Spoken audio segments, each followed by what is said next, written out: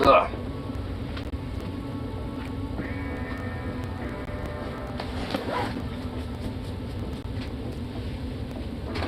I'm not gonna have to be barking out there like you were.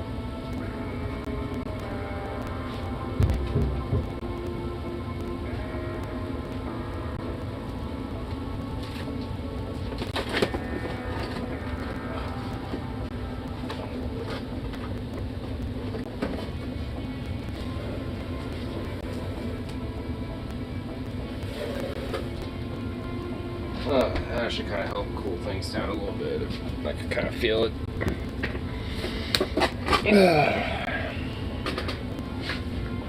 Hey, Bubby. Hi. Hello. Who's a good boy? Who's a good boy? What? Where's a sweet bag, buddy?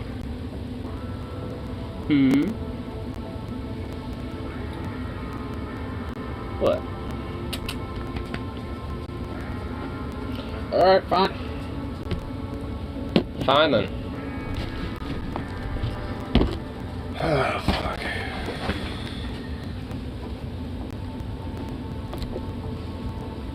Man, I really do feel fucking way too hot, my god. Ugh.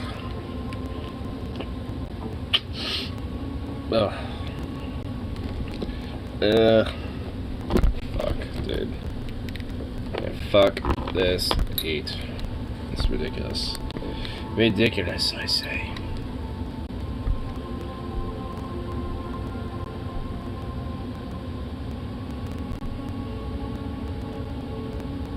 Here,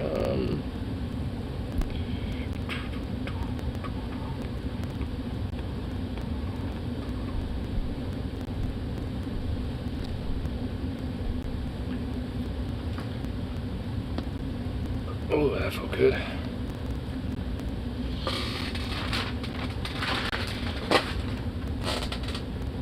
Oh, that's so cold. Oh, nice. Oh, yes, please.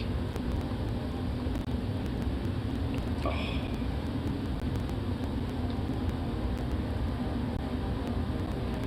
You know what? I'm gonna put this back right here and let it. Ooh, feels good. Oh, that feels good.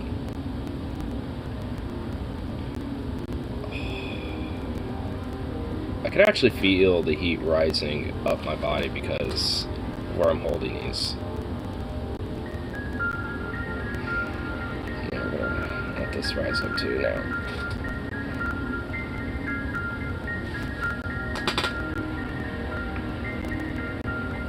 Ah, this actually feels good.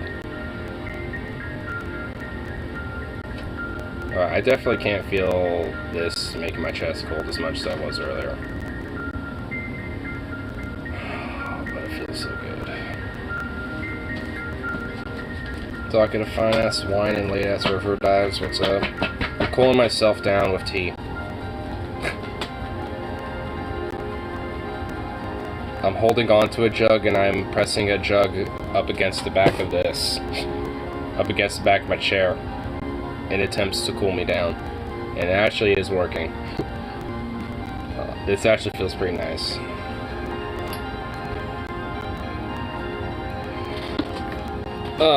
Oh man, that actually cooled the chair down too. Oh nice. Oh, that felt pretty good. That felt like some good shit right there.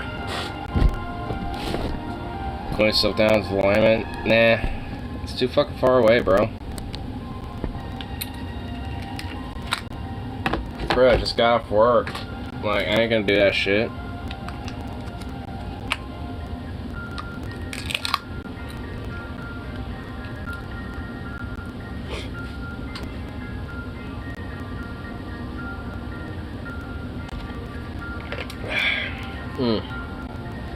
Oh, nice.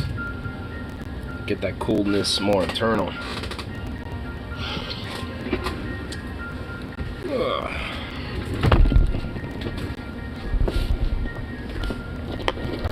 Here, adjust this a little bit. Boom. Ugh, man, like this morning I've had like a mass zit right here, be underdeveloped. So during my fucking lunch break, I decided to trim my shit down and find out where it was, and just to trim my shit. And then fucking, I was like, early this morning it wasn't, but by the time I got my lunch break, because I think of all my schvets, you know, from working and being outside for a little bit, you know, like, built it up, it was just like it was ridiculous. And now it's just like sitting here hurting. It's like I could tell it wants to rebuild up, but there ain't nothing in there. It's just sore. It's like goddamn like meteor strike, just. Guess a fine emphasis on ass wine from Tweaker 711. Now I'm on my Hefe. Well, that's some good shit right there. I decided not to really get anything to drink. I was kind of thinking about it, and I was like, nah. I'll do that like tomorrow or something. Because I feel like the heat wave will, yeah, by the time it really peaks out tomorrow, I'll be like, fuck it. Man, I don't even know how I'm going to try to keep myself cool, frankly. I'm just going to be in the freezer of our deli pretty much like half the time, I swear to God. So like, hey, I'm going to be on like, you know, I'm going to go on break, run off on break, come back, just spend like another break's worth of time just chilling in the freezer having cryotherapy. That's what I do now on my breaks during the summertime. Like, I'll, you know, deal Zook off, come back up to work and shit, and then go fucking, and then just go straight to fucking, you know, right into that freezer and just do some cryotherapy and just like, and just watch the steam just rise. Because it's pretty ridiculous. But honestly, it feels pretty good. The cryotherapy session actually is really nice.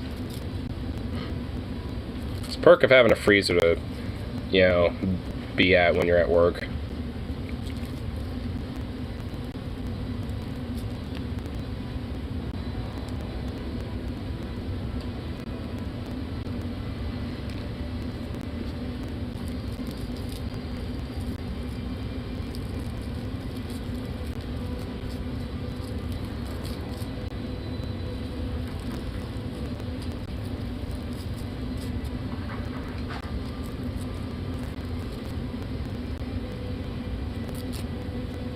There we go.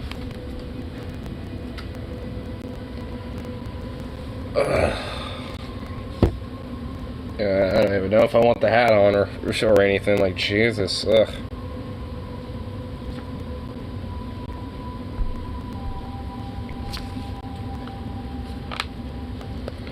Like, I know tomorrow for sure I'm just not going to be wearing a shirt by the time I get off work. So thus that means when I'm streaming, I'm going to not have a shirt on. I know tomorrow that is probably confirmation. I'm at like my limit to where I'm like half tempted to be like, you know, fuck his shirt's off, but I mean it's fine for now. Jesus H.W. Bush. That's what I mean, bro. Like, I mean, honestly, like during my break, like during my lunch break, I was like, you know, fuck it, take my work shirt off, taking his undershirt off. I actually put it in the freezer. And then just fucking, at that point, just straight up, you know, like, just let it sit in there for like 30 minutes. By the time I was ready to leave, I let Zukov out, let the sun kind of absorb up my ridiculous whiteness, as you can tell, and fucking, you know, try to, you know, not be such a literal reflective, you know, surface, you know, for this, you know, for the sun to just reflect its light on. And then, yeah. And then just like, you know, and honestly, it's really nice and refreshing to put it on, put a shirt on when it's been in the freezer. But that only lasts for like 1 minute. By the time, you know, like, whatever cold was in that cloth or your shirt, it gets absorbed immediately. And it's obviously not nowhere near enough to, you know, like, actually cool you down, but at least it feels nice. For like, you know, a minute. Or at least the moisture isn't like hot by the time it fucking, you know, by the time I was going back outside. So at least, you know, by the time I was like at work again, I wasn't really like outright dying. So I have a feeling tomorrow, even if I do that, it ain't gonna matter.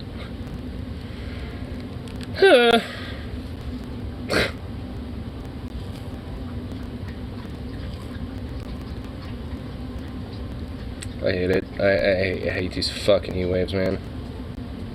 At least it ain't the heat dome, but still. That heat dome shit was just...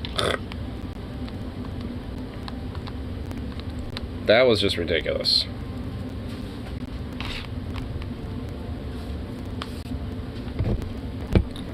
So that, unfortunately, is probably going to be more of a common occurrence. Or at least those type of anomalies to where those events occur are going to be more of a common occurrence, and thus just be, you know, a somewhat off and on reciprocal cycle. I can't get drunk on the lemon in the winter. So? I mean, I would, but my tolerance to heat and, like, anything hot is just, it's fucking unbearable to me. In cold, I get like a shock reaction. I'm like, ah! You know, and it sucks. I mean, it's like I don't exactly have good like temperature reactions that my body wants to do. Too hot, it basically wants to start fatiguing and like shutting down. Too cold, and it's just like, get the fuck away from it. Too sensitive. It's like, what the... I hate it.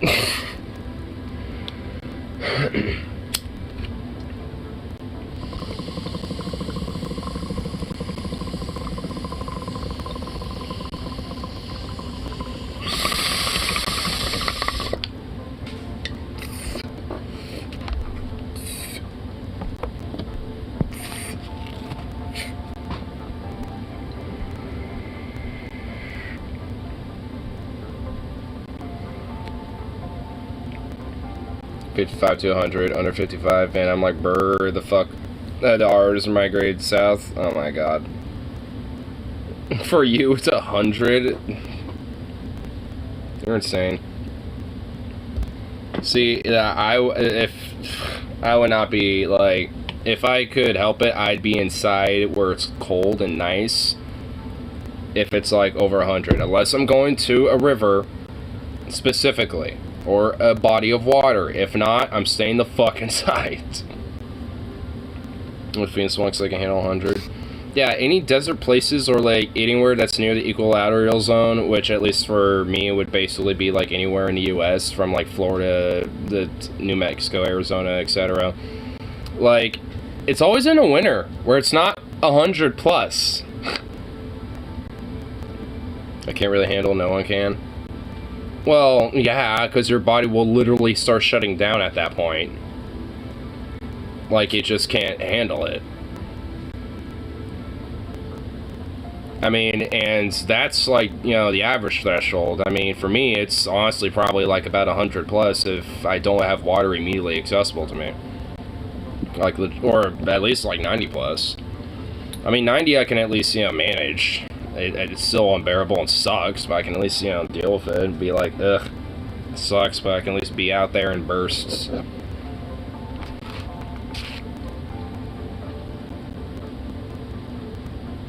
When it was like 110 and my ass was like, hella nope. Well, dude, I wouldn't even try. Again, unless I'm like near a body of water, I ain't going outside. At least I won't. I definitely would.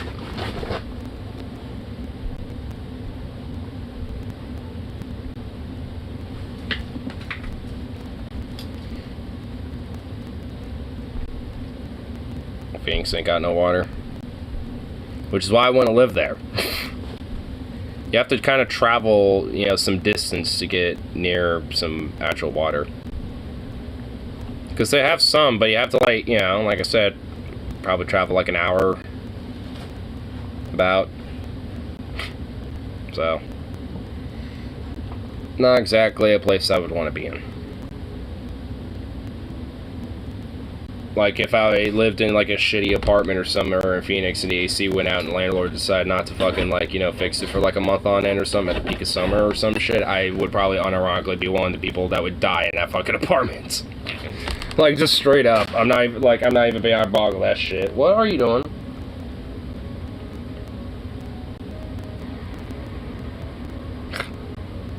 Little weirdo.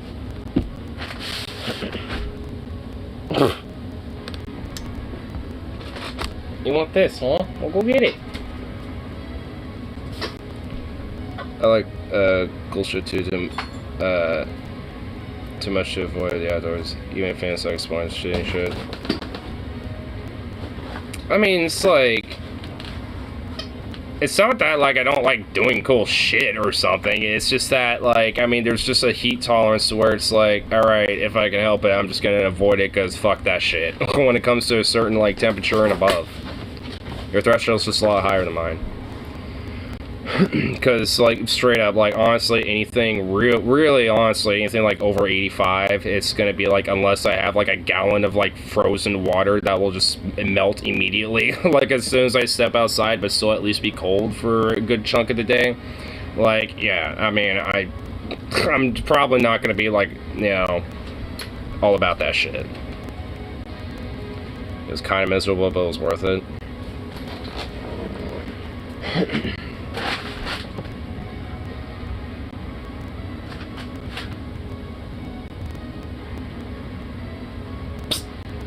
No.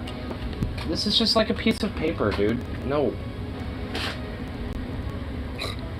I would regret it if I just shoved dynamite mass in a hotel all day. Well, I mean, honestly, it's like I would be, like, checking out cool shit, too, but I would be doing, at that point, I'd probably be doing things that would be more indoor-related. Like, going to, like, museums, or, like, a pub, or, you know, or some shit.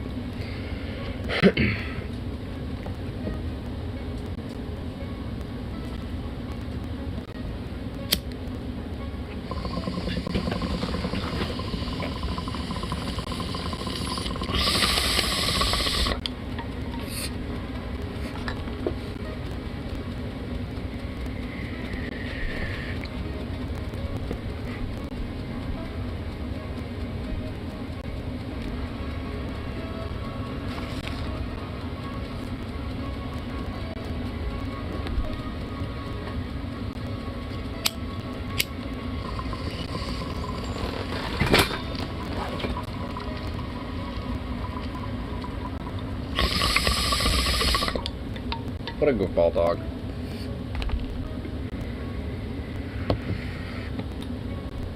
Like a postal worker at heart. Yeah. Evidently. Alright, it is a Monday, isn't it? Let's see what could be on to. When playing pubs, not gonna lie, I'm not the biggest fan of museums. I generally prefer to read about history instead of seeing historic artifacts. I see why most people like museums, though. Yeah, I mean, I like them a lot just because it's, like, kind of cool to actually, like, see the legit shit, too. Be like, oh, here's some, you know, pieces of artifacts from the time of woe. From the before times. Or I guess it could be, you know, contemporary, too. Just kind of depending on what the museum is. Can I help you, bug? Damn off. Opposite end of the spectrum. See, honestly, in a weird way, I'd probably prefer that a little more. Even if I'm miserable in the sense of being kind of, like, too cold or something.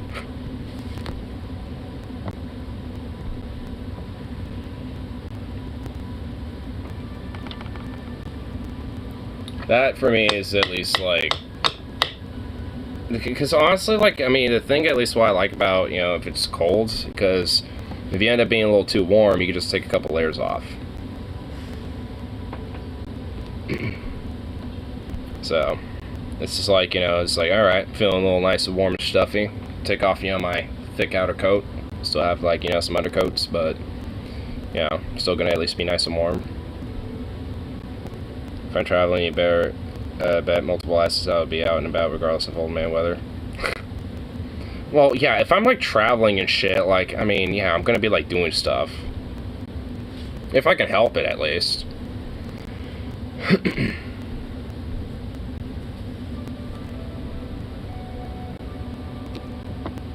I biked to -10 once. Trust me, it's fucking miserable. Well, -10 degrees is not, like, that's a little more than just cold. That's like fucking, like, freezing, like, goddamn borderline, like, it might as well be in Antarctica shit. More than once by default. Jesus.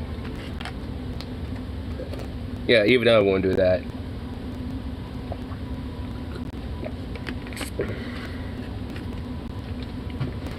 Bozeman. Oh, well, I guess we kind of had to if it was Bozeman.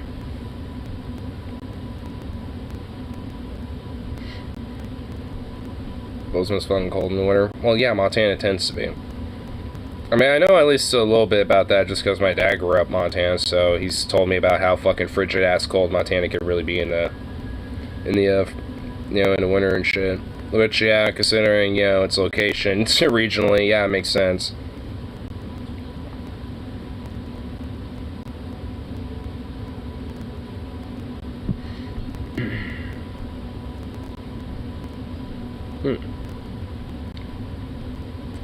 Joe Rogan is right, maybe?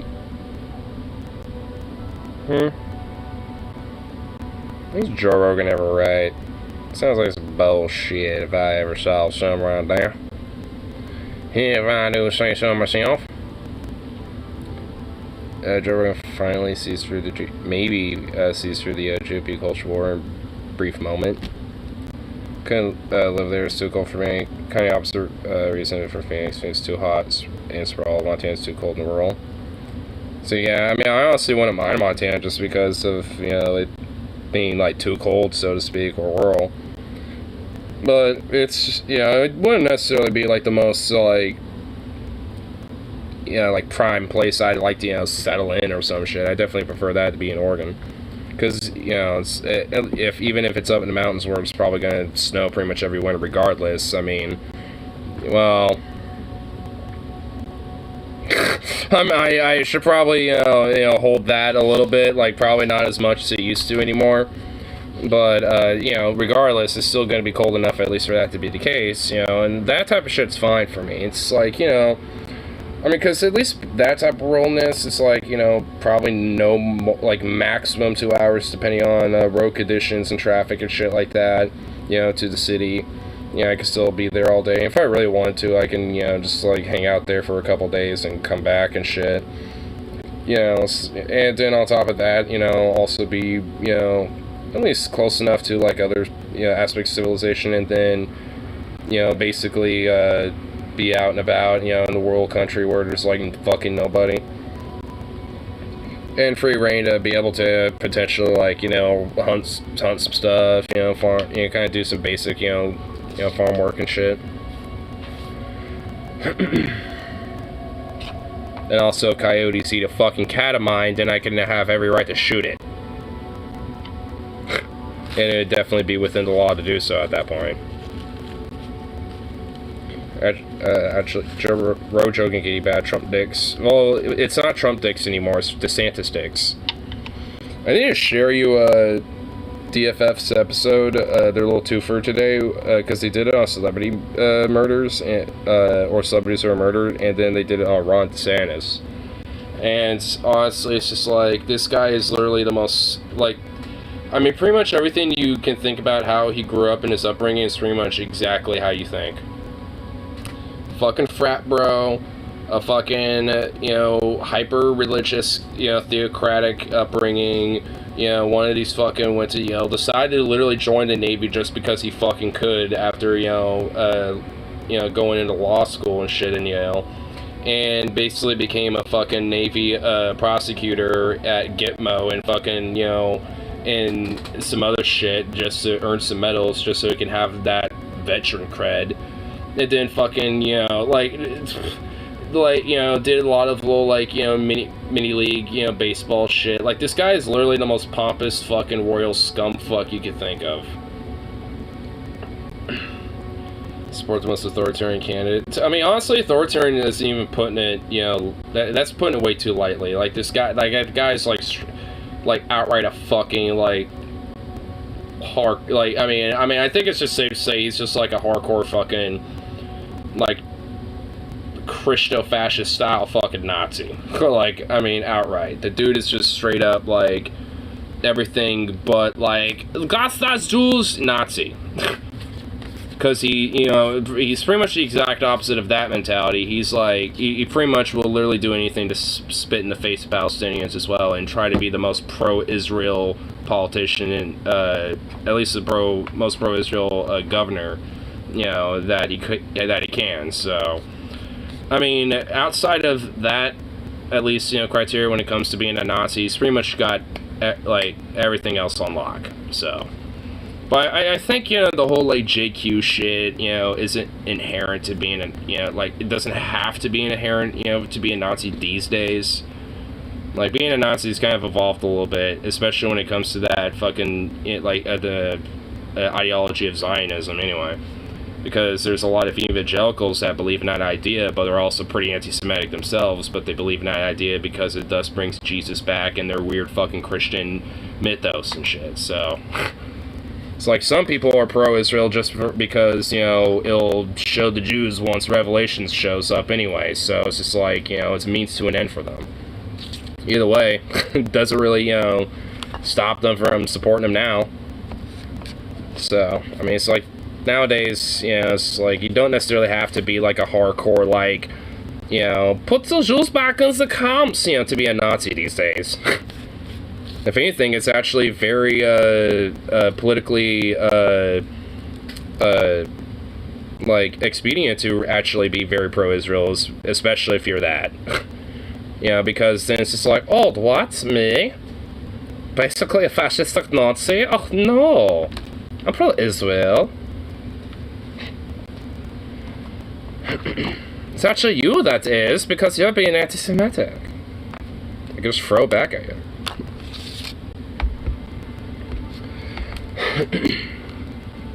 I'm libertarian proceeds this part. But yeah, I guess we can see where Joe Rogan's actually probably, like, maybe right, even though it's probably full of shit anyway. Well, folks, it pains me to have to do this, but I'm going to have to give Joe Rogan a little bit of credit. I'm probably not going to do that anyway. A tiny bit, but nonetheless, he does get credit from this particular clip that we're about to watch. And it's because, for once in a very long time, you actually see the light bulb go off in his head, because he begins to connect the dots and he recognizes the reason why the GOP is constantly engaged in a culture war. Now, has he fallen for the culture war on numerous occasions? Yes. Does he fall for the culture war? He basically is not only does he fall for it, he's just like a peddler of it. He's literally just a pusher of the same fucking shit. In the same video where he kind of sees through their ruse. Yes, but nonetheless, he puts two and two together, and it's really fascinating to watch. Now, this clip is going viral in leftist circles because he addresses his leftist critics who claim that he's conservative, and he pushes back against that. I don't really care too much about that. We'll address that, but really focus on what he says about the GOP and their hyper-focus on social issues, disproportionately gay marriage, which is what he talks about in this clip. What do you think that is about? Like, what is this? It's not just abortion rights, but now they're going after gay marriage too, which is so strange to me. That people are like Marco Rubio was saying that it was like a silly thing to argue about, to be concerned about, and then some other senator who is a gay woman confronted him, and she was furious at it. Because gay marriage is not silly. It's marriage. It's marriage for people that are homosexual, and it's for them. It's important. They want it. They want to affirm their love and their relationship. And the fact that they're going after that now almost makes me feel like they want us to fight. They want to divide us in the best way they can, and that this is the best way for them to keep pulling off all the bullshit they're doing behind the scenes, is to get us to fight over things like gay marriage, or get us to fight over things like abortion. And yet you're also the one who was just like, hey, there's nothing, wrong with this whole don't say gay bill. Hey, Rod DeSantis is actually pretty admirable. Blah, blah, blah, blah, blah. It's like, frankly, coming from you, like, frankly, I mean, it's like, I could give a fuck. Like, I could give a fuck coming from your mouth. Especially at, as where it's like, hey, why don't we just go ahead and just shoot homeless people, like, being a bunch of lazy degenerates and fucking, trying to get handouts and blah, blah, blah. Like, if you're fucking out of touch anti-worker fucking mentality that you have now, this is just basically ingrained into whatever fucking, like, peanut-brained, like, shell that's left inside that goddamn skull forebrain. It's just like, it's like, fuck off. It's like you say one thing yesterday, and then you're just gonna say another thing, today. So, frankly, his words mean fucking nothing. I mean, what he's saying is true, but coming from him means shit. Why are you removing freedoms? Yes. And and then this new thing where they're See, they're hilarious Reddit. Not yet. Gun rights, like try and go after the Second Amendment. Did you see that story that recently happened where there's a shooter in a mall? Can we say something about the gay marriage real quick? Yeah, please. Like, if you're going to say that marriage is an important cultural institution to the fabric of America, Right. you can't remove it from Americans. Right. You can't go and say, this is important, this is what we do, we create a family, and we love one another, and this is how we express our love, and then say, these Americans can't do that shit. It's so homophobic because you're saying there's something wrong with being homosexual. By saying that you are opposed to gay marriage, you're saying you're opposed to gay people. Yeah. Because if gay people are in love with each other and they want to have a celebration. But I guess it's okay if it's prohibited, for being taught in an educational format, though, huh? Legally bonded and connected, and there's all sorts of benefits to that in terms of financial benefits. Financial Like, benefits, you build it into the system, yeah. But not only that, like if your loved one is in jail or not in jail, well, is on trial, you can't. Or I was going to say in a hospital. Oh, that's right. You have access to them. Yeah. You have access to them, and you're the only one that has access to them because you're their spouse. You're the one who has power of attorney if they're incapacitated. Like this, there's a lot to affirming that relationship, and the fact that they're going after that now, that's the kind of shit that keeps me from being a Republican. Yeah, it's only one of the kind of. So basically, just outright banning of gay marriage and shit like that is what makes you keep from being Republican, but pretty much everything else isn't. Okay. Republican. Yeah. But that's one of people will say oh, you're a secret conservative. Like, you could suck my dick. You don't know what the fuck you're talking about. You don't. It's like, yeah, no, it's not like you're a secret conservative. You just kind of fucking are, bro. Like, I mean, just because you happen to be somewhat centrist on social views doesn't exactly make you fucking liberal or progressive, buddy. Especially when you also have had, a history of being, pretty transphobic of a lot of your takes, too, by the way. I mean, it doesn't exactly make you, very progressive. It actually makes you pretty conservative. So, and by the way, me being bi, it's hey, it's I'd prefer to hate fuck you more so than anything, but hey, I mean, that works too, I guess. From being a Republican, just because I believe in the Second Amendment, and just because I support the military, just because I think homeless people need to be shot. Support police. Yeah. I was on welfare as a kid. I think it's important. I think having a social safety net is crucial. Yes. It's crucial. Unless you're lazy and kind of homeless, then you probably need to be shot. We should help each other. We're supposed to be one big community. I'm a bleeding heart liberal when it comes to a lot of shit. There it is. I just also believe in discipline and hard work. Yes, that's where I fall into the more conservative side. And but I'm okay. But I'm not a person who wants to keep all my money and not pay taxes. People have accused me of moving to Texas because I didn't want to pay taxes. No, I moved to Texas because I want fucking freedom. To not pay taxes. I mean, because Texas has a lot more lenient taxes for rich fucks like you, Joe. So yeah. It is, just shut the fuck up. You want a little more freedom to have, all the damn bows and guns that you want. You want the freedom to not pay as many taxes. You want the freedom to basically be a fucking, circle jerkety little, moderate conservative yokel fuck. I mean, it's get over it. Joe, feel free yet in Texas?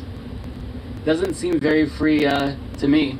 Seems like we have more rights here in Oregon than you have in Texas. True and based, because unlike the fucking theocratic fascist shithole of Texas, at least, women's rights and the protection of gay marriage is at least, something here in my fucking state. Well, I guess our state being Mike here, too. To a store and purchase weed for recreational purposes. Yeah. You can't do that in Texas. My sister, my niece, anyone who gets pregnant, they can get an abortion. it's like, oh, it's like also, by the way, in Texas, you can't do this.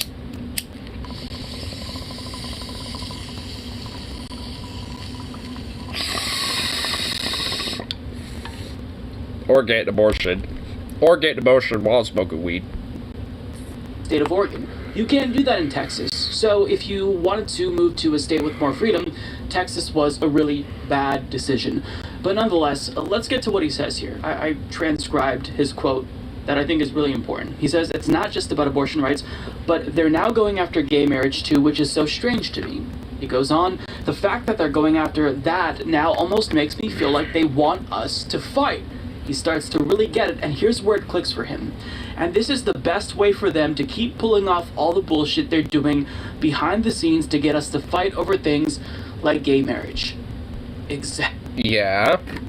Which, especially coming from Republicans, is basically what they fucking care about. Because, I mean, it's like, honestly, the idea that, like, Republican GOP is just nothing but, like, a hyper-pro-corporate business party isn't really exactly it. Honestly, that's pretty much, like, evolved to the Democrats now. Like, GOP is basically just there to, be kind of like a wing of the more hateful, bigoted arm of, the American cultural, social zeitgeist at this point.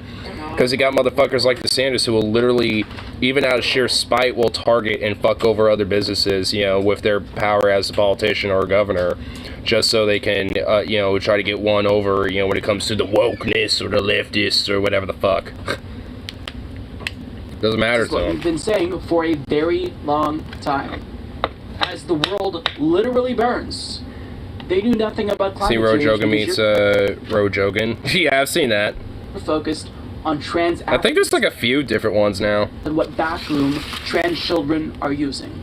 For all different parts. We have an ongoing healthcare crisis where American citizens literally die if they don't have health insurance.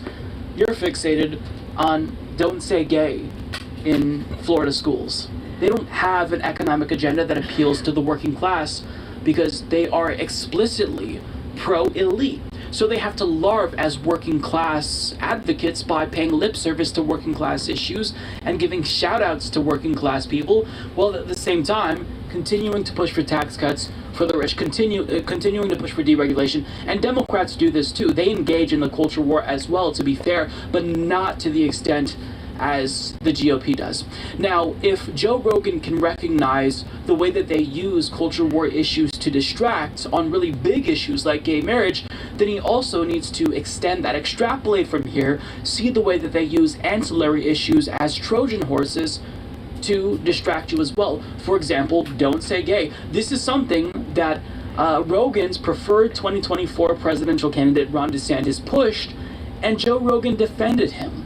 Which I was mentioning earlier, because, like, this fuck is trying to say, like, oh, it's so strange that they're trying to attack gay people. Like, yeah, they've been doing this.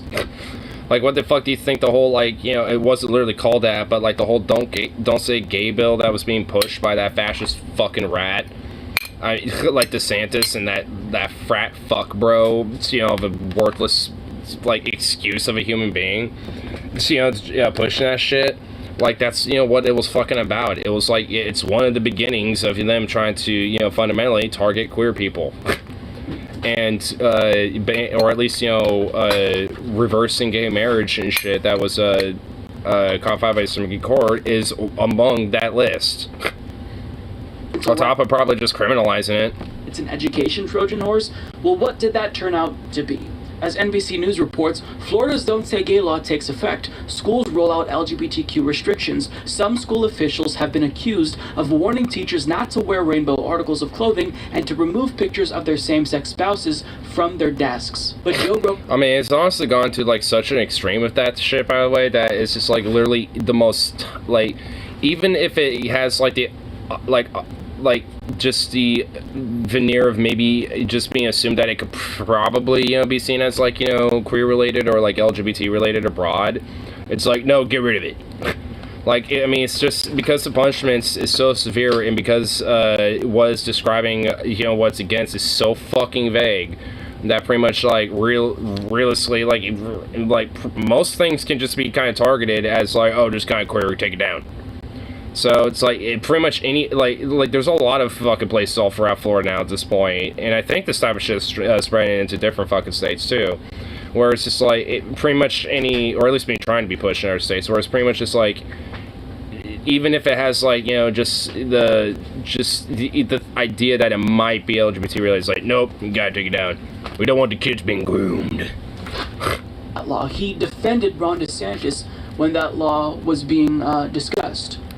So the problem with Joe Rogan is that he at least is savvy enough to recognize that the GOP does indeed use the culture war to distract, but only for these in-your-face fascists, right?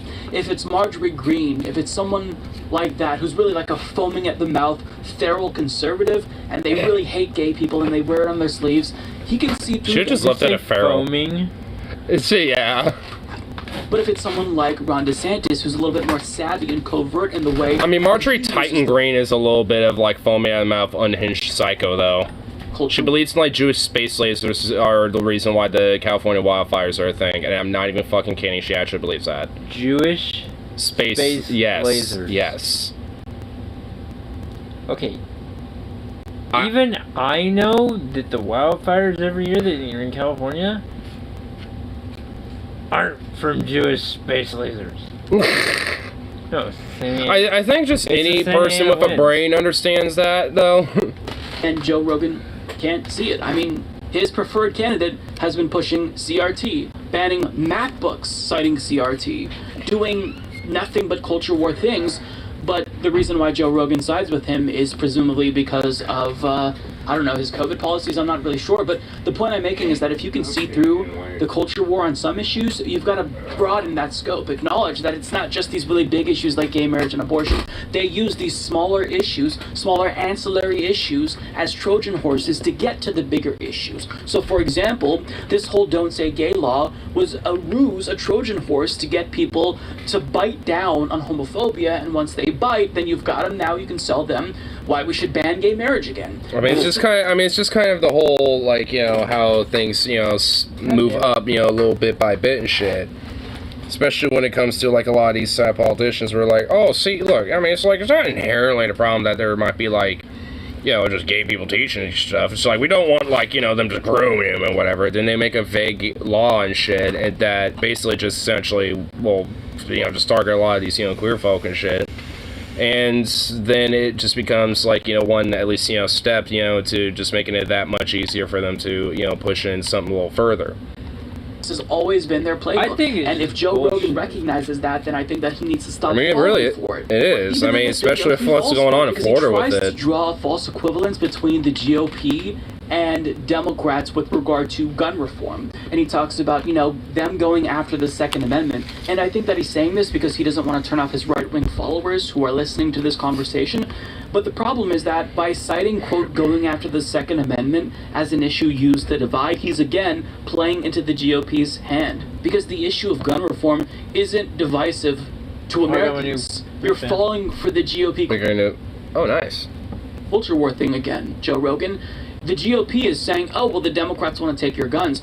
But in actuality, that's not true. Most Americans support gun reform. So this isn't a divisive issue. This isn't dividing people. Let's look at some polls here. The overwhelming majority of Americans, including Republicans, want background checks. They oppose concealed carry without a permit. They support police and family-related red flag laws. Now, when it comes to bans on high-capacity magazines and assault-style weapons, you could argue that this is more divisive, seeing that a majority of Republicans oppose that.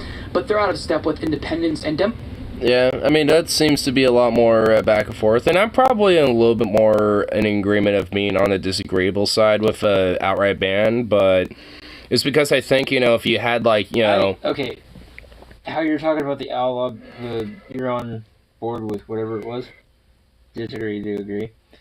What I disagree with is the mag capacity. Yeah. And... assault rifles, because yours is considered an assault rifle. Yeah. AR-15 is considered an assault rifle. That's what I'm saying. It's just like that because those are more, you know, because if anything, you know, like when it says to families/police initiate like red flag laws, oppose concealed carry without permit, background checks, mental health restrictions and stuff. Like, I mean, though, if you had those in place, you wouldn't really necessarily need to have like a ban on high cap or assault style weapons and shit anyway. Well, you also gotta remember this. How many rounds does a pistol hold? It varies from pistol to pistol. Mm-hmm. High capacity rounds. Pistol. What the fuck? I mean, like, because I know some can carry up to like 20. At least for like a Glock, I think. I've heard the biggest is 20. Yeah, and you that's can just, also get extendeds to hold 30s. Well, yeah.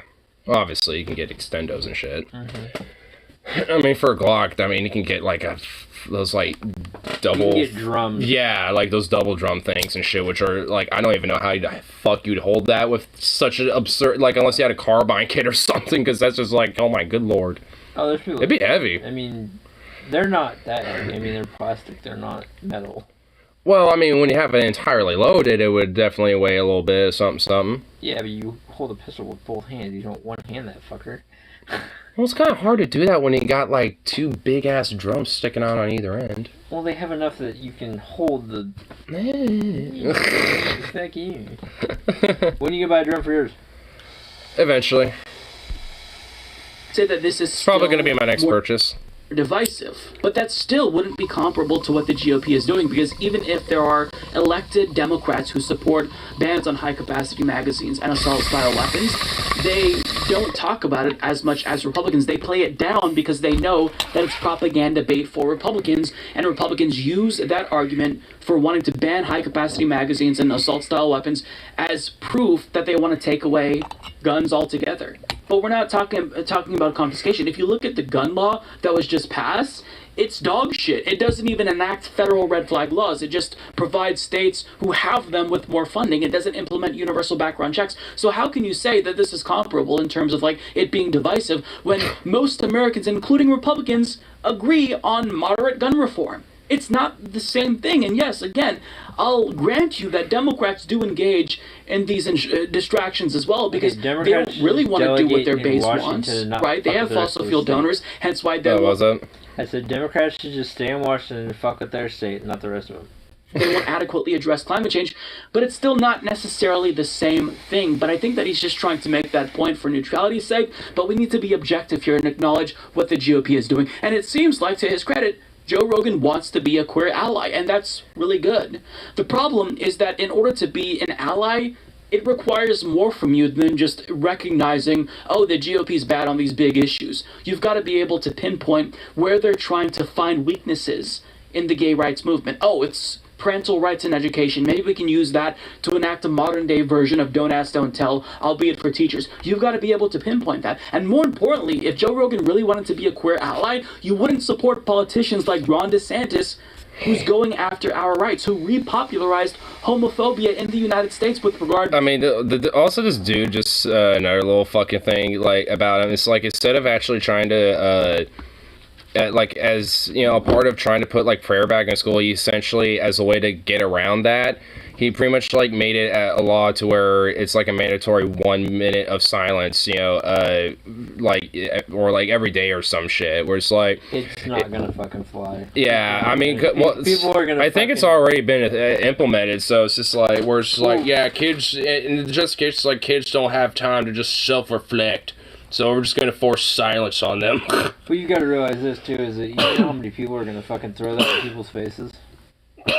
Oh, yeah. That they're going to look at it, oh, well, you pray every day. It's like, that's none of your fucking business. Well, yeah. And that's my religion. You have a religion, too. You do your shit, I do my shit.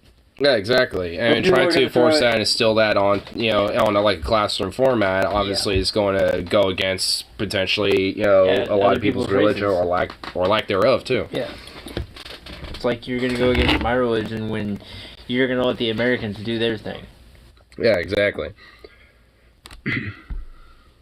Conversations about being gay. Like, we're not talking about sex education, we're talking about teachers who can't even display photographs of their same-sex spouses. That's what we're talking about, and that's what Joe Rogan can't recognize still. So even if he's starting to get it, he still has a lot of blind spots. Now he says, ultimately, That's the kind of shit that keeps me from being a Republican. And the Republican Party... Well, fuck a minute, making it an hour. It's damn near impossible to absorb information at 7 a.m. You know what? Fair enough.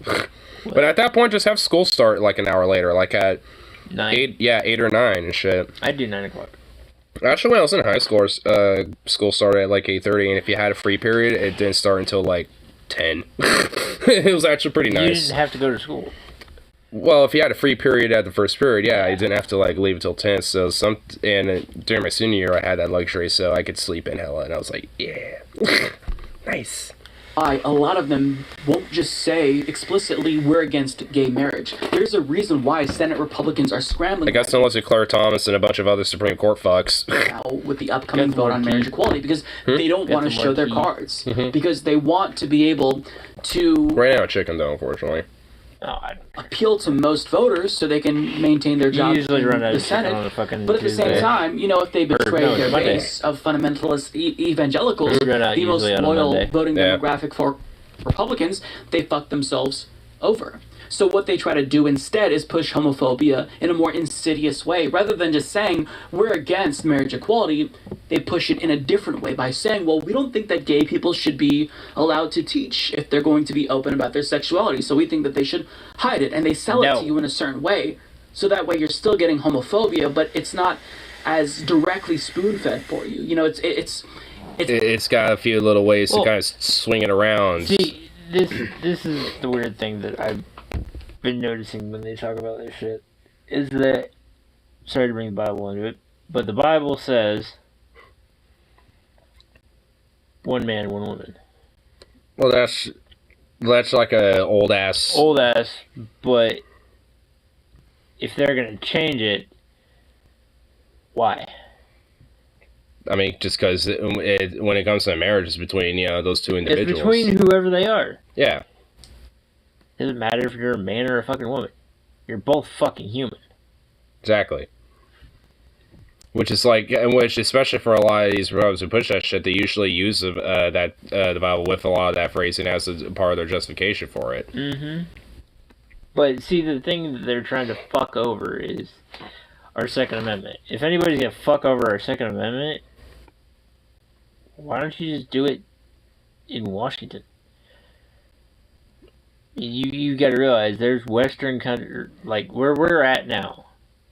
If you go to my hometown, there's nobody in that town that does not have a gun or has possessed a gun at times. Well, yeah, okay. But, I mean, why are they trying to ban everything when our ancestors used them to... I mean, it's like, the thing is, no one's doing an outright avocation of full-on bans and shit outside of maybe people calling for assault weapon style or AR-15 bans, and even then, that usually doesn't really go anywhere. No, because it's not going to, because everybody who has them wants to keep them. Yeah, I mean, it's unless you get grandfathered in.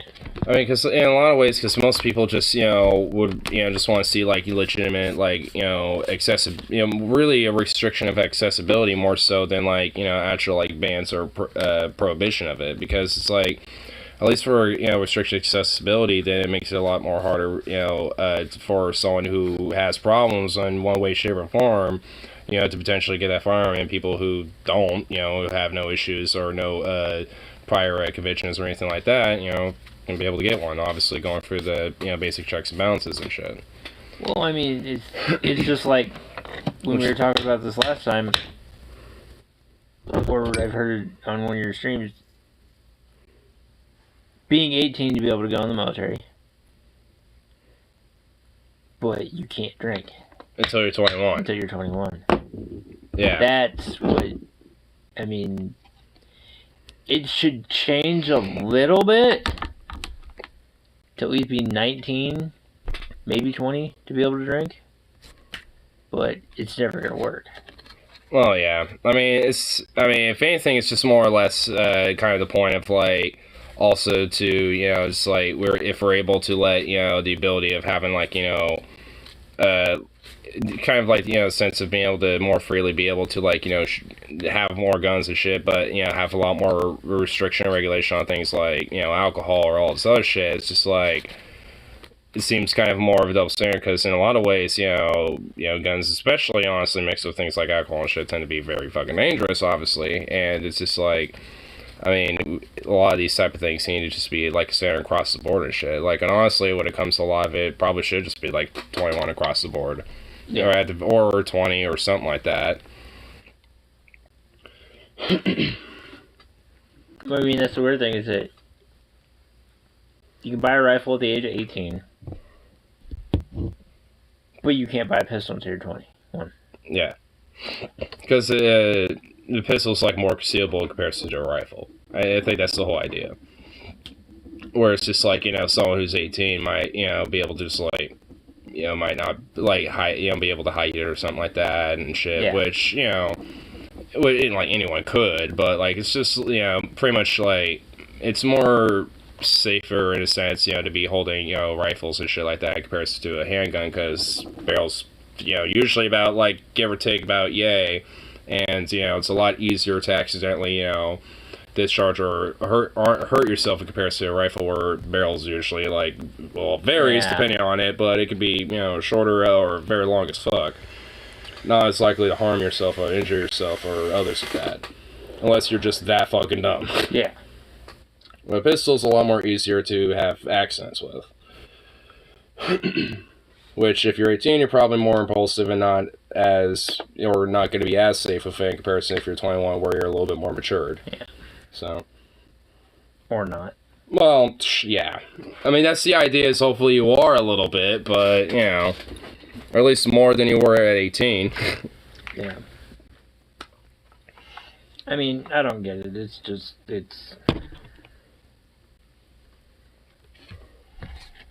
It's kind of one of those things that it's like it's a double-edged sword, because you can't really fucking figure it out. Yeah.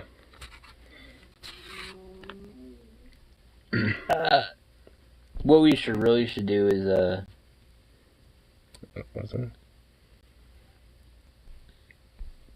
Choco Taco is gone for good.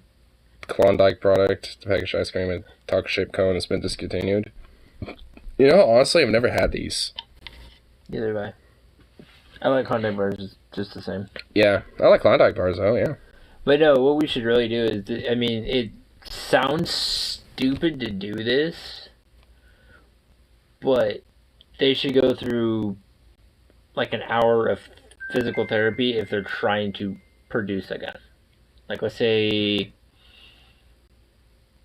somebody has a mental issue. Yeah. And they're trying to purchase a firearm. They should at least go like through an hour of therapy. Like, do you feel like you're going to be able to possess a gun? Do you feel like you're not going to be able to... Well, that's kind of the idea, at least when it comes to, mental health restrictions. See if someone's, potential mental health, might, make them liable to harm themselves or others with it. Which is kind of a part of, at least, doing background check expansions, really, if anything, is, just adding some sort of a basic, mental psych evaluation to kind of at least get an idea if this person's more likely to potentially harm themselves or others with their current mental health status and shit. And at least for me, also, when it comes to, like, certain things like red flag laws, I don't even necessarily think they have to be, like, a permanent, like, red flag thing. If, maybe if they're going for, like, a mental episode, but are able to, like, kind of recover and be fine later, and not show any signs of any issues, then, I think, at that point, they could be okay. But if they have, like, a legit, like, genetic disposition to be having, like, massive, like, bipolar and heavily depressive, and has a history of being suicidal and shit, probably, probably, not a good idea. So, or someone's schizophrenic too, it's like it's like there's certain cases where, someone's mental health it's for just, the best interest for, if anything, really themselves more than anybody else, to just probably not have it.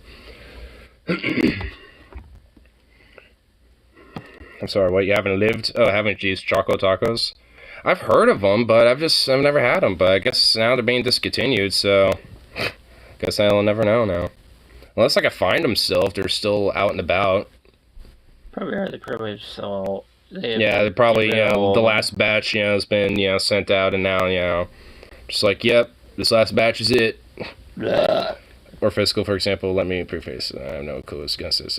I would trust Michael J. Fox with a gun. Yeah, It's debatable.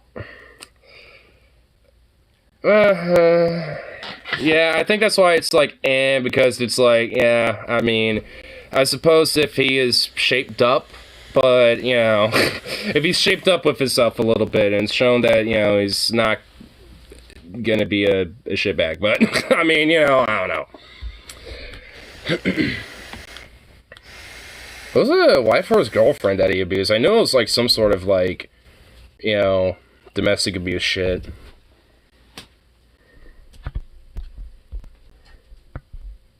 Can I help you? Hey, boy. You just being a sweet boy. Oh. Oh, you boy. Oh, look at you.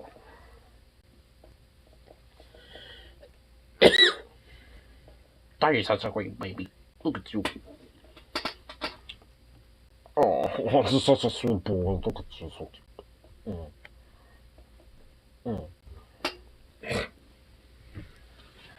What a goof. What's up, girls? A little bit.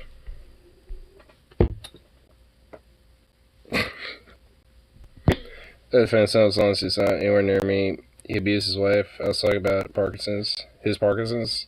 Oh. He's had that for a while. Yeah. Well, honestly, I didn't know that about him. I don't, like, frankly, I don't really keep up with a lot of these fucking celebrities or anything like that. So, it's just like... Dude, was on the news for like a fucking month straight. Oh, like I said, I don't pay attention to this type of shit. Like, if I recognize an actor that I know, I'll be like, oh, I know that guy. Kind of. Like, he's been in that one movie. Yeah, 5 million movies. We figured out he has Parkinson's a month later. I mean, you know, it's like, aren't there like I heard he only likes his martini shaken. Ah. Kind of like Bond, shaken, not stirred. Yeah, I know there was like, you know, I mean, I know there's like different actors or different celebs that honestly do like domestic abuse shit, so honestly, like, I mean, it's like a part of me was like, was he one of them or something? I don't know. Because like I said, I don't really pay that much attention. Guess his favorite drink is milkshaken. Milkshake.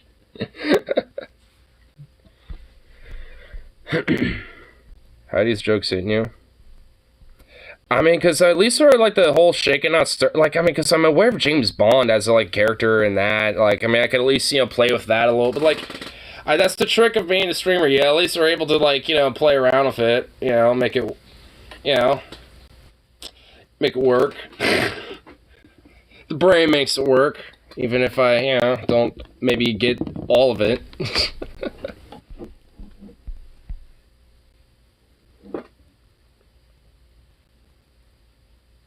Man, you're looking like such a puppy right now. You're looking like a little puppy. So cute. And also, weed helps too. Weed tends to be a very useful and helpful thing. Man, I'm not gonna lie, it feels nice that I trimmed my shit up a little bit. I didn't like totally take all of it off, I just trimmed it down and, oh, so much better. Oh, what's this little poll? Opinion on your local cops. Positive, negative, in between, unsure. Honestly, I just found out not even like less than a month ago, they decided to just shoot somebody, and that guy was from like Tigard and apparently did nothing wrong anyway, so, you know, fuck him. Like, I had like an in-between view, and now I'm just like, nope. It's gonna sound fucked up, I can't help find the idea of someone with Parkinson's getting angry and trying to hit someone funny. Watch out, you have minutes to escape! Yeah, oh my god, honestly. Yeah, like, I feel like, you know, it's a little fucked up to laugh at that, but... I mean, it is actually kind of funny. My view are all cops are negative. Yeah. Yeah, same here. I kind of had like the, well, you know, an old local PD ain't that bad, but no, I mean, honestly, there's been enough, you know, especially in the past year, where I'm like, well, yeah, I guess they pretty much are the same as the rest. Fuck them.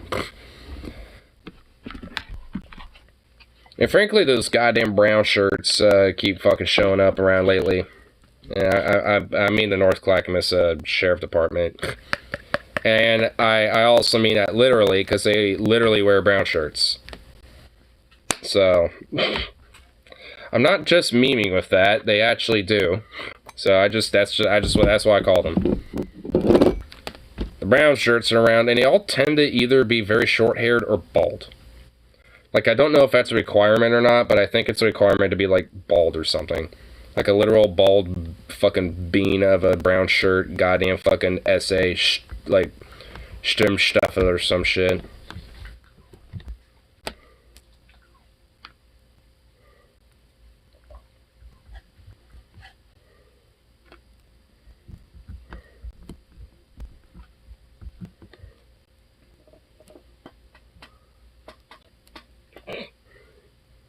Number 5 of the police handbook. Look like a douche. Yeah, you gotta look like a douche. I know this, it was a couple years back, but during like when those wildfires was going on, those fucking brown shirts, there was a video that kind of spread around on Reddit of them literally just like, actually not too far away from me, on the side of the road, literally was just pummeling the fuck out of somebody. Like, it literally looked like a gang fight. Or not gang fight, like a fucking gang beatdown. Like a bunch of gang members just surrounding someone, like kicking them down and shit like that. It's just like, dude, what the it's like, I mean, honestly, North Clack Sheriff Department are just fucking Nazis, as far as I'm concerned. They act like it. They wear brown shirts like their early fucking predecessors like them. So.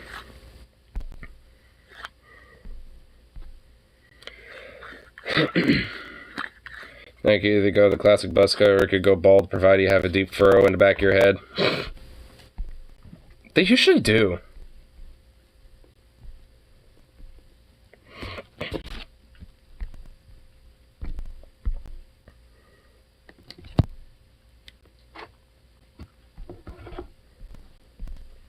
I just realized TJ didn't even make his video today. He does a video like once a day and didn't even do it at all.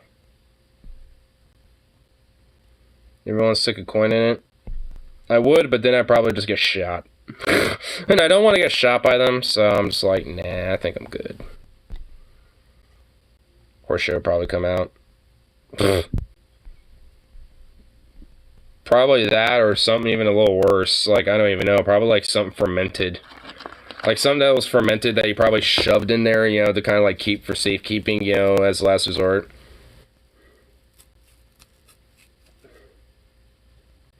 Oh, he tweeted it's having trouble rendering.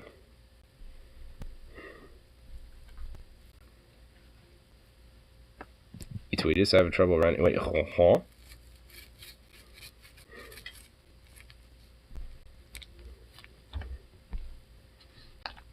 I feel like I was comment on my miss, but no, I didn't miss any. Streamlabs just not recognize the comment I was posted? Or am I just too stoned to know what's going on now? I'm scared. Processing. I did not miss my daily upload. Oh, okay. Oh, no. Oh my god. Yeah, I am stoned. Brr. You tweeted having trouble rendering. Okay, I didn't miss daily upload. Process video, check back later. Okay. Okie dokie, TJ. I'll be waiting. Oh, God. Whoa. Well, hi. Hi, TJ. Oh, my God. That's this. So next month, I'm doing a video every day. Next month, I should do a different fad diet every week and catalog in each weekly video. Don't do that, TJ. Make one big high production value for me video. Continue making a video every day. I want to do, yeah. Wait. Looks like everybody was saying C. Let's see. Yeah, it looks like it.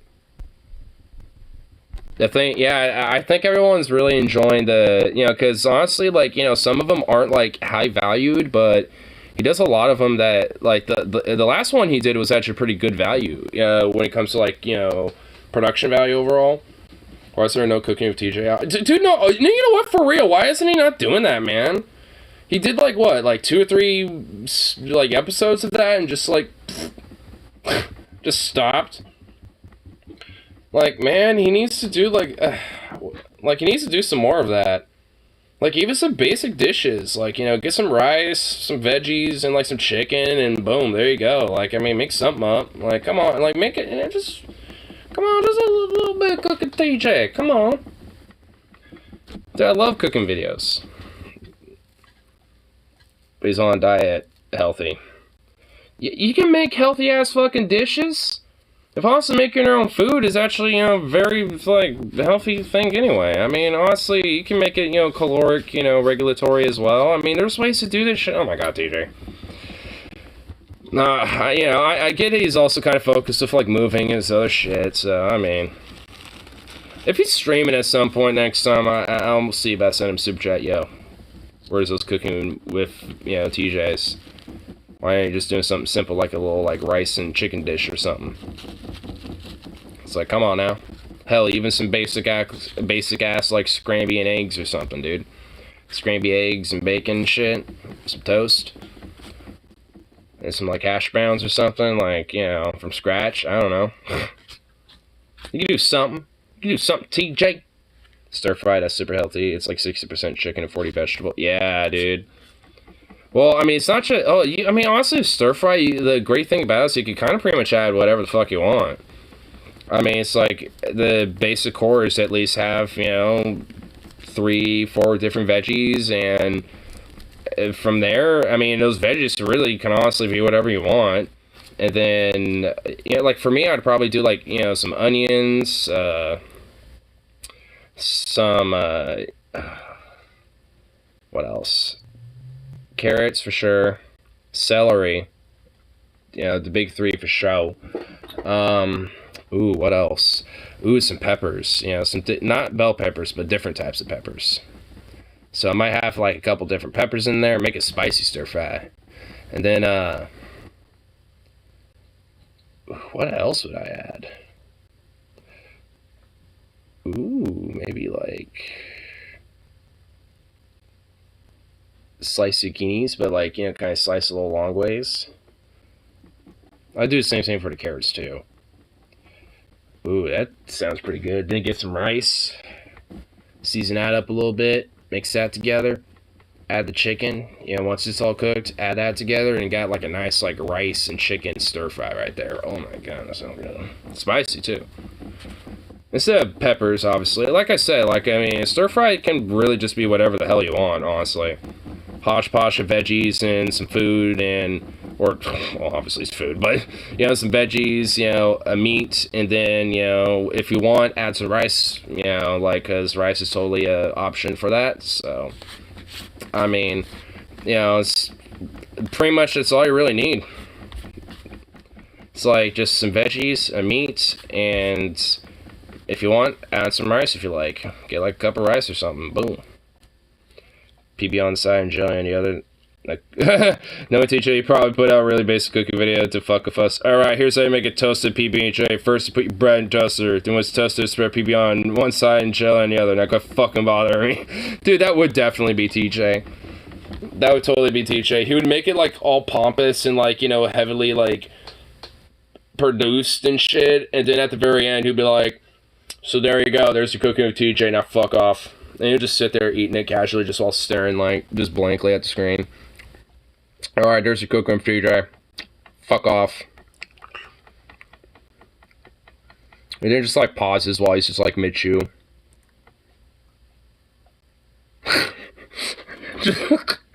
Like, finds, like, the perfect, like, frame where it just makes him look like blopped up like a frog or some shit. Just so you get, like, a perfect frame to pause on. Just be like, wow, what a great way to end it. But make it, like, uncomfortably long first. You gotta, like, have him just sit there, like, taking a couple bites, just, like, just sitting there staring at you. And then, you know, he just kind of like exaggerates but slows down his chewing a little more and more, and then just like eventually just ends. Just to really emphasize his fuckery, just be like, yeah, you deserve this.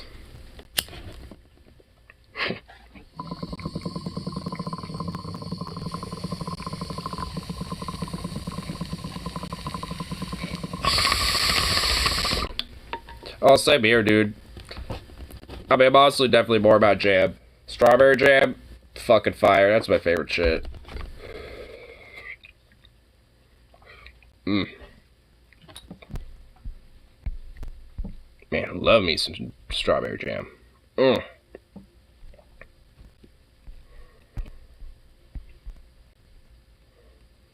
Jam on toast on raw and bagel. Oh, hell yeah, dude. I mean, honestly, with, like, especially with hikes or camping, that's, like, the, like, best go-to for me, honestly. Just get, like, you know, a little bit of jam, get, like, a bagel or two, or, you know, get some bread, and just pop open a little jar, you know, from a bag, just whoop, and just scarf it down.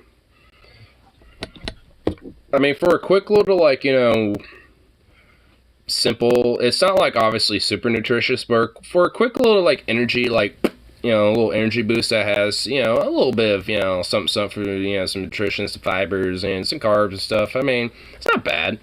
You know, you obviously can't go wrong with that. I mean, you know, if you're on a hike or, you know, you're out hunting or some shit, you know, for a quick little pick me up, obviously, you know, something like that, you know, it works perfectly. On a biscuit or croissant. Oh my god, now you're talking. Hell yeah.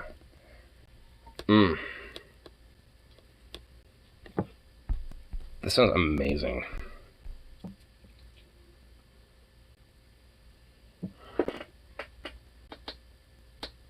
Oh, who's a cute boy? Here in the woods, getting ready to eat jam toast. The bear comes out of the woods. Looks like Zukov is getting a treat. Cocks gun. Oh, dude, honestly, like, I wouldn't mind eating bear meat, and I would wear that bear pelt and with fucking pride. Because honestly, if anything, I could just have, like, the arms of the, like, its forelegs of the bear just be, like, you know, part of my arms, and wear it, like, you know, like a fucking cloak or some shit. Oh, dude, fuck yeah. Just be like, oh shit, oh, that's a bear, bop. Alright, well, oh fuck, bop, bop, bop, bop. Okay, now it's down. Because, yeah, honestly, knowing a bear, it's gonna take more than one shot. I remember seeing that fucking video of the moose that guy on a snowmobile got kind of attacked by, pulled out a Glock, and it fired a warning shot, charged at it, and it fired, like, 3 or 4 rounds in its fucking face. And it did not die. Like, even as he drove by it, I could tell that that moose wasn't dead yet. I would have double tapped just to make sure. It looked like it was more like, I'm in shock, oh fuck. Like, you know, it's like, oh, well, I'm in, like, you know, the shock paralysis mode because, well, I'm shot.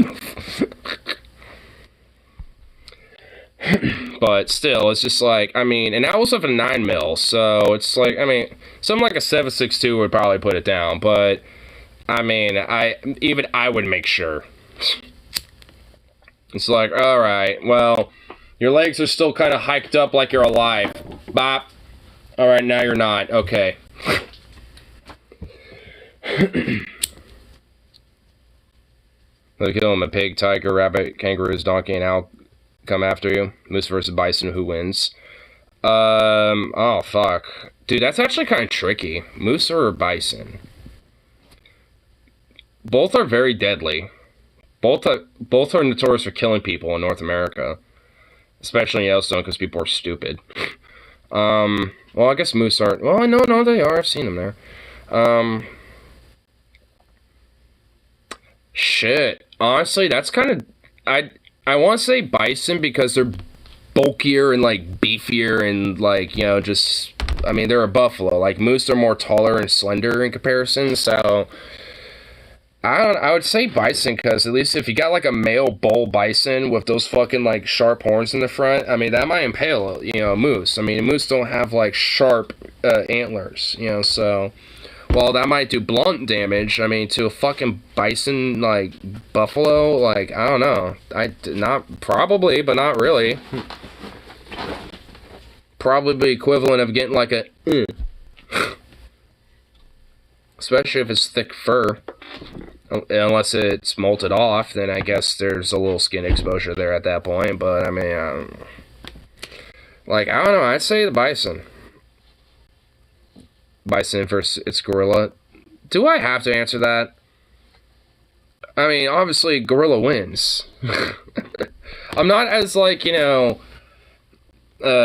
skilled, and you know, when it comes to like how gorilla. You know what? Actually, you know, I bet I know how gorilla will win. But how? You know what? I think I know. Because honestly, gorilla will just be kind of chilling. And you'll see that bison. He's all like, "Rrr." You know, he's like, you're on my turf. And, you know, it's about to, like, you know, charge at it, get testy. Gorilla's like, what's up? You know, he's about to be like, you know, he knows he's about to, like, have to throw down and shit. But gorilla don't want to do that. But obviously, you know, like, you know, gorilla always, you know, getting motherfuckers, you know, wanting to find a fight, you know, so a bison, obviously, you know, is another one of these motherfuckers coming out here wanting to fight, so you got gorilla just chilling. It's like, alright, cool, alright, and he kind of preps himself. He's like, alright, I'm gonna kind of get in stance, and fucking bison starts charging. It's like, and gorilla, you know, he's unfazed. He's just gonna sit there, and then, you know, it gets closer and closer. Then gorilla just makes a jump and a leap and just grabs those little horns by that fucking bull buffalo, and then just like does a fucking whoosh-swoom, like a fucking crazy flip, and then just with the momentum of that flip and the velocity, just uses that to just like whoom, just twist that fucking neck of that bison and just slam it down on the ground like a fucking WWE stance, and with that fucking sheer momentum of that twist, just like obliterates that neck and just shatters it all, and just instant death upon just a smash of the ground. Boom. Gorilla wins, and does a really cool flip to boot. How hot is it? It's gonna just be fucking harder tomorrow. Likelihood, I'm going to be shirtless tomorrow because it's going to be so fucking hot. But I have cold tea with me, so I'm at least able to tolerate it right now. Oh, little baby. Oh, look at her. You're just a cute little baby. Oh. You and your little farts. Look at her. You just look like such a puppy. Why do you always look like a little puppy? Little puppy boy? You little stretch. You little stretch boy. You little stretchy monster. Oh, you just want some loves. You just want some loves and screeches. Is that it? You just knew I was gonna do this? Oh, yes, you is. Oh my goodness, look at you. You see?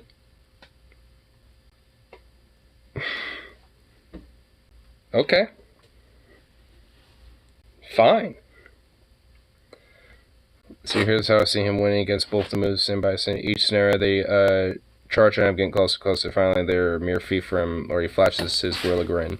That's when they turn to run for the hills. Gorilla wins. Maybe it's gorilla is a lady. Well, considering what we know what happened with Boba Fett, I think we can safely say that it's gorilla is most certainly a man. A male gorilla.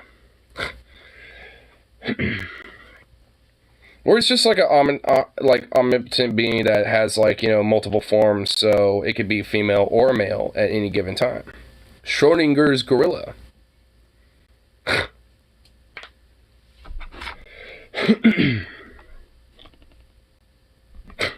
That It's Gorilla stream is still like my favorite stream ever that Paul and TJ have ever done. I can't be the only one that reminisces and goes back to that stream. If girls smile at you like that, how fast would you be running?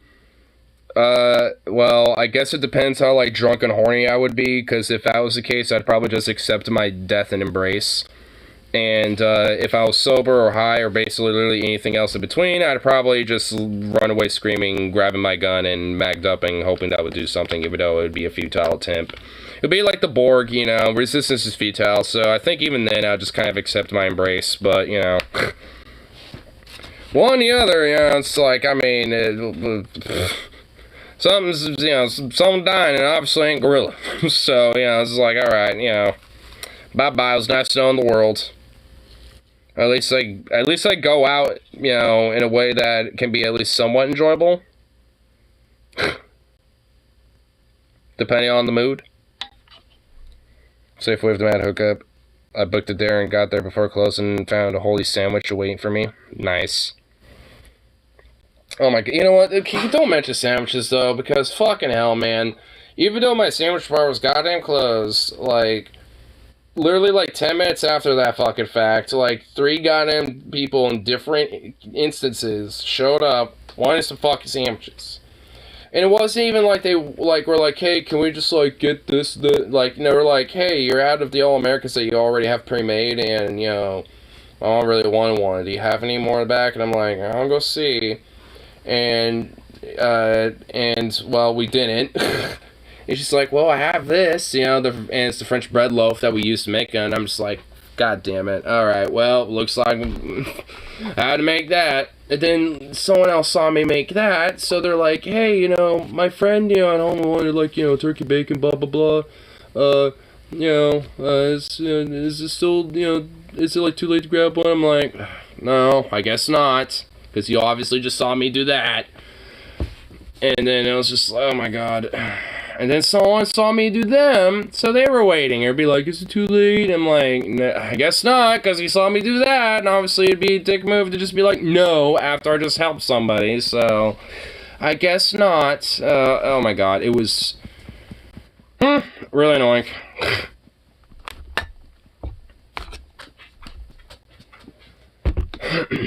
God, that sandwich bar, man, it's a curse. And of course, it wasn't totally stocked either. So I had to, like, run back and fucking forth, you know, cut meats up. Okay, well, you literally just brought trauma back, you know, from today. You just, like, maybe relive trauma today. Because you just mentioned sandwich, dude. You just made me relive some shit. And I was just like, bruh. Oh my god. The PTSD of working in customer service, man. It's like, it's real, dude. It's true.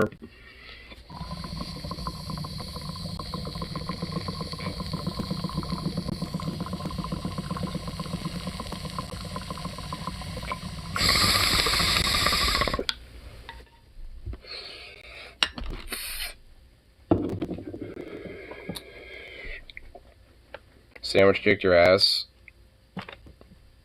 No. Fucking, like, you know, like 3 different people in a row wanting sandwiches, like, just after we closed the damn thing. And of course, it's also after I got everything clean for the sandwich bar, all cleaned and washed and put back, you know, and so once, you know, I'm done sweeping and mopping up the sandwich bar, I could literally put, like, everything back in there. Took an extra long hit with that one. It was actually a little extra packed. I had to pull a little harder on it. Wasn't as long as you probably thought.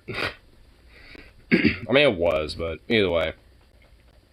Will there be a sandwich I put Signar over the edge? A mass shooting result, death, 60 people at grocery store occurred. No. That would never fucking happen. But honestly, there was like one time where I was pushed over the edge by a sandwich because the parchment paper, when I was trying to cook them, literally kept, like, sticking, and not just sticking to the sandwich, but shredding on it. So it was, like, in these little tiny strips and ripped things and shit. And then, like, it was ridiculous. It happened, and I ended up trying to, like, you know, remake it multiple times just because of that problem.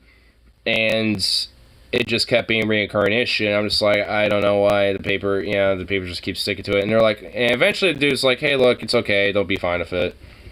It's just like, we can just try to, peel it off, ourselves and stuff. And I'm like, all right, I'm sorry, that, it's being a little weird. And it's been a stressful day, blah, blah, blah.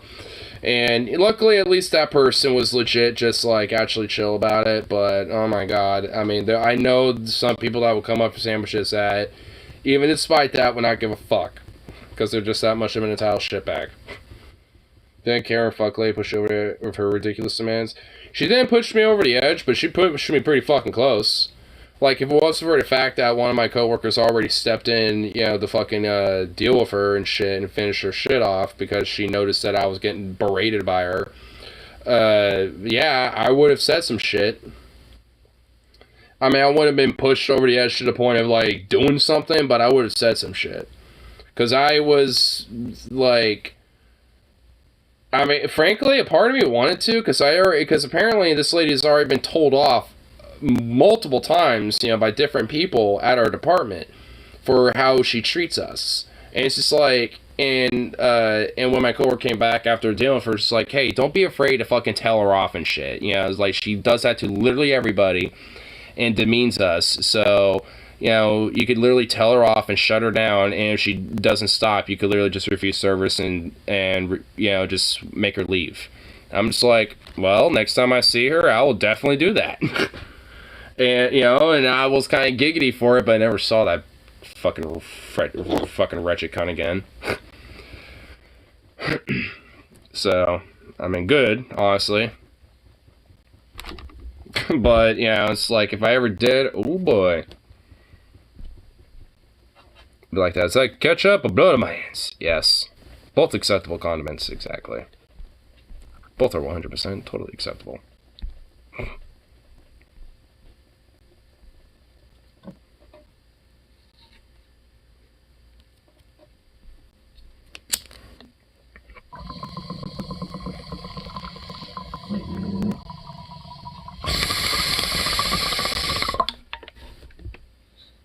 Excuse me.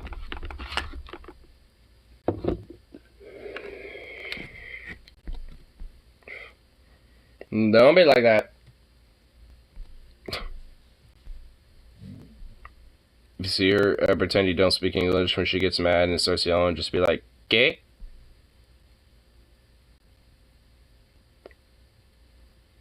Would that work? You know what? That could work. I'd just be like, I'm just like the Spanish fucking, I'm like a, white Spaniard that's, fucking, like, doing a work visa, and I'm just like a cook. So I don't work the fucking front, like, dude, oh my, yes, oh my god, that would actually, that, funny enough, would fucking probably work. And then when, like, a Spanish family shows up, I just start speaking Spanish to them just casually and shit. I would actually have to learn a couple Spanish phrases, at least enough to, like, at least speak to them when it comes to just, like, hey, do you want this or that, blah, blah, blah. So, and it just at least some basic stuff, and, so I can at least, actually play the role, dude. Oh my god, dude, that'd actually be fucking legit. And honestly, like, I could tell there's some times where, some Hispanic families will come in and, or, like, some Latino families will, come through and they'll have their kids with them. And obviously the parents don't speak English, but the kids do. And it's just, like, sometimes their kids are so soft-spoken that it's, like, it's hard to hear them sometimes. And their parents are a lot more, like, vocal, like, when it comes to at least being more louder. And it's just like, man, I wish I could just... It's like, it's like, man, I wish in hindsight I took some Spanish classes, because if I, like, did, and especially before I work, it would have stuck. At least enough to fuck with someone. Yeah, and also, to legit actually talk with, some people that come through, for our deli and shit. So, honestly, a little bit of a twofer right there, honestly. And honestly, in Spanish, I keep saying honestly a lot here, but, I mean, Spanish isn't really that, like, difficult of a language. I know some basic stuff about it, but didn't retain much. Yeah. Like, honestly, like, I mean, when I was in Iceland, I retained a lot initially when I came back, but there's, outside of, like, you know, some of the accenting and, like, some aspects of the language, I didn't really retain much from that either. Same thing with, like, some of the other languages I've kind of casually have learned, like German and shit, and, you know, so there's some stuff that I still know, but overall, I don't, you know, unless I actually commit to it, I'm definitely not going to retain it. You can pretend to be deaf when she yells, just keep nodding. Then I need to learn ASL, which I really should, though. That's another, you know, thing I should learn is some sign, because there's some people that come to work that, you know, for my deli that are deaf, and you know, kind of will do basic sign, and it takes me a minute to kind of realize what they want. I mean, we, you know, eventually gets worked out, and you know, everyone's happy, but you know, it's just because the communication barriers, unfortunately, it's just a little bit more difficult, and, you know, learning those things actually, you know, would definitely be more beneficial. Just because it makes, you know, communication and, you know, make sure they get their stuff just that much easier. And plus, then I can, you know, just know a little bit of extra something, and, you know, and be able to actually, like, have a little bit more of a conversation with them.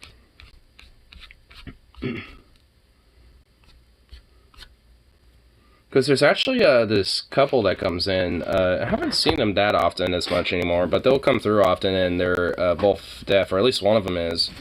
And, well, no, both of them are. Because I've seen both of them come in and not exactly know I'm sometimes saying something.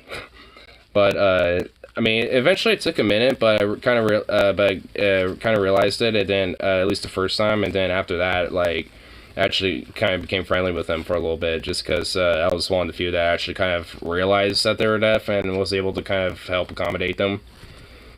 Because even though it wasn't obviously, like, you know, sign, or there was the ability to at least, you know, be like, hey, I want that, and I want, like, this size or whatever. So, or I want, like, in ABs or some shit, you know, some just stuff like that.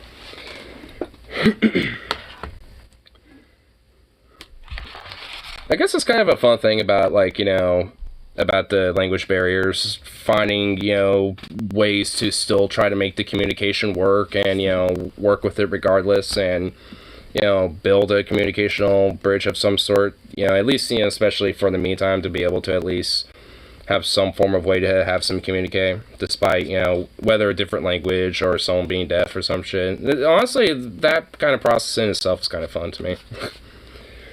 Because it's definitely a way to get the brain working around and be like, all right, how do we you know, make sure everyone's on the same page about shit here.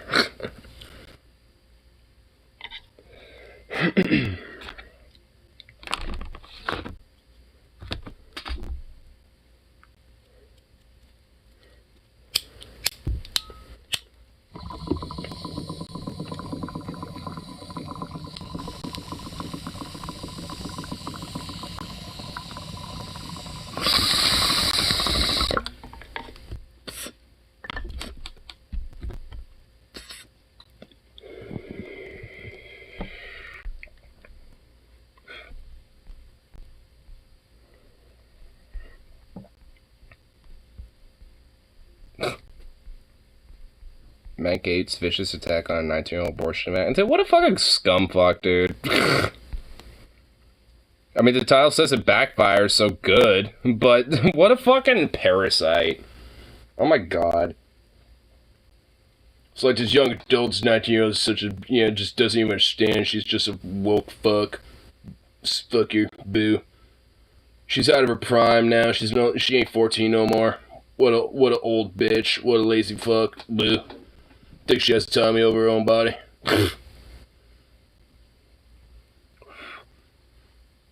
She thinks she has autonomy over her own body. She's no longer attractive and she wants autonomy of her body. I'm thinking of that fuck from yesterday now. Oh my god. Ugh. That weird, like, Latvian Swedish fuck. Ugh. Hmm.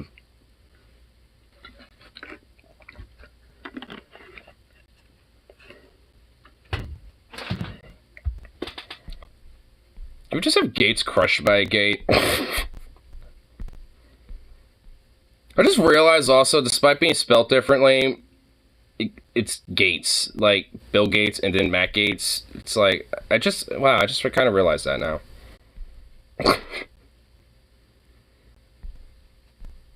It's despite his god-awful spelling of it. It's like, what, did your mom, like, was your mom illiterate, Matt? Or is that just actually legit, like, a surname spelling? And if it is, does it actually mean anything? You know what, I'm curious now. Because if not, then I think my initial statement is true.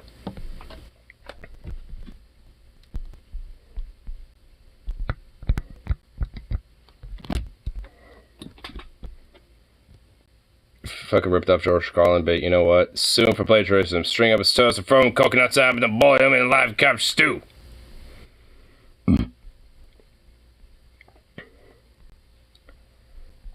Gates' family name was founded in the U.S., UK, Canada, Scotland between 1841 and 1920.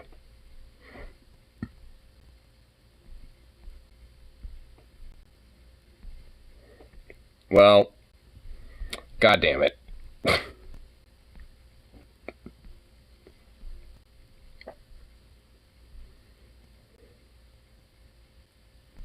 Here. Is there like a meaning to it?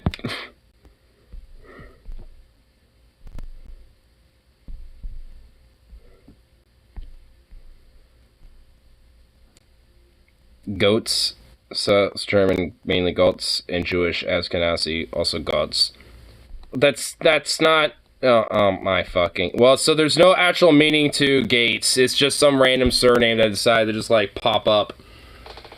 So you know what? Actually, maybe not necessarily Matt Gates' family, but some like random fucking yokels in like the U.S., UK, Canada, Scotland probably saw the surname of like the Southern German Ashkenazic Jewish name of Goetz, which was like Goetz, or the more Germanic or Ashkenazic Jewish version of it, which is the Gootz, or not double O, but like, you know, the O of the double dot accent. That's what I meant, but.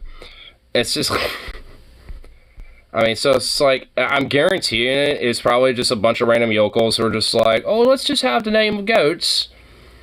Alright, there's an A in there. It's like, no, but okay. So, that illiteracy basically was just passed down all the way down up until now Matt Gates. Great.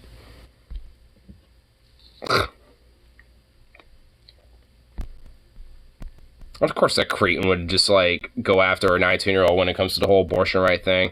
I'm surprised he didn't go after, like, some other teenager, like, you know, like a 14 or 15-year-old that happened to be at a rally with their mom or something. Knowing his, precarities and what he's interested in.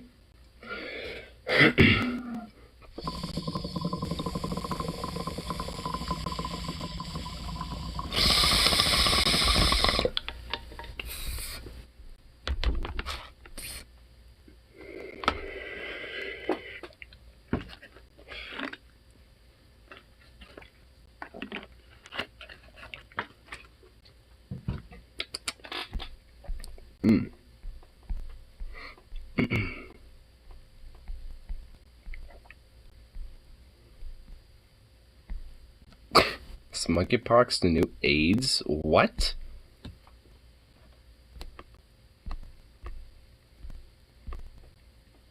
Distributed. Don't know if people are going to actually take them. I know that some people are taking the vaccine. I'm biting the bait. For the top of the hour ad break is also distributed at the top of every hour. Now there's a 60-second ad break, and you might think to yourself, Hassan! Oh. Get away from your 60-second ad breaks. If you are lucky, here's the one. A global health emergency. We have an outbreak that has spread around the world rapidly 2001, thank you for the package. through new modes of transmission, about which we understand too little. The last time the World Health Organization made this designation was January of 2020 in response to COVID-19.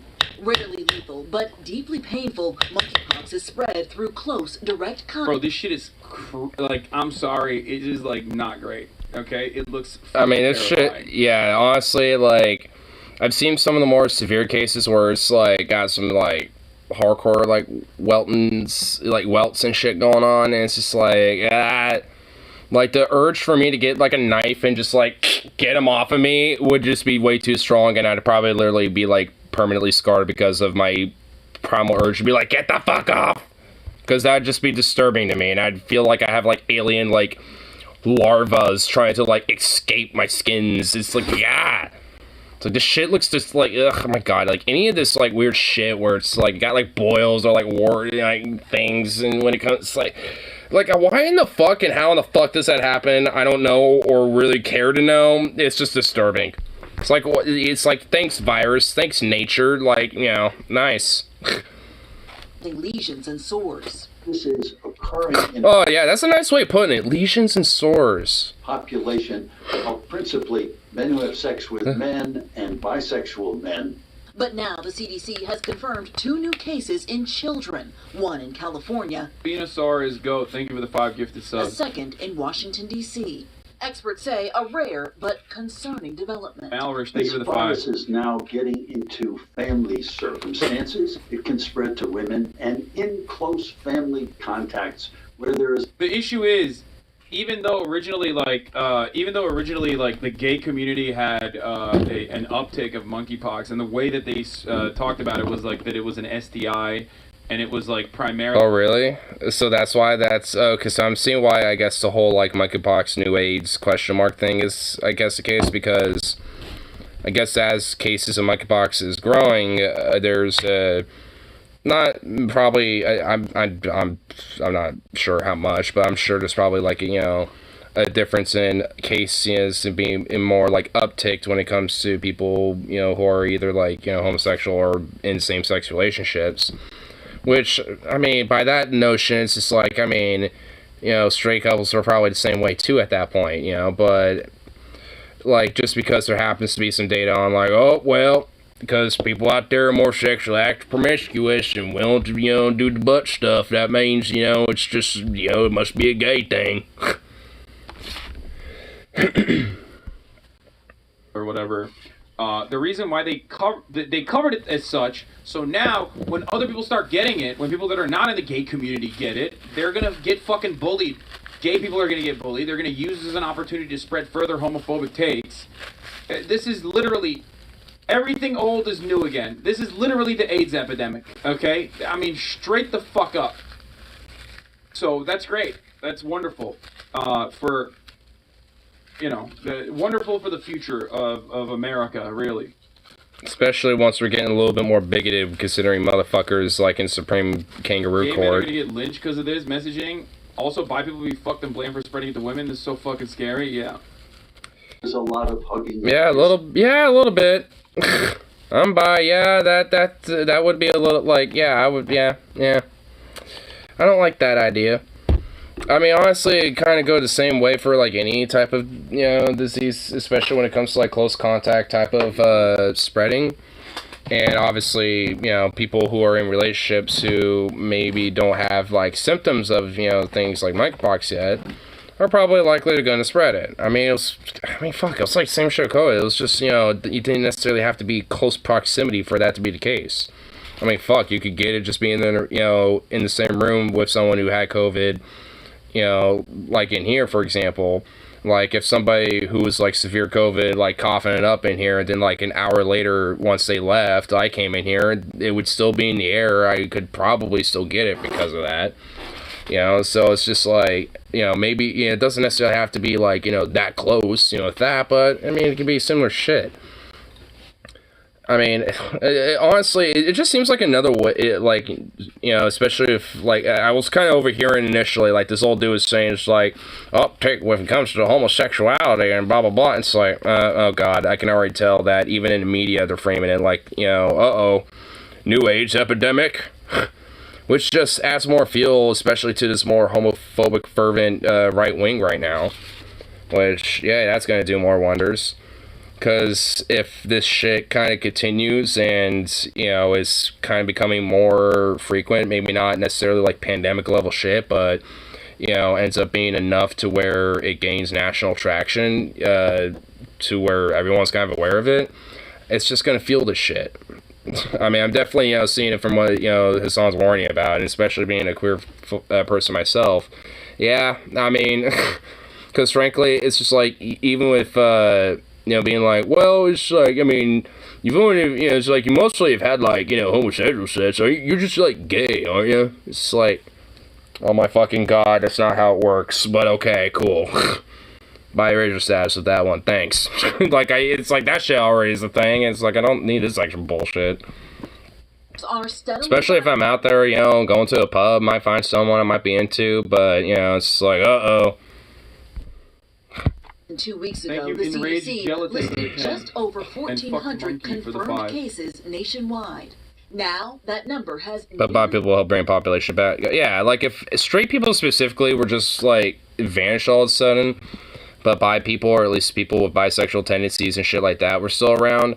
Like, I mean, like, the funny thing, much of, like, conservatives want to freak out about, like, if the world is literally nothing but LGBTQ plus folk, the world will still be repopulated. Like, just because you're queer doesn't mean you don't necessarily want kids. Like, I mean, there's plenty of, like, lesbians or, that are okay with, pregnancy and shit because of things like, hey, I want to, like, have a child, so I have, be a, like, have, like, an artificial insemination or some shit, or some, like, whatever the fuck. So it's just like, I mean, there's ways for, queer folk to repopulate the world. It ain't all just like, uh-oh, everyone's gay, and suddenly no one's able to fuck and rebirth people. It's like, no, like, I'm sure if, like, literally everybody was, even if literally every human being was gay, there would still be a way to repopulate the world. Like, there will be, like, some sort of, like, style contract. It's like, hey, once a year you got, like, a busted nut for the state and put it in the state-sanctioned sperm bank or some shit. I don't fucking know. Like, I mean, it's like a random lottery if your shit's, like, chosen or some shit. I mean, it's just like, fuck. Start fading out. Peace. Anyways, bros. You have a good night, my man. Cases in all but 5 states. Jesus. Okay, so these are all the man. So there's cases in Oregon too, huh? So this is what keeps them up at night, what they masturbate to. I mean, I know, dude. I mean, frankly, it's just like, it doesn't even sound like, a horrible society. I mean, it's not necessarily one I would prefer either, but I wouldn't give a fuck. I mean, it's just like, because I don't have a problem with straight people, but that's the difference between me and these fucking weird-ass conservatives, too. I mean, it's just like, I don't give a shit if you're, like, to the breeders or to straight people, just because they are, just because of that. Besides, I'm bi anyway, you know what I mean? I was talking about, any event of all straight people vanish. Oh. Oh. Oh, I honestly thought you were just like, oh, never mind. Unless I was actually meaning, it's like, no, you know what? With my, like, with just my, I'm actually, you didn't realize it, but I'm actually God, and I just kind of, like, with my brain, just, snaps, just all straight people, and you're feeling it internally, but, it's not like how it was in the Marvel movies. Like, it's a little more different. It's more like, it's internal, and all of a sudden you just kind of, like, collapse in a pile of dust. While, that shit was more like you kind of depixelated into dust and just kind of went off in the wind. You kind of become more of like a shell in this case. It's a little more like haunting almost. But I guess at least so far, when it comes to monkeypox, it's like Alaska, Colorado, Montana, or is that Wyoming? I think that's Wyoming. Yeah, it's Wyoming. Maine, Vermont. And I need a break from this. People say they're happy in their marriages, but you can tell they're dead inside. Yeah. I mean, honestly, the thing is, like, at least for me, I've noticed that people who usually are legitimately actually kind of happy with their marriage or their relationship, whether they have a kid or not, don't necessarily have to always, like, boast about it either. They just kind of are, like, at least from what I've noticed, because at least a lot of the cases that I've seen, like, from different families to shit, they will always, like, every now and then I'll always hear that, like, the little bursts of they hate everything about their life, comes out because of, like, their kid acting out or their husband, undecisive, or the wife undecisive or some shit. But, like, they walk in with this veneer of, like, oh, we're a happy family. They're trying to convince themselves. Yeah, like, I mean, because I can see through it. I mean, I've seen so many different people and same people over and over again with either by themselves or with their kids and shit or with their family and stuff, and I could just tell. I mean, I'd say, and I could tell a difference when someone, is in a relationship and they hate it, or is in a relationship and they legitimately like it, and they're actually enjoying themselves. So we're getting divorced. No, how shocking. Oh, wow, that's so unfortunate. I mean, I've seen you two come in here all the time. You always looked happy. I guess, yeah. I guess things really were working out, huh? Wow. Well, I hope things, get better for you. It's like I saw that coming, like, a couple months back. I mean, but yeah. Wow. So shocking. New York, where nearly 900 people have been infected. Damn. Jeffrey Galais is one of them. Check my log. It is an STI. I know it's kind of fucked, and I get your point, but it requires close contact with a mucosal surface to be spread, and it may actually be found in high concentrations of semen.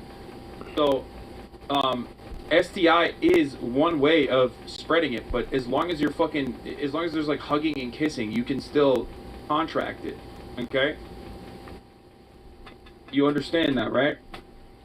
Like, and also there's plenty of viruses and diseases and bacterias and shit like that spread that way that aren't STDs or STIs and shit.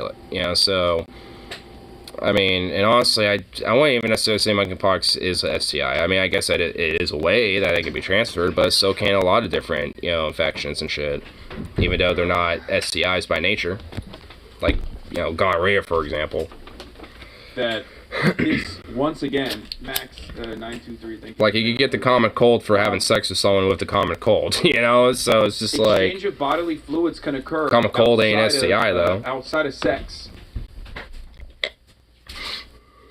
You telling me babies got near semen, dog? That's what I'm saying. These guys are fucking... That's the problem. That's not what happened. So that's the issue, okay? When you say, oh, it absolutely is an STI... You literally run into the fucking problem of being like, oh yeah, babies got near semen then, dude? Is that what you're saying? Like, you're fucking so dumb. Oh my god, for real. I mean, it really just kind of, like, reduces, this, like, the whole problem when it comes to monkeypox to just like, it's just an STD problem, and because, high semen content in mucus, areas and shit is where it gets transferred the most. Thus, that means semen plus butt stuff equals, epidemic. I mean, just like, because honestly, I mean, especially if they're like already, a Christian conservative fucking nutball, like they already are just gonna believe that. I mean, it just takes, just like the media dots like this in a way, or just people dumb enough to just like, kind of imply it, to be like, oh yeah, it is, and then it just spreads from there. I mean, knowing that it's already kind of a thing, and I'm seeing a clip of this already means that this is probably going to be a reoccurring fucking issue that's going to come up back and forth occasionally.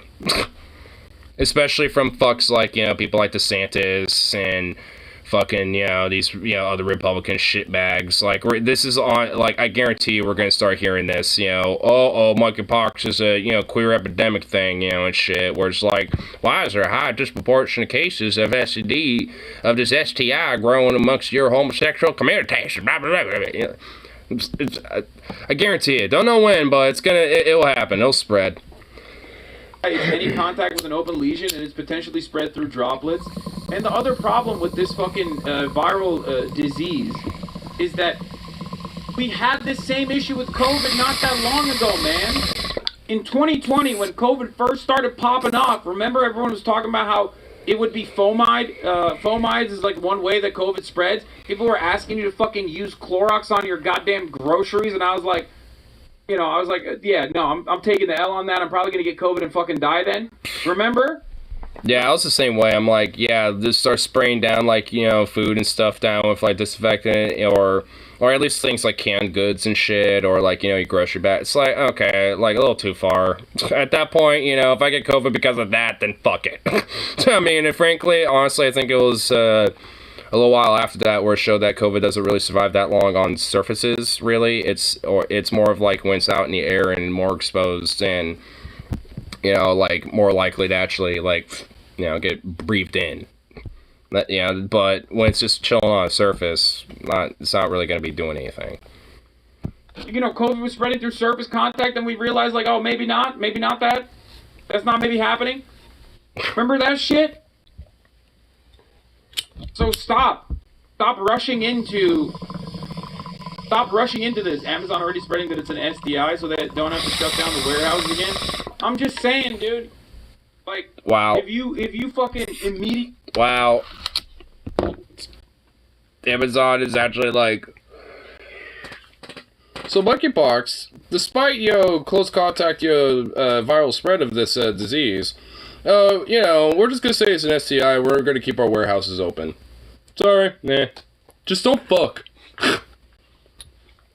Like, okay, cool. Thanks, Amazon. Making sure work conditions are unsafe. Nice. That's pretty typical, though. I just see fucking raisins popping and trying to act like authority figures on science when they spent the last 80 years of their empty-headed lives getting a worldview book from a Bronze Age genocide, incest, rape. Yeah. It's all chock full of it. It is. But it's beautiful because part of God's plan. And then, like, people outside and he actually loves you despite the gay that. community start getting, or people that don't actually, that aren't even, like, having sex, then end up getting monkeypox. You're gonna arrive at, like, these weird fucking narratives that people are just like, oh, gay people are pedophiles. Look at them. They're fucking giving it to children. It's a part of their grooming woke agenda there, brother. Every single thing that happens now, I think I read from the point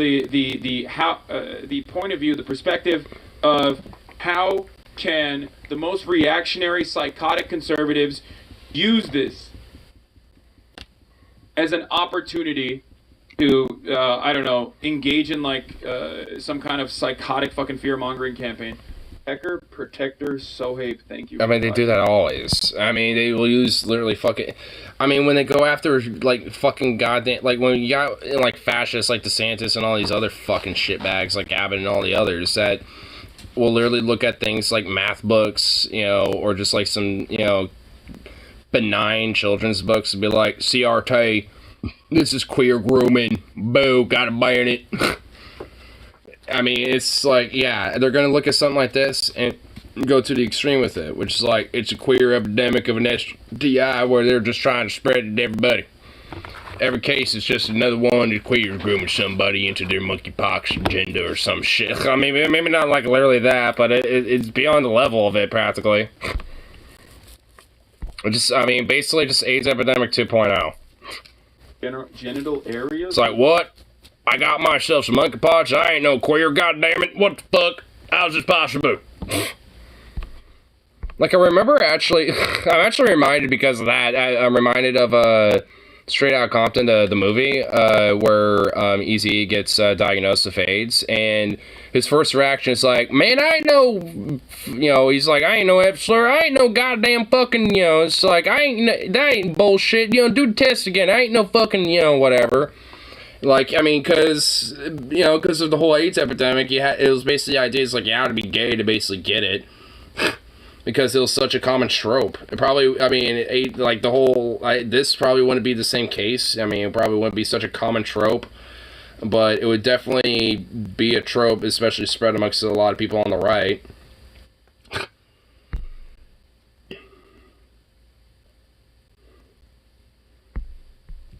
It would be awesome if a monkeypox turned you into a monkey. I'd love to get infected by it then. That'd be kind of cool. I have like 5 times stronger now, and I got a tail and hands for feet. Dude, yeah, if we become like a monkey that has like a tail and shit, dude, hell yeah. Dude, I kind of wish, like, we evolved to have like those little furry tails like some monkeys do, because that'd be, like, I'd be down for that. Fuck yeah. That'd be dope.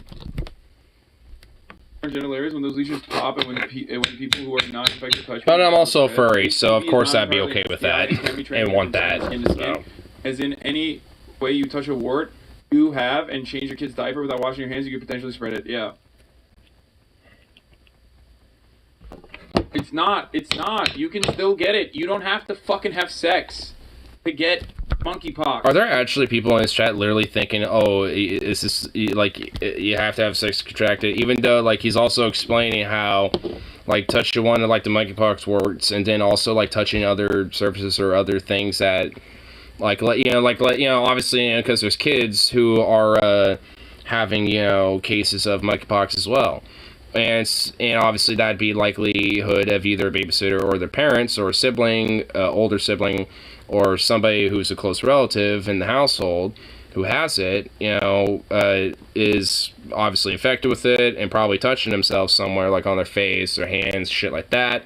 I mean, we just instinctively do that, and because of that, if they're, like, let's say, obviously changing a baby's diaper or, like, putting clothes on them or, even, washing them in a bath, even despite that, like, they're still going to get infected and contract that. I mean, I guess if they're taking a bath, far less likely for that to be the case, but still, like, I mean, it's still very likely to happen. So, it's like, I mean, the idea that, like, oh, the only way to get it is probably for fucking. It's like, I'm honestly a little, like, wow, I'm actually, I can see why there's, like, a Hassan fan channel that actually clipped this, for a video, because the fact there's people in his own chat actually fucking going about this back and forth, like, what the, it's all, oh my god. It's fucking ridiculous. Like, are we serious? Like, this is gonna become more of a thing to have to, like, shove people's throats to be like, yeah, you don't have to fuck to get monkeypox, but apparently it might have to be a recurring thing, because if there's people, like, Twitch chats are never really, smart to begin with. But, I mean, it can be on smaller community levels. Like, this level, though, like a song level, oh, that's just degrades into stupidity. But either way, like, I mean, the fact it's already on smaller levels like this means that it's only really just a fucking matter of time before fucking, like, right-wing politicians, more of the media, kind of start, spinning the narrative, to it, too. Because Fox will probably do it. Like, you're probably gonna get, like, Laura Ingraham doing some stupid fucking bit, Tucker Carlson for fucking sure. You're gonna get motherfuckers, gonna, swing the narrative of it to basically be AIDS 2, Electric Boogaloo. Because I guess apparently people are just that dumb enough. Because I would at least like to hope that, especially if there's people that, are in his chat, would at least be somewhat center or at least center left and shit. Like, if it's a case of that, then wow, we're just really dumb as a species, frankly. But that's not the true point to it specifically. But that's just mainly, I think, the more broader cosmic point, the meta point. Well, yeah, he's another scumfuck too. Though he probably would peddle this shit too, by the way. Like, if like this whole, like, oh, there's been an uptick in monkeypox, amongst, people who are homosexual, like, he would probably literally, like, go out and have, like, something about, making a statement about how, like, there's a new AIDS epidemic or some shit. Like, the motherfucker would definitely do that. I know from, someone like DeSantis would. I guarantee, like, that piece of, like, that guy is such, like, even more sinisterly, like, I mean, it's like, I don't really truly believe in, like, the core concept of, like, good or evil, but, like, if there really was, like, that motherfucker really truly is, like, the definition of it. Like, that oh my god, like, actual sociopath. Like, I confidently can say that about that motherfucker. I don't mind Archam diagnosing that fuck. Like, an utter fascistic theocrat, like, outright, fundamentally. Like, basically went to, like, Catholic schools and shit growing up. Fucking, like, basically went into the Navy just so he can have a few little medals, for a little extra, I'm a vet points. And while doing so, basically partook in the most scummiest fucking shit while, being in it. Like, doing operations and Gitmo out of places. So, yeah. Things I could say about the guy.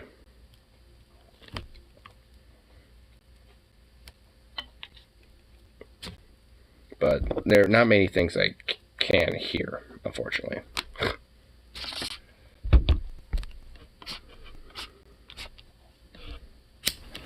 not only that, but like we haven't even fucking fully figured it out yet. So please, calm the fuck down. My father died of HIV in the 80s. The insane shit I've heard about my father being gay, especially when he was just a drug addict, is insane. The U.S. has confirmed the first 2 cases of monkeypox in children. Why it matters, the CDC has said that children, especially those under 8 years old, are among those especially increased risk for severe monkeypox. What she's saying, both of these children are traced back to individuals who come from the men who have sex with men community, the gay men's community, Walensky said at a virtual event with the Washington Post on Friday. The problem is, they're going to fucking turn around and be like even if it's like a gay parent, okay? Even if it's like a gay parent that has it, and change the diaper of their child or some shit, and then they end up getting it as a consequence of like them not realizing that they fucking have this shit. That is going to be turned into something completely fucking psychotic. I can already see it. I can already see the narrative being written. Yeah. Right in front of my fucking eyes. Okay? Yeah.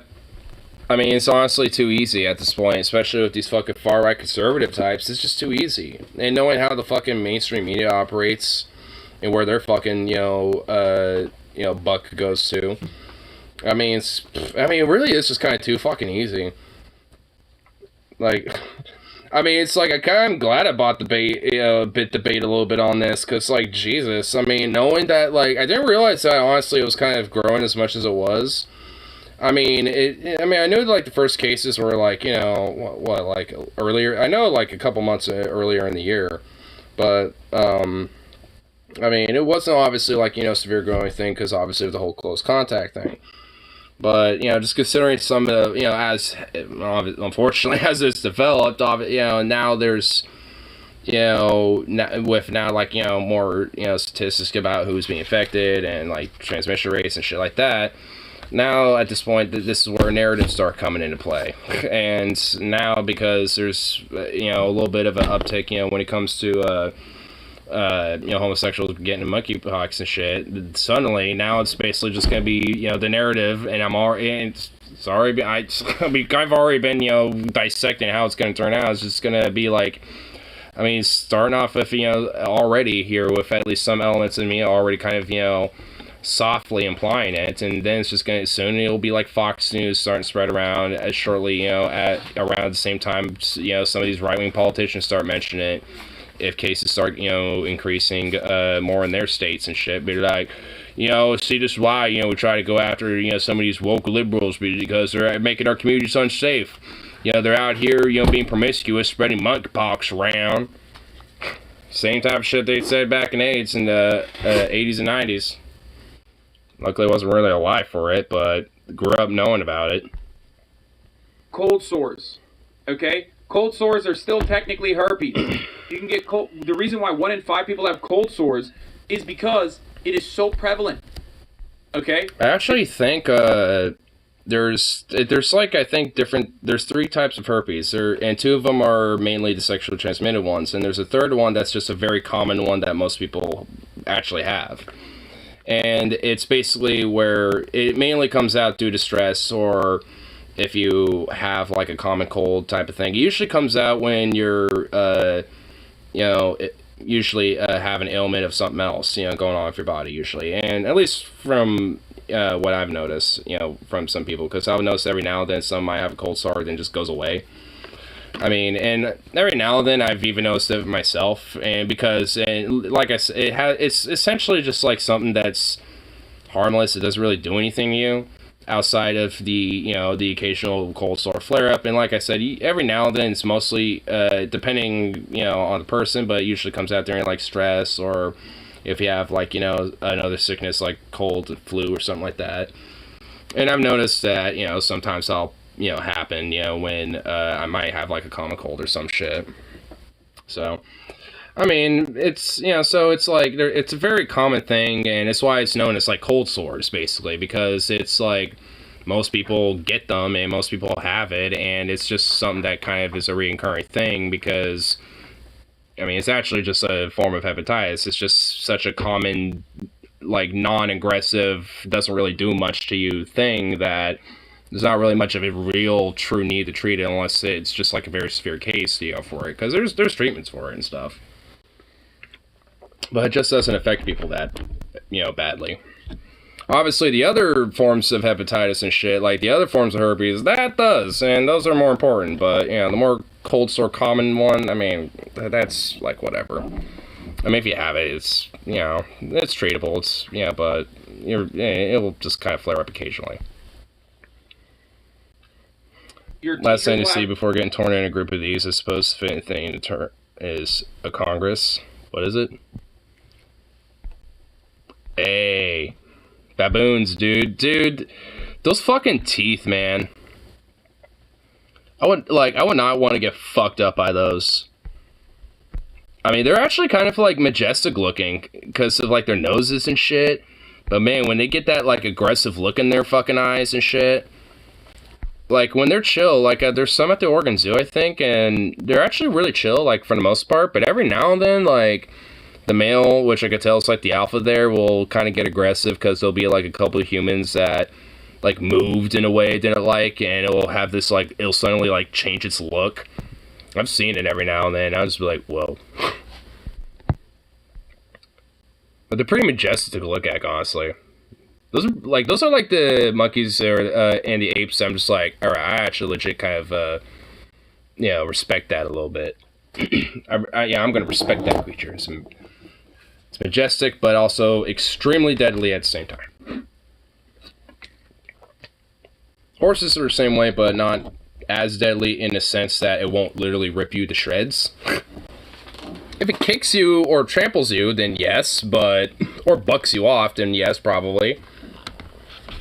Well, if it kicks you, then certainly, but if you're bucked off, probably, and if you get trampled, likely. So, I mean, yeah. Hey! Hey! Hey! Shut up. Actually, Google says a group of baboons is called a troop, but fuck Google, or not. Some say this is still correct. Maybe it's both. Maybe like a generic term for like a group of monkeys is a troop, but, you know, for some group, you know, for some monkey species, maybe it's a little different. So maybe like, you know, so for baboons it's like a congress, and, you know, for like, obviously like a chimpanzee that's more solidified as like a troop, like a chimpanzee troop, you know, out there about to raid like another tribe of chimps or something. Orangutans I wouldn't necessarily see, you know, like a group of them, I mean, they're also a little bit more solitary too, but I wouldn't necessarily see them being called a troop. I could see them being called a Congress orangutans, just all kind of chilling. But that also doesn't necessarily sound right with them either.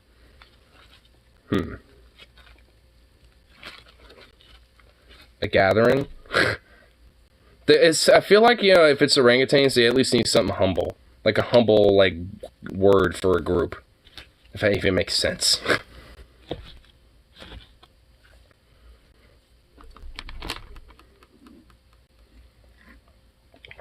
Because they just look like the old, like, you know, like, they just look like the, you know, old wisdom to, like, shamans that have, like, you know, wisdom to bestow you and shit. You know, they're just like that of the ape world. If we basically went, like, you know, like, if the Planet of the Apes, like, sentience, intelligence, like, juice or whatever was just given to nothing but orangutans, and we just kind of let them rule society, I guarantee you we'd probably be, like, 1,000 times better. Because then they could bestow their sentience and their wisdom upon us. And just enlighten us with their ways. It's called a buffoonery. Buffoonery of orangutans? Are you actually serious? I reject that. Buffoonery. That in itself is some buffoonery, dude. I call buffoonery on that. No. Bullshit. I would not call a group of orangutans buffoonery. Oh my lord.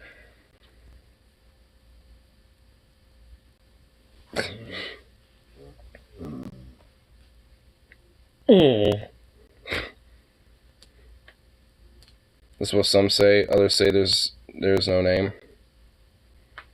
Well, they should have one, but it should not be called a goddamn buffoonery. A buffoonery of orangutans. See, that sounds even worse than like a troop of orangutans or a congress of orangutans. Those sound better than a buffoonery. That's actually worse.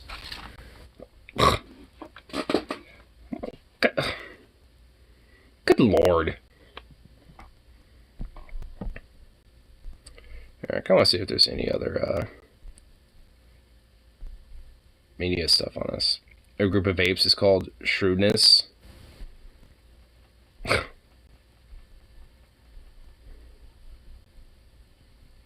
Wait, what's this? It's like a tweet thing. If monkeypox is sexually transmitted disease, why are kids getting it? Oh, there's a little video to it. Okay. With like adequately saying, look, there's a reason why, like, Skip him getting stoned like by the chat. at least like all the gays I know in New York and all around are getting immediately getting vaccinated for monkeypox. Okay. There's a reason why in certain areas there actually is a vaccine for it. It's the smallpox vaccine because it also works in preventing, or at least helping prevent monkeypox as well. So at some point I want to try to get that for myself just to be on the safe side. So gay men offering it to the queer community earlier than anyone else in like Canada and shit, right? Up next, fucker Carlson blames furries for monkeypox. Before it spreads. Would that be like a badge of honor for furries, or would that be like blasphemy for furries, or a little bit of both? And honestly, why do I feel like there has been a Tucker Carlson segment where he's fucking on furries? Why do I feel like there is? I don't like...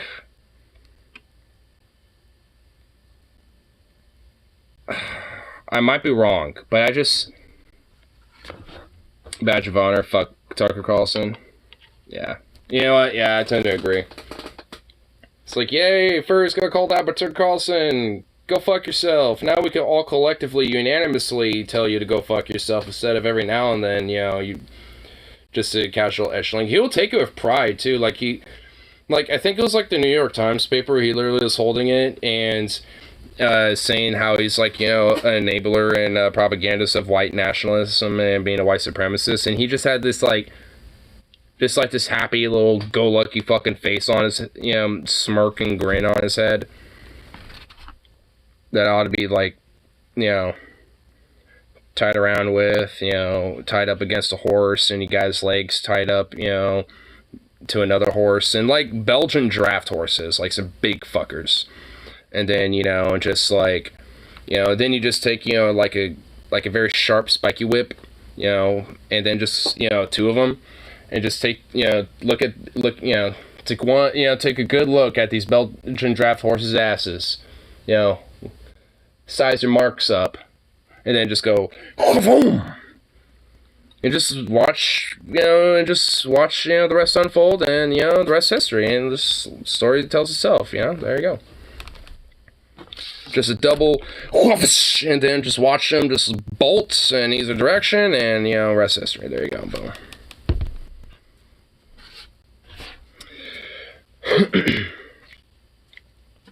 Bunch of orangutans sitting around smoking bombs. Good day, Reginald. How are you? I'm quite well, Smithson. Do you know what happened today? Do tell. One of those humans tried to get close and I ripped the boss's arm right off. Oh, jolly good. Yes, indeed. Quite indeed, yes. I think, they called the one Tucker Carlson, I believe. Quite. I wonder if he actually did the humans a favor there. And they just, like, have their little rich man laugh, you know, together. Stirring some wines, just like... Yeah, it's quite.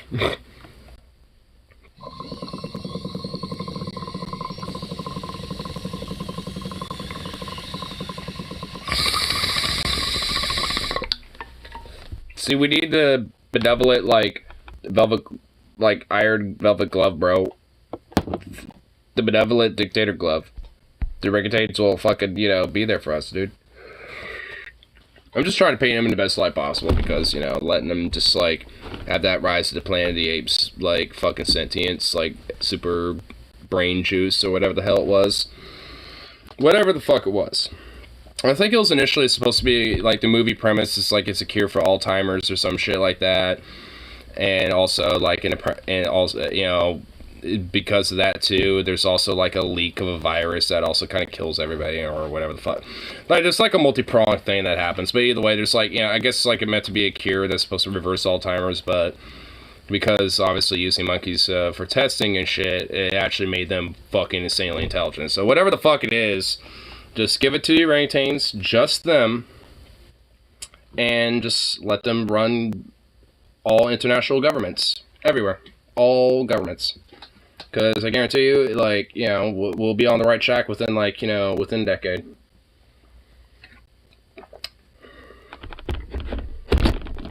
In a calm, collecting voice, one asks, "Is Winston still fornicating with his cranium?" "Yes, I think he'll be there for a while."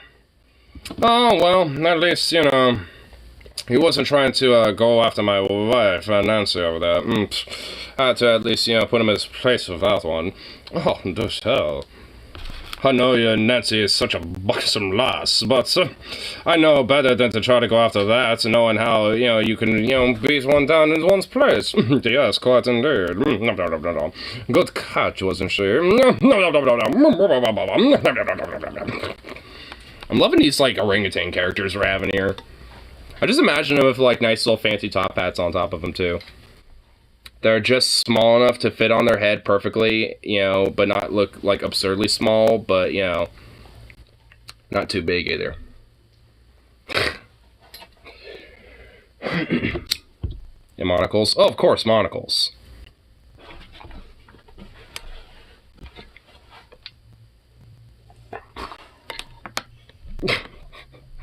I'm honestly legit loving these little orangutan characters. These two need to be reoccurring now. We'll have these two be like the head of, like, the international governments, and they'll be like the two, like, dual leaders of the fucking world government there. Hey, what are you going after? Hey. Yes, that's called a spider. Hey. You just ate a spider.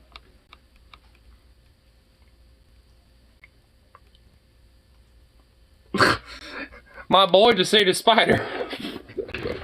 Okay. Evidently you didn't give a shit about that. They don't get violent, they just look down at you and belittle you. Yep. Until Winston goes rips her fucker's arms off and then fornicates with the cranium after you die. Then don't be Winston. Yeah, that's all I have to say of that one. Yeah, it's just don't be Winston. He's the odd one of the bunch. Do they have mustaches? I think orangutans are capable of having, like, beards and mustaches, so yes. You're gonna have spider powers now. When you take a shit, you're gonna have spider silk.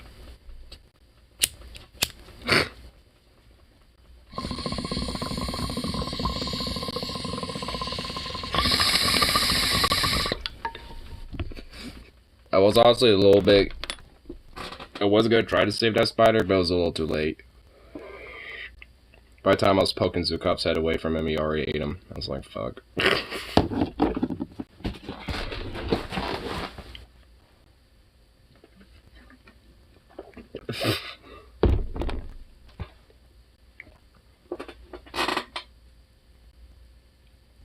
You're so goofy.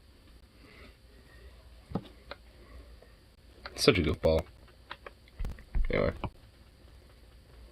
Ultimately, still, predominantly in a certain community. See if he actually gets to this clip and even if it's watch this clip. Even if it's not fucking spread exclusively through sexual intercourse, okay? While it is endemic, they're trying to fucking tackle it as quickly as possible.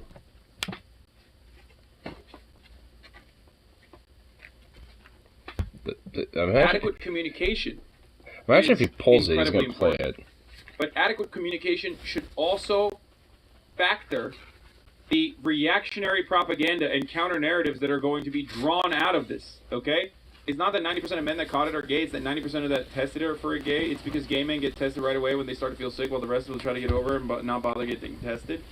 I mean, there's a culture of... also, I would think that if someone's, like, there's also just, I think he's probably going to mention it, but I think there's also kind of a culture of, like, encouraging safe sex within the queer community. Like, there's actually legitimately, like, a very strong sentiment of, like, safe sex education, like, just, within a community and stuff. Because I've been to, like, I've literally been to, like, like, furry cons, and they'll have, like, little panels dedicated to just, like, safe sex and, how to deal with, potentially, avoiding risks like STIs and shit. Like, just, like, dedicated panels to shit like that. I mean, obviously they're 18 plus, but I mean, still nonetheless, they have them. I'm just like, okay, cool. I go check them out, and there's just the most random motherfuckers in there. They'll just be like, younger, older people there, just, and and honestly, I think just because there's a more stronger culture within, just the queer community overall with that type of stuff, when they get tested, for STIs, they'll be like, oh, well, it's not an STI, but it looks like you have monkeypox. You got affected with that. And they'll be like, huh? They'll obviously be like, well, I was expecting something else like syphilis or something, but okay, fuck, that's different. Uh-oh. I mean, it'd still be an uh-oh situation, but, I mean, in a way, it wouldn't be as severe depending on how bad the case is, but, that's just because at least, when it comes to monkeypox, there's already kind of, like, some ability to treat and deal with that, just because it's similar to, like, things like smallpox and shit, which we already do have, ways to deal with that, so... I mean, that's like, why it's not so widespread is because there's already, like, things in place to somewhat address this issue when it comes to monkeypox, but because it's still a thing that's spreading around, which I guess, from what they're saying, is like 90% of people that are reported to have it, are coming from from queer folk, which I think, like I said, just comes from that type of culture of, like, encouraging, like, hey, test yourself after you've had sex and stuff like that, just to be on the safe side. Even if you know for sure it's like, hey, we, checked each other before and we're, clean and safe and continue to have that, safe sex, mindset, and then afterwards, just get tested either way on the safe side. I mean, that's just kind of, not, I wouldn't necessarily say a normal thing, but just an encouraged thing, so that's just more of the case. I mean, it should just be across the board, whether you're gay, straight, or otherwise, but, I mean, it's, at least when it comes to that type of, encouraging of, like, getting tested and shit, I've noticed it is a little bit more prevalent within the queer community. STI testing and prevention in the gay community for obvious reasons. That could be one of the reasons why you're seeing it more in people that are gay. Yeah, and he was just mentioning it there. Okay. Quicker, because but they are getting tested for it, and now that, like, the narrative is set that this is, like, the gay disease, right? That they are more careful and more considerate on it because there's since the AIDS era, these communities have been very careful and very deliberate about these sorts of issues. Okay. Both of those children are traced back to individuals who come from the men who have sex with men community, the gay men community. And so when the way she was just phrasing that was already just odd. They come from the men who have sex with men community? And she was also flubbing the fuck out of it too. Like, she couldn't even figure it. Like, what, can you just say, like a gay person or a queer person? Or something like that. Like, I mean, you could have shortened that without sounding like a fucking weirdo. Creates a false. This also creates false confidence in the straight community. Okay, this is also dangerous still because it's like then straight people are like, oh, I'm not gonna get it. You know what I mean? You're like, oh, I'm not gonna get it. I'm not gay. I don't fuck dudes, so I'm not gonna get it. Like, you don't know. What if you do get it? I mean, on top of that, it's just also just kind of that implication. Like, I mean, just her weird, like, the way she was just saying that is also just that implication of, like, oh, I mean, because of this shit, where it's like, oh yeah, this, it's like, queer couples or, like, gay couples, and their children are far more likely to get it, so basically, not saying it, but it kind of implies that, hey, yeah, if you are straight, then likely you're probably not going to get it that much. You might, but you won't, probably. And it's just like, I wonder what that's kind of like feeling a little bit. I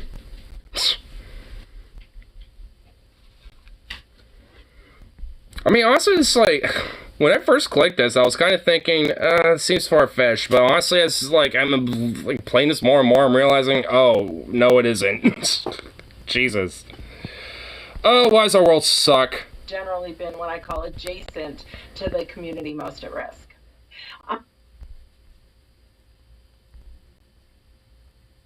Community most of it.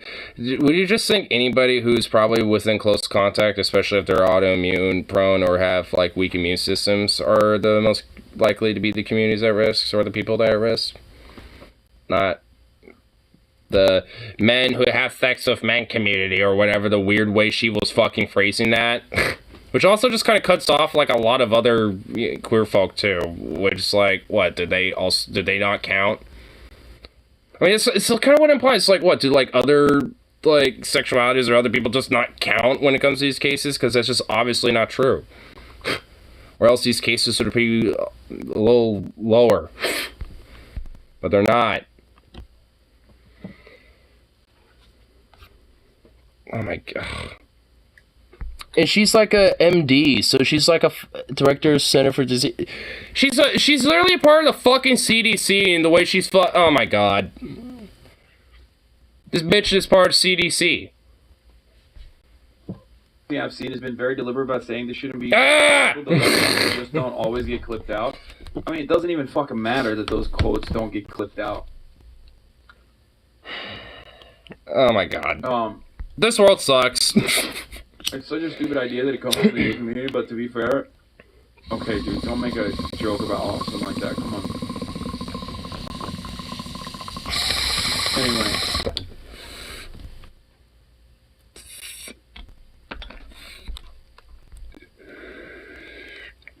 CDC Center for Dick Control. Oh, so now do I trust the CDC? Got it. Oh my. Oh, you know what? If there's any fucking, like, conservative, at least one that, like, you know, you're able to have a conversation with, if they start being like, well, the CDC says, you know, while talking about this shit, immediately be like, oh, what's your opinion about the CDC when it came to COVID enforcement during the pandemic? Immediately just cut them off and just go to that and see what the fuck they say. Because if they are like, well, if they immediately start twisting it up, then they can shut the fuck up.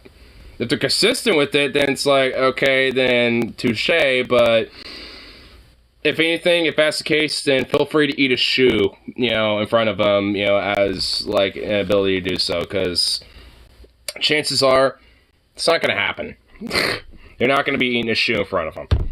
So, I mean, there might be, like, a rare motherfucker out there that might be, like, strangely consistent about that part, but, like, I mean, if like even just on the virtue of finding that, you know, like right-wing dork, you know, who was consistent on the whole CDC thing from like COVID to this and shit, like that in alone would be like qualification to eat a shoe. So you'd be eating a pair of shoes.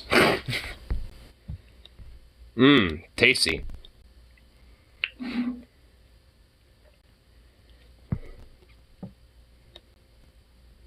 By the way, gay men are susceptible through sexual contact because they What's this little meme? At current prices, the average driver will spend $35 less a month for one person or $70 less per month for a family with 2 cars than they would if gas prices stayed at their peak. I don't get it. More susceptible to catching viral infections than gay men. Smashing the pussy all the time. It's not present in lesbians because they don't use the back door as much. I mean, that's the same principle for AIDS as well. But damage is done by saying that, even if you don't stigmatize the communities. Yeah, exactly. Yeah. Because people are going to use it regardless. People are literally going to use this, and they are using it already. With them. My pain level is excruciating. He's now part of a clinical trial, taking an antiviral medication for the pain. He says getting treatment has been nearly So you get impossible. like, so you basically just have like, you know, I guess the symptom is like you're in constant pain. Oh, wow, lovely. Get ahead of it now, it's going to be too late. So far, vaccines have been in low supply, with people waiting in long lines hoping to get the shot, something the Biden administration is promising to address. We're gonna be Oh, they're promising. Okay. The Jason jokes about gay men should be understandable as a not great joke to make. Yeah, no, I know. That's why I said, like, don't make like Austin jokes. Even though You're not making the Austin joke as in a homophobic way. You're saying it because he's like patient zero for COVID is the joke that we used to make about how like. But still, it will still come across as you being homophobic. So don't do that. Don't make that joke. Do you understand? That's really different. Do you understand, you little child? The reason why people were saying it is because Austin. Not I know why I thought of Arnold when he said, "Do you understand?" I think like a little fragmentation of like Arnold came out of him for some reason. I just thought of that. The joke is that because of his polyp, he always sounds sick, and I always say like, "Dude, he's COVID patient zero." I still need to see Kindergarten don't make Cop, that honestly. joke, is I've what seen I mean. clips of it, but I honestly want to see that full fucking movie. It just looks too Hundreds good. of thousands of more vaccines in the next days and weeks. Now, Dr. Jha says that the plan in the U.S. is to eliminate the virus altogether, something that he says is possible with vaccines. And it's important to note that officials say that only those in the vulnerable population need to make it a priority. People originally thought AIDS spread through gay people, right? Yes, that is exactly. People still think that. Luckily, not so much anymore. I haven't really met anyone who's that dumb. And honestly, I would have more confidence with the idea of maybe this monkeypox thing being wiped out if, I don't know, the administration had a history of doing some shit, but they don't, so... And even when they do, it's literally fucking nothing really in the first place, if really barely anything at all. So it's like, yeah. Oh yeah, let's try it. Yeah, okay, yeah, Biden, alright, we're gonna eliminate that. Oh, alright, woo! Right on it, right? Yeah. Go get him, bro. Go get him, Joe Brandon. That's right, brother. Oh, yeah. Still think that. That's like, that didn't even go away. It was so prevalent that it's still here. I mean, here, let's look at this. I overheard a young man on the train on the way home today, talking to another young man holding hands in college. I guess about that age anyway, much younger than I am. He was talking about AIDS in a scholarly way and how it had galvanized the gay community, how it had spurred change, paved the way to make things better in the long run. The long run. True. Oh, God. These guys, oh, my God. This is a young adult novelist, dude. Holy shit. Why did they write gross like this? Just fucking get to the point, man. Oh, my God. This is why is this such a threat, dude? Fuck! I don't want to, I can't read this thread. I'm sorry. And I'll try to power through if it. I'm gonna have to do this in order to actually read it. Okay. Oh my fucking God. This is ridiculous. Fuck! I don't want to, I can't. Okay. In the long run, maybe he's right. I don't know. It's the first time I've heard the theory. Heard the theory. He spoke and clarified with clarity and confidence, youthful, full of conviction.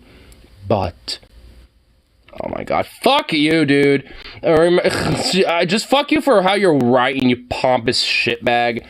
I remember how terrible it was not that long ago during the worst times, how many beautiful friends died, one after the other, brutally, restlessly, brittle and damp, in cold rooms of hot lights, remember? Scene lights of, oh my fucking God! You're a boombox, fresh gossip, trashy magazines, and cheap paper. Oh my fuck. Wow, what, is there even a point to this? Is there even a point to that thread? Oh, God damn it. You know what? Who cares? Where was it? Like right here, I think, or something? No, it was, where the fuck was it? It was somewhere over here, wasn't it? Oh my God, where'd it even go? Here? No, I think we saw that part. Where the fuck was it? Yeah, no, it was actually more closer to over here. Yeah, okay, there's that stupid garbage. Okay, yeah, there we go. Okay, whatever. Alright, we're back to work. Oh my God. Jesus Christ. Cool to be a novelist. That's actually some cool shit, but oh my God, the day, like,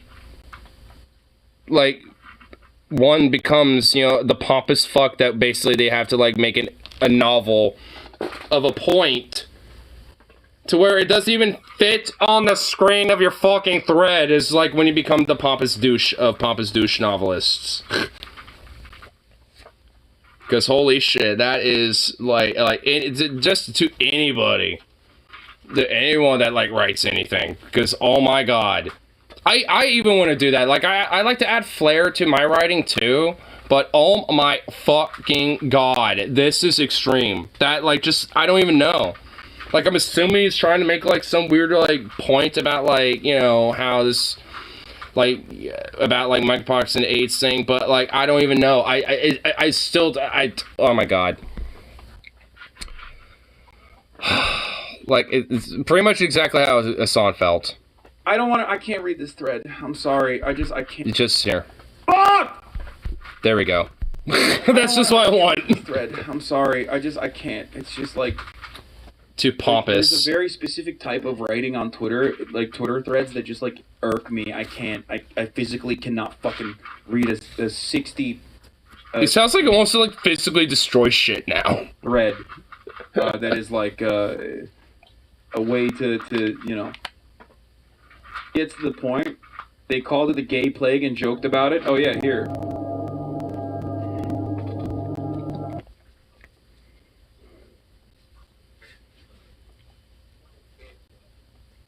That was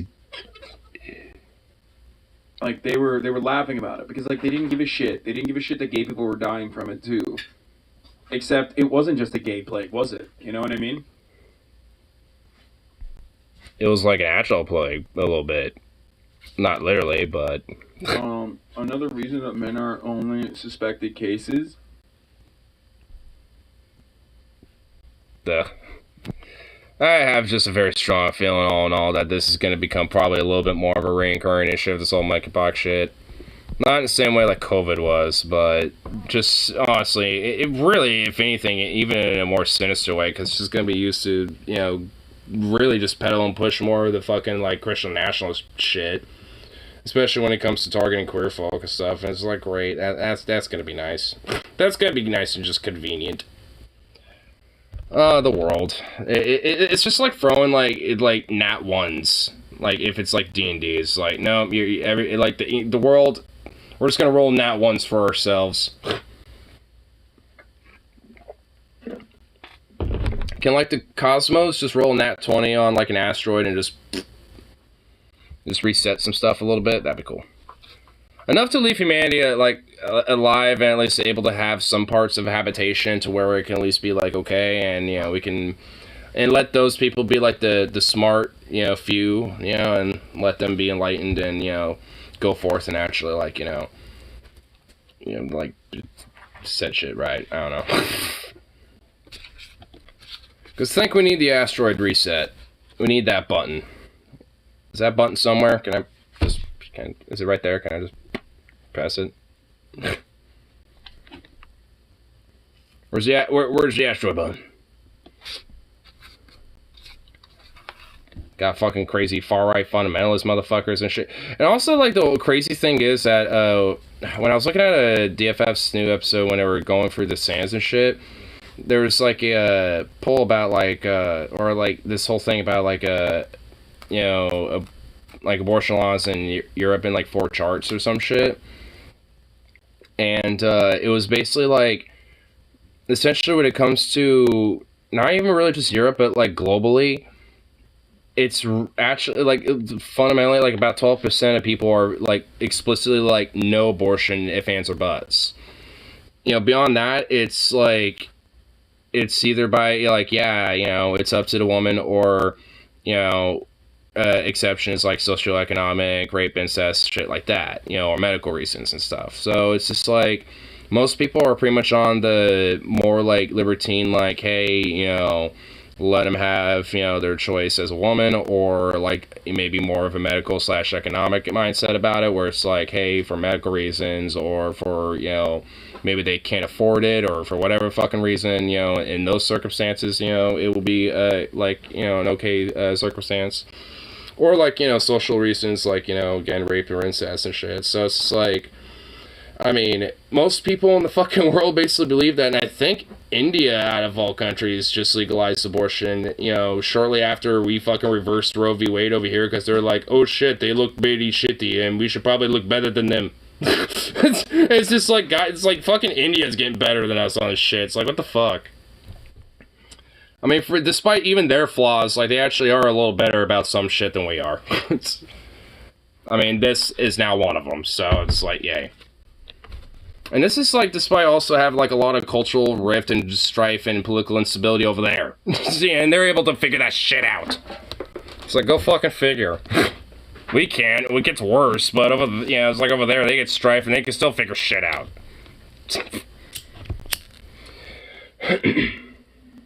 It's like, it's as if, like, even despite, their disagreements with each other, they might be able to at least, be like, yeah, we all kind of agree this is probably something we can, allow, and they just do it.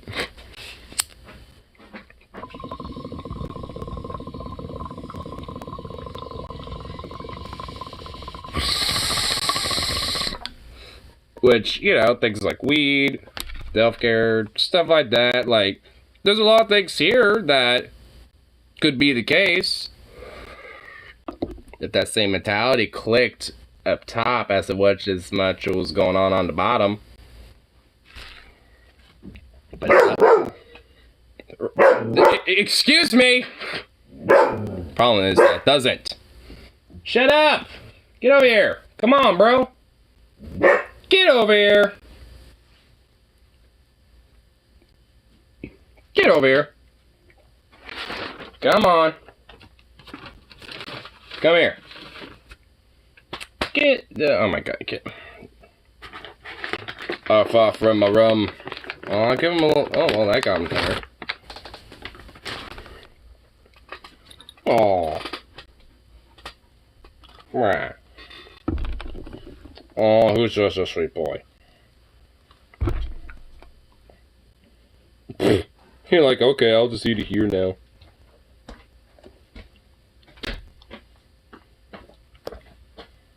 Oh. Are we gonna have to beat you, dog? Oh, he has a tweet. He's just a sweet boy. We're gonna have to beat you. Gonna have to just assault the shit out of you now.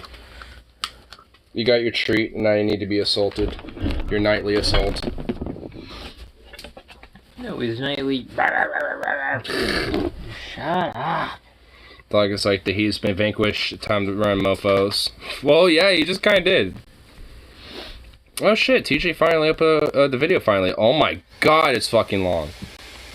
4-1 discussion, freedom, fascism, truth, anecdotes, Star Wars, and so for other today's stuff. video, I'd just like to post a hour 40.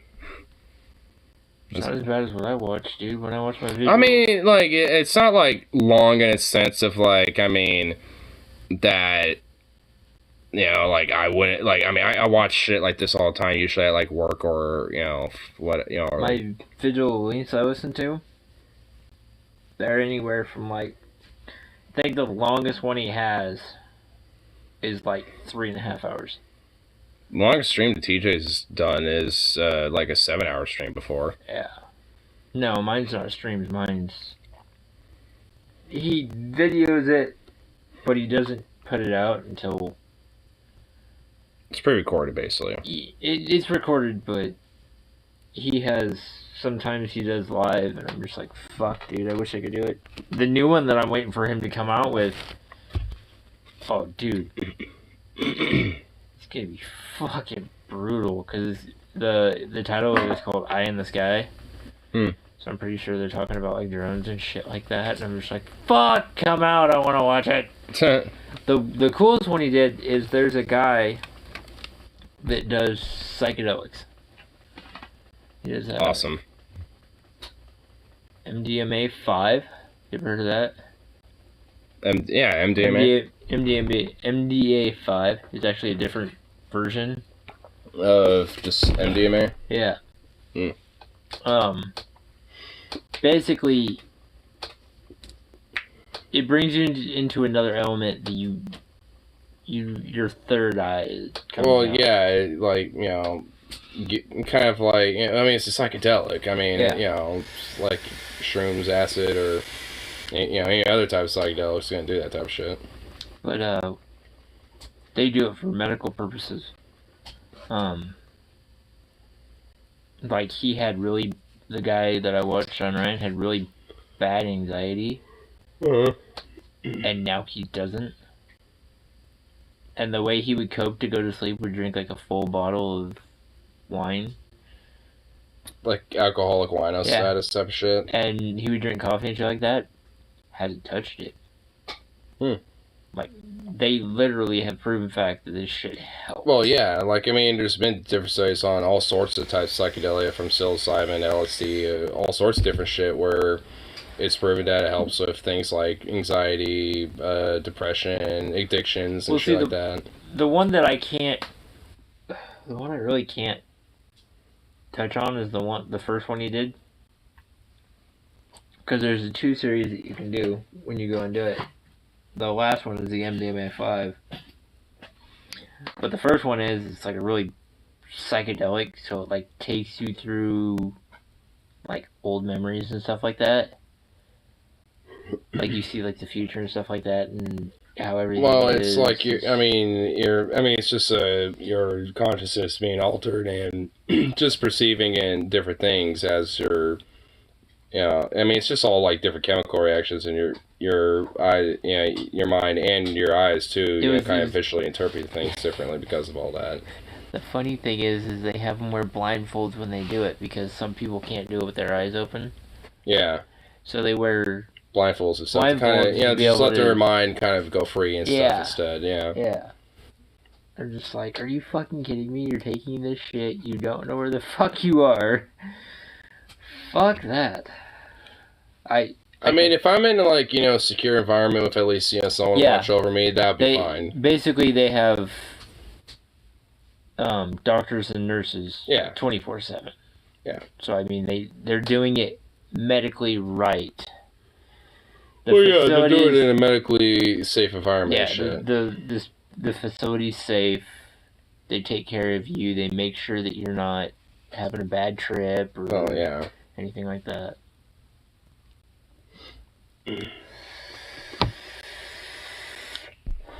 Okay, you said that sushi place was behind Winco? Yeah.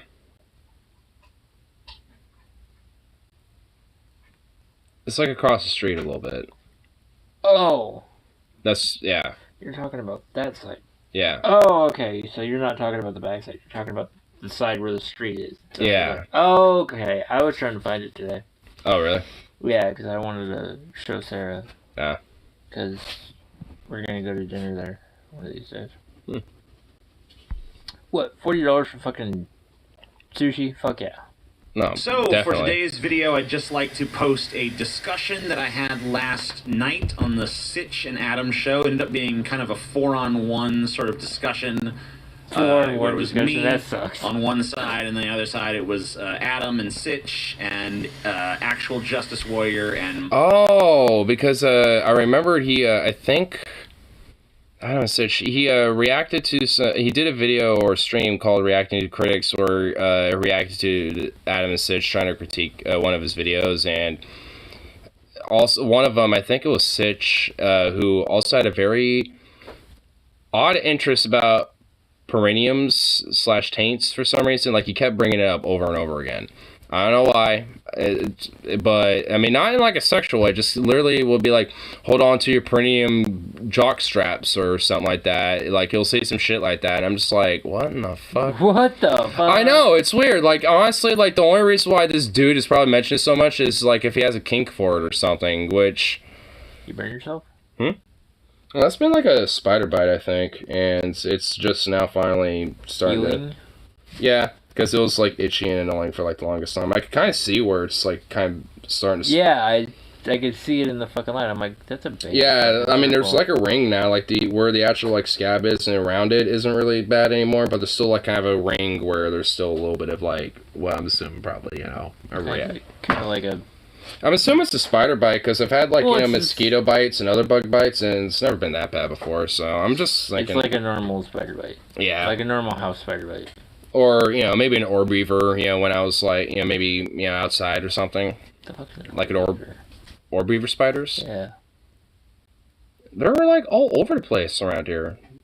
Yeah, and that, one of our, like, next time you happen to be around, and I'm outside and it's during the day, I'll have to, like, just show you around, because they're around. Like, I'll see them all the time out here. I mean, shit, there might even be one outside right now. The cool ones that I've seen are the... Really fucking tiny, but they're green. Green spiders? You've never seen those? Oh, like those little, like, the little tiny flower fucking, spiders? Yeah, the little fucking green fuckers. Those things are cool. Yeah, I've seen those before. Yeah. I think the one I really want to like... see is a. I want to see a wolf spider. Oh, I've seen one of them this fucking big. I want to see one. I mean, I don't like creepy crawly things or fucking snakes or any of that shit, but I like love them. Looking at them. Oh, I love them. I can't touch them. I mean, snakes, I mean, as long as they're not... Gardener snakes, I can touch. Like, as long now, if they're fucking poisonous fucker, well, yeah, yeah, that's what I'm saying. Like, as long as they're non-venomous, like, I'll pick it up and be fine with it. But if they're venomous, fuck no, I ain't touching it. I can't deal with boas at all. Like the big ones? Yeah, I can't deal with them. I don't like something that can kill me in my sleep. Well, yeah, I mean, I wouldn't have one as a pet, but if I was in, like, a petting zoo area and they had, like, or a reptile petting zoo or something like that, and you can, you have, like, a little exhibit or a demonstration, and you can have one, like, on you or something, like, I've had that, actually, back in elementary school once. When I was still living in Everett, my friend, the room I was going to stay in, they had a snake in it. Aries has never seen a snake in his fucking whole entire life. Yeah. So me and my friend, I let him over there because they were running around the house and everything. Yeah. He found the spider one day. He found the snake one day. Mm-hmm. So my friend, me and him, we walked in. Aries didn't hear us. So we walked in the room where Aries was sitting. He was just staring, just like, what is this thing? My buddy scared the fuck out of him so bad. He literally, my buddy's like 6'2", and he was bent over like this. He literally jumped this high, spun, fucking over my buddy's head and fucking just took off. Damn. I'm like, Aries? He's like, fuck you guys. I literally scared that cat so bad. Oh my god, there's just been so many times I've accidentally spooked my cats just by, like, touching them because they're just, like, unaware. Oh, Meg is the worst. Oh my god, she's so skittish. But when she knows you're there, she's like, oh, okay, pet me. Yeah. Curls has been on the fucking desk in the fucking window. Yeah, I've seen him, yeah. That's just like a nice little spot to chill, yeah. I like sun in there a lot. Guy dies 2 weeks after his pet snake takes life insurance policy on him. Yeah, the snake gets rich and just has a little monocle and a little top hat. Did pretty well for it being a 4-on-1 environment. There was definitely a few things looking back where I'm like, I probably shouldn't have gone down that tangent. I probably shouldn't have made that argument. But I try not to be too past-oriented or past-minded. The main thing that I regret is that at one point I do get into anecdotal sort of evidence because I was asked about why I believe a certain thing, and I gave an anecdote, and I feel like I probably should have just refrained from that because, your personal experience is very convincing to you, but it's never very convincing to someone else because anybody can pull up an anecdote. They're very hard to verify, and they're very easy to fabricate. So I'm going to try to avoid any sort of anecdotal stuff in the future, especially I don't know what they're when I'm do for trying us. to convince people of something. Me neither, honestly. But other than that, I feel like I did pretty you guys well. probably get water. We let me haven't know what your shit. critiques of my performance would be. I would just like... You know how fucking Safeway does like a fucking big cooler of fucking ice water? I don't know what we're getting. Let's hope you at least get something. We can't have drinks in our fucking in back either. I mean, honestly, if it gets too fucking hot, I'd just say fucking just be like, it's too hot. We need at least something. I at least need something to drink. Yeah. You guys can suck me all you become these debate bro kind but of see, people. that's how really, funny I it is. prevent That it from... my store is always, you know how Safeway is always fucking hot as fuck in the deli? Mm-hmm. My deli is fucking cold. Well, that's good at least. The only fucking place that's hot is at the fucking hot case. Oh, that's not... Well, I mean, our deli can be pretty cold, at least in our cold case areas, too, but... Yeah, but our cold case is fucking huge compared to your guys's. Mm-hmm. Ours is fucking huge. Like yeah, true. Like our salad selection, how you guys have your salad selection next to the china and all like that. Ours is all connected, so it goes from here, wraps around, and comes back. It's fucking huge. Well, yeah. And you know how you guys have boar's head? No, we don't have that. You guys have never had boar's head. Who the fuck had boar's head? There's like another company that had boar's head, but The funny thing about ours is we don't have to downstock any of our meats. It's all done for us. So like our boar's head, when they come in, they stock all their shit. They restock the case. We don't have to do shit. Well, that's good at least. And they check all their dates too. Nice. So the only ones that we have to do is private selection. Oh, that's good.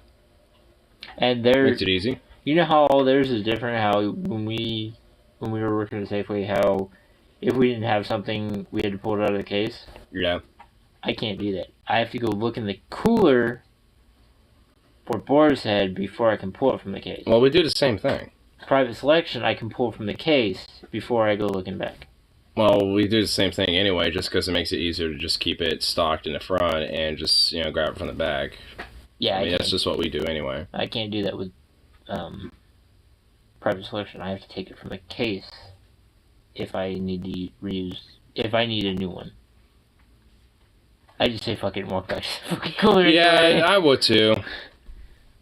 I mean, it's kind of funny because there's so many fucking meats that, I mean, you can look at the selection that we have, and you couldn't tell which one we sell more of. The funny thing is literally there's people that come in and they're like, oh, do you have this one? I'm like, is there a hole there? Yeah. We don't have it. Same thing for our shit, and honestly, just so many times people be like, I don't see it here, but do you have it? I'm like... It's like it's like a total fucking brain fuck. You're like, you shop in this store more than once. We always tell you, come in on a Wednesday. If we don't have it now, come on a Wednesday. It's not even really that at this point. It's just that we don't even necessarily get all of our shit, when we try to order it. So, I mean, and also, I think they, at least for a little bit, were only having certain meats, for a bit, just because of, some supply thing or some shit. I forgot what it was specifically. Brain fuck. You guys have regular potato salad, don't you? Well, just classic potatoes, yeah. We don't. And yet you have a fat-ass fucking salad case? Uh-huh. What? What? Deviled egg is the only one we have. And you know how coleslaw is really stringy and shit like that? Ours is all squares. And then we also have... well, our shit isn't really stringy anymore. It's kind of squarey and stuff now. I mean, it's been some changes into shit. They have a pasta that's... they have one that's Greek, and then they also have an Italian. Haven't tried them yet. Really want to, but I know one of them will fuck me over. You know how we make sandwiches? Like every deli does. We don't. Well, you don't have a sandwich bar? No. Well, that's actually nice. We have pre-made sandwiches.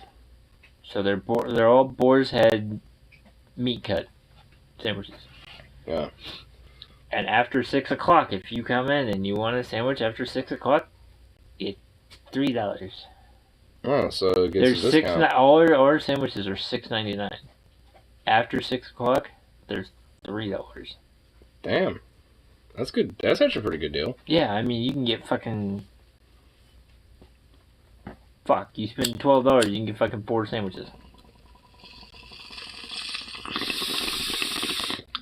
But yeah, they sell bad out. at all. But they sell out really fucking fast.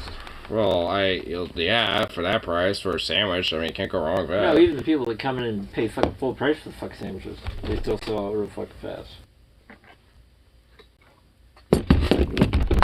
No. Well, so does our shit too. Our fucking sandwich that man, oh my god, I don't even want to talk about sandwiches right now. He's like, I fucking hate making them. No, today I already went through it once. I really don't want to do it again. I mean, it was just right after we closed our shit, and then fucking people are like, oh, you don't have any more All-Americans, because our fucking sandwich pre-made area has just barely been fucking stocked.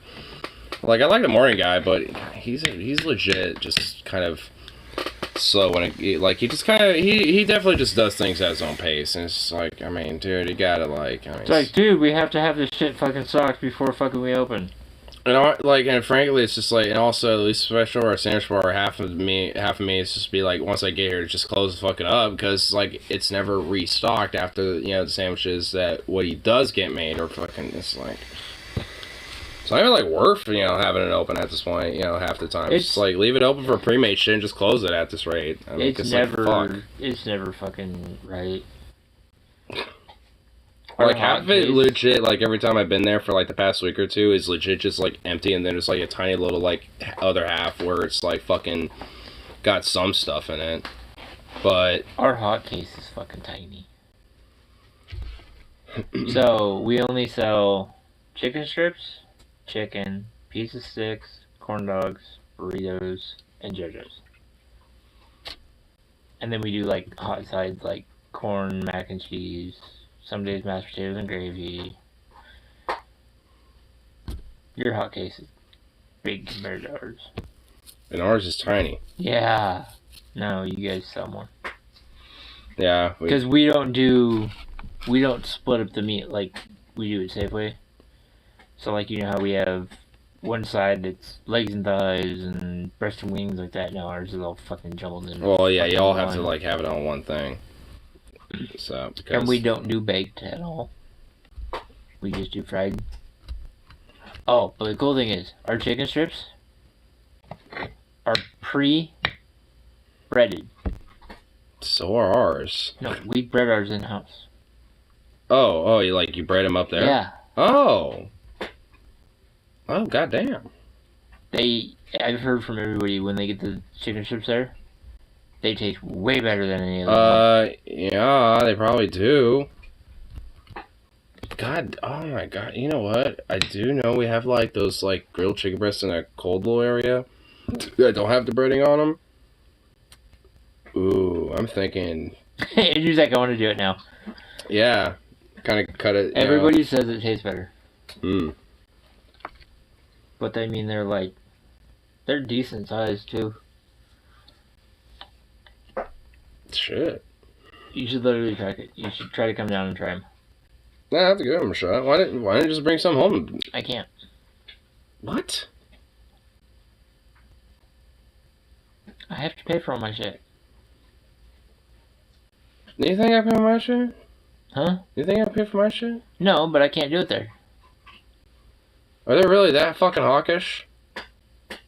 Jesus Christ. Can't graze either. Can't what? Graze. You know what we used to do? How we used to take our food. Oh, what? Have like a snack every now and then? Yeah, can't do that either. Look at that. Definitely would, I'd rather have the ability to just at least be able to do that if I need a little quick pick-me-up. Because sometimes, like, while I'm helping people, I'll straight be fucking crashing, and it's because I need, like, a quick little snack or something. Yeah, I can't do that. Well, fuck that. If they're giving out samples in the store, then yes, we can, but not while we're on the clock. Oh, if there's someone doing a sample display, then sure. It's like, well, I'll do my own sample display then, bitch. Remember how I used to chew gum at Safeway when I was working? I mean, you can't really do that anyway. Huh? Yeah, I mean, you technically can't do that anyway. Oh, we did it all the fucking time anyway. I can't anymore. Well, I mean, in a food environment, I mean, technically, it's not like... I try to do it just to crave my urging to eat. Yeah. And my boss is like, what are you doing? I'm like, chewing gum. He's like, spit it out. I'm like, motherfuck, dude. I've been doing this for fucking 3 weeks. You're just now fucking noticing? Because he noticed my hat, because I had my hat backwards. Yeah. And I've been doing it for like 2 weeks. Fucking last week, he's like, hey, turn your hat around. I'm like... That's usually how they honestly do it. Have you realized I've been doing this, bro?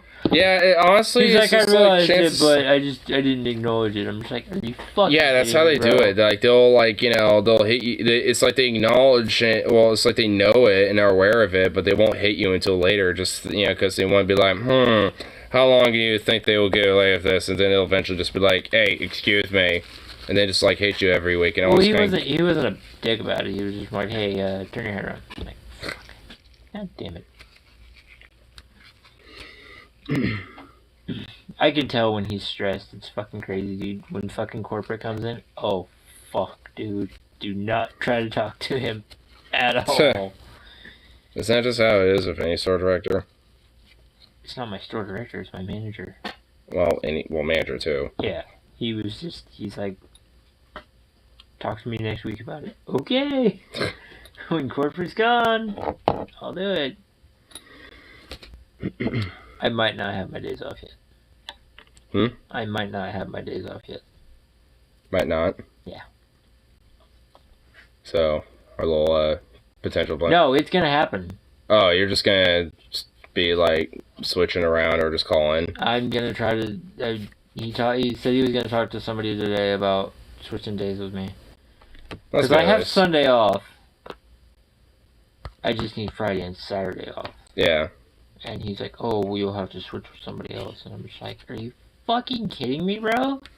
I mean, do you realize all the dumb fuckers there will not fucking cover a fucking shift because they won't work on a fucking weekend? I am literally the only motherfucker that does. That literally, once I go home for my fucking weekend and come back, my availability fucking is everywhere on the fucking board. Yeah. I mean, like, no one ever does weekends anyway, which I always get stuck with it. It's, honestly, I'm so fucking annoyed with it. I'm just getting tired of fucking doing Sundays. No, Sundays are like our fucking busiest. Fucking hella busy. It fucking sucks. Oh, and then the people that come in at like 8:30 and like, hey, can I get some meat? Do you see that all my sizes are posted? Well... That's been like that like this past few days for me. Can't. Sorry, Slicer's closed. Well, what does that mean? What the fuck do you think it means? Slicers are closed. What does that mean? Oh my god. I also just been like a. It means I cannot cut meat for you.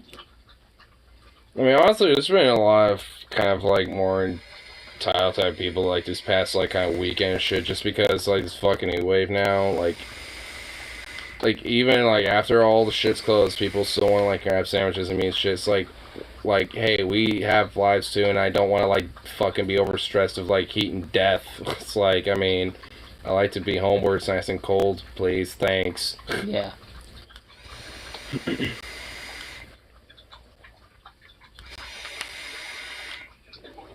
Boom, boom, boom.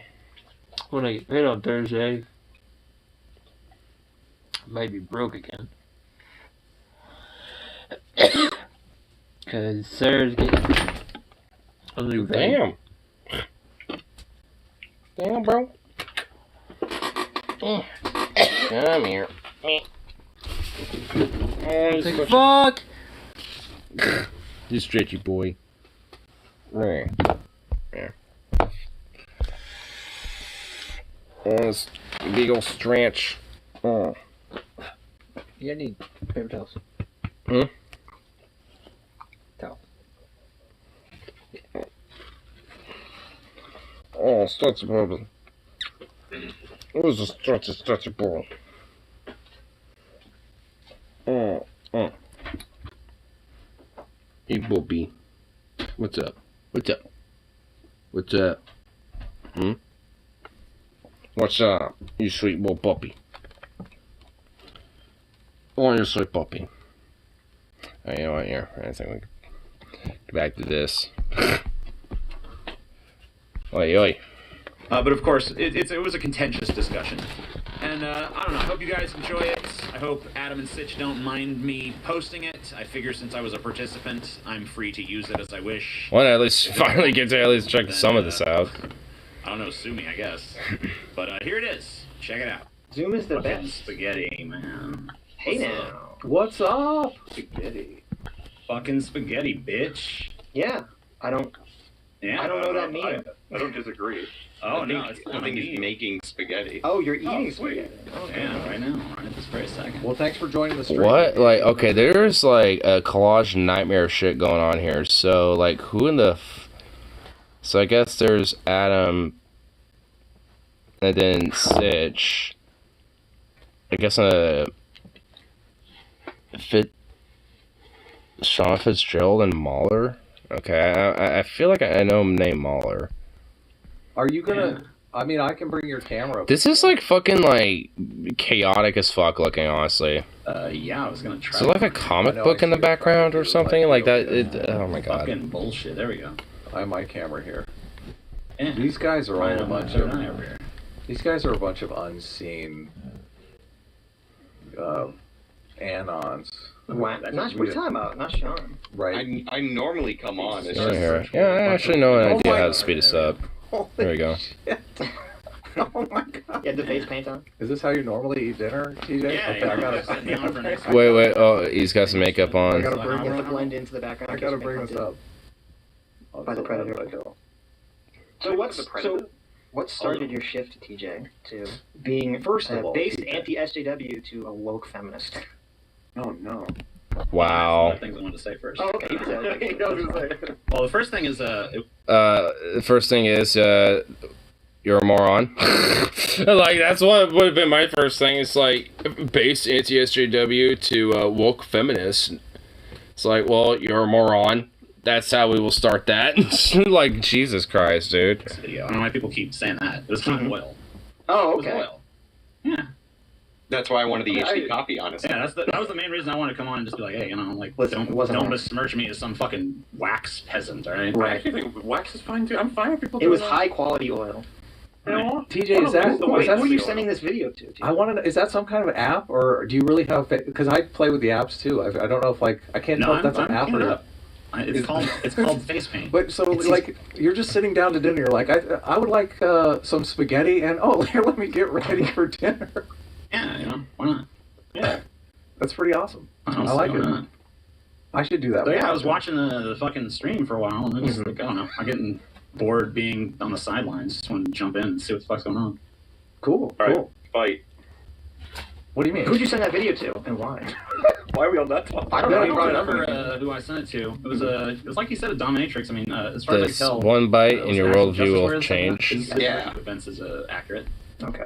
As for why I sent out multiple ones, well, for one, I didn't, because both of them were kind of sent around, like, that video was already sent by the time the panel one came out. Right. But also, I don't really care. I have sent other people videos. Some spaghetti I'm not sure meatballs? if they leak or not. If you want to go watch me stuff things up my ass Well, or whatever. TJ, in our That should be a Patreon tier, shouldn't it? Oh my god, really? TJ, in our defense, we didn't bring up the banana. Our chat did, so like we would never. Actually, TJ. This picture. Oh, there we go. Because I saw it in your chat. But whatever. It's okay. God damn. We would not. Yeah. Yum. We would not. I mean, Yeah, I feel like we would. That looks amazing. No, this is a highbrow show. This is high class. Yeah, of course. This is a try, highbrow I comedy mean, show. Yeah.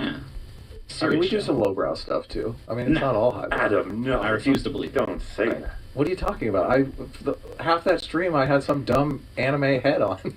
That is true. You had the autism head on. Well, that's what Ray goes for, like, lowbrow anime.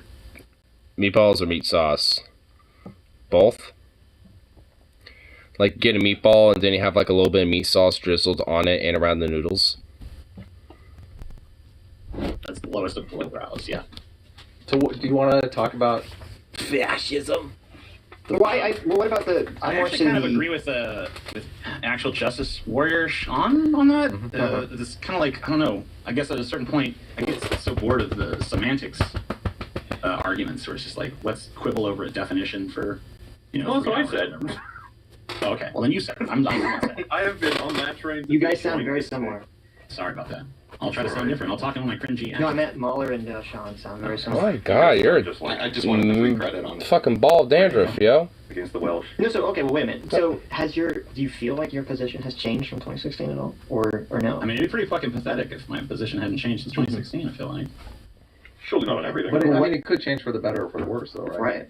Well, that's subjective. Come I mean, well, I know, but it could be like before or not. Come on, bro. I would argue that if you Well, I mean, your position I said I was a changed- molecule to the left of Hitler, so I mean, like. But That's still pretty far if you zoom in. It's all relative. Yeah. So what? But so you think you Come have here. changed? You become more leftist, become more woke. What's going on here? I don't really Come know here. guys what that woke come is. on. Okay. What does that mean? I might give you a treat. Well, woke is generally, I characterize it as people who have woken up to the fact that liberalism will not solve society's problems and want to move to more leftist way of dealing with these issues. All right. Okay. I don't really feel like that's how it's usually used. I feel like it's just kind of like used as a weird way to dismiss like creative decisions in television shows that people don't like. Dude, It's like, well, man, Oh no! woke. It's the nightmare of my existence. Darting between streams, the words will change definition on who I'm talking to at the time. It's like, so I don't like using words anymore. Yeah, words are bullshit. From now on, we're just Generally- communicating clicks. People use woke to mean politically correct a lot, if that's what you're referring to. Like, oh, this TV show feels too politically correct. But Sure. I'm saying that the ideology of political correctness comes But then you have a from show like The liberal... Boys that's like very not politically correct, but I've still heard people describe as woke because it leans kind of left in its messaging. I've only seen It's some not politically politically correct. I correct. couldn't comment on that, but... You know, there's a lot of stuff in it that doesn't really seem very politically correct, but Sure. Yeah, Use the term. The Boys is not politically correct at all. You go ahead, actually. I mean, people are calling It's pretty gory as fuck, honestly. It doesn't hold back. It's all about a woman sacrificing her baby for her job. If you try to watch it, you will fall asleep. So Well, it's that is a definitely good point, anti-woke. too.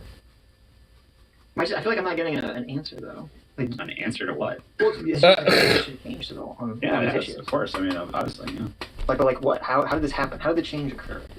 Probably mostly Donald Trump. Okay, so I was right. A lot of this is a reaction. Yeah, to be fair, that's what we said.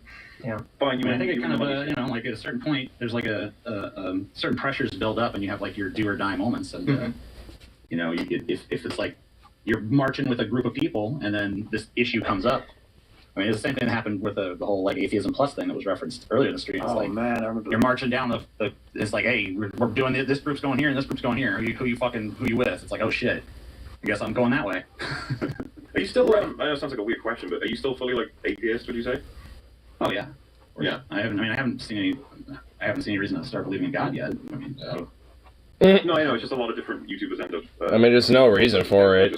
I haven't seen this stuff in a while. I guess unless you want to be a People grifter. that turn to be more right wing find God, not people that turn to be more left wing. I mean, I found a different sort of context through which to view religion. I don't know. I guess I have a greater admiration for Lucifer than I did when I was in my atheist heydays. But What'd you say? I don't A greater admiration for what? For Lucifer. Oh, okay, I got you.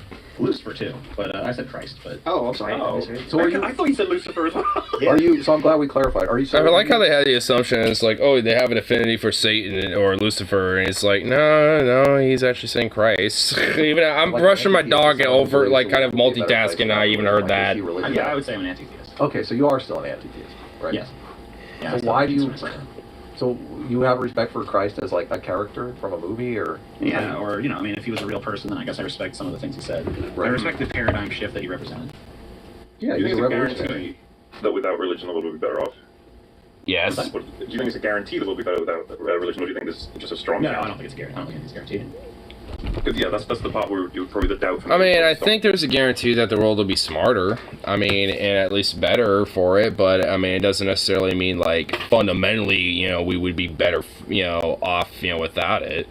Because in a sense, like, yeah, we're going to still have problems. People are going to be stupid, and in a way, there's going to be other shit that can kind of take its place anyway. So. I would say that I'm less dogmatic in that thinking than I used to be, because there was a time when I definitely thought like that if you just got rid of religion, all the world's problems would dissolve away. And I certainly don't think that. Definitely not. If you could kill off two religions, like just write them out of the script, like which ones would they be? Christianity and Islam. Wow. Yeah, chosen people. The Jews inherit the earth. There you go. I guess so. Yeah, I guess. Yeah, I suppose, huh? Whoever else is left, Rastafarians. All right, what's your third one? Since you gave that answer too fast. No. Yeah. Wait, what was it? Jews. Terrible. Do you see molecule left of Hitler? Do you see no? Man, I can't believe you didn't pick one of the ones with like an 8-armed like elephant man or something like that. Those ones are cool. Scientology was on the table. You let it go. Yeah, I wanted a clean sweep of the Abrahamic religions. Do you see no value But in again, religion? I guess Mormonism is still around at this point. Well, that's part of Christianity, isn't it? They got their own book. I don't know about that. Okay. I mean, Mormons are kind of. Unfortunately. I mean, not Maybe it's just exactly. Mormons and not Jews. But I will. You can take it back. No, you can't. They're gone actually. Okay. As long as I can still have the bagels and locks and stuff, it's fine. Nice. How do you feel about like the eras of the internet? Do you look back on the skeptic days era, whatever, and think like, man, if only I had done X? Or do you just feel like whatever, that was a time, and now this is I the don't really time? spend too much time worrying about the past because it's like unchangeable. So, yeah, I mean, I don't know, learn a thing or two maybe, but that's about it. Why did you guys all break up? What happened? Like, who cares about that? I want to know why you watch so little of our video. That's what I care about. Come on. Getting to know him a bit better before you start. Yeah, like Jesus Christ. I want to know. Listen. Yeah, I mean, come on. Kiss their neck before you reach Go ahead them. with your Mormonism is Christian fanfic. Yeah, basically. Go ahead with your dumb questions. DJ put on his best makeup for you. I have a feeling he just had that on. Makeup this whole time, you know. No, I was doing a video earlier. I was wearing. I figured, yeah. But yeah, I don't know. So why didn't I watch more? I don't know, because I got fucking bored, I guess. I don't know. Yeah. He told you. You guys I was doing it for like 10 minutes. I mean, well, I watched 10 minutes of it. It really pissed me off when you guys fucking started strawmanning, because that literally doesn't make fucking sense. Well, How do you okay, so strawman a let's hypothetical person? Finally, let's get some substance. No, he's strawman a hypothetical Sides of person. the abortion debate are both Come on, bro. interested in bodily autonomy. They're just focusing on the bodily autonomy of the fetus, or the, I don't know, what do you call it? Unborn Trying to make you baby? I feel guess it is better. a fetus. Yeah, fetus. Or Yeah. you call it an unborn baby. So when if you does want to. I mean, I don't agree. Like the Christian conservatives will say life begins at conception. I don't, like, that doesn't make any sense to me. Like, right at conception, come on. But at some point you got to say, listen, there's some bodily autonomy going here for the fetus. Yeah. So Sure, yeah. No. So you agree then, though, so that you don't. No, I mean, I don't know. I guess there's always going to be argument about like when, Yeah, right? yeah. But So, but do you have a position generally, there? As for like when life begins, Yeah. Well, we or when rights should be extended or whatever. Yeah, Or, sure. I mean, are you in favor of abortion up till conception, or what? Up till conception? Up till conception. Up till what? Right. Up till what the fuck? I'm scared to go Wilson. This guy played. Up until birth? Yeah, I don't know. That's a Freudian slip if I've heard of one. Tentatively, yes, but Really? I would say Really? I'd be more comfortable with viability, I guess. But Okay. Well, I mean, that's a pretty big gap, though.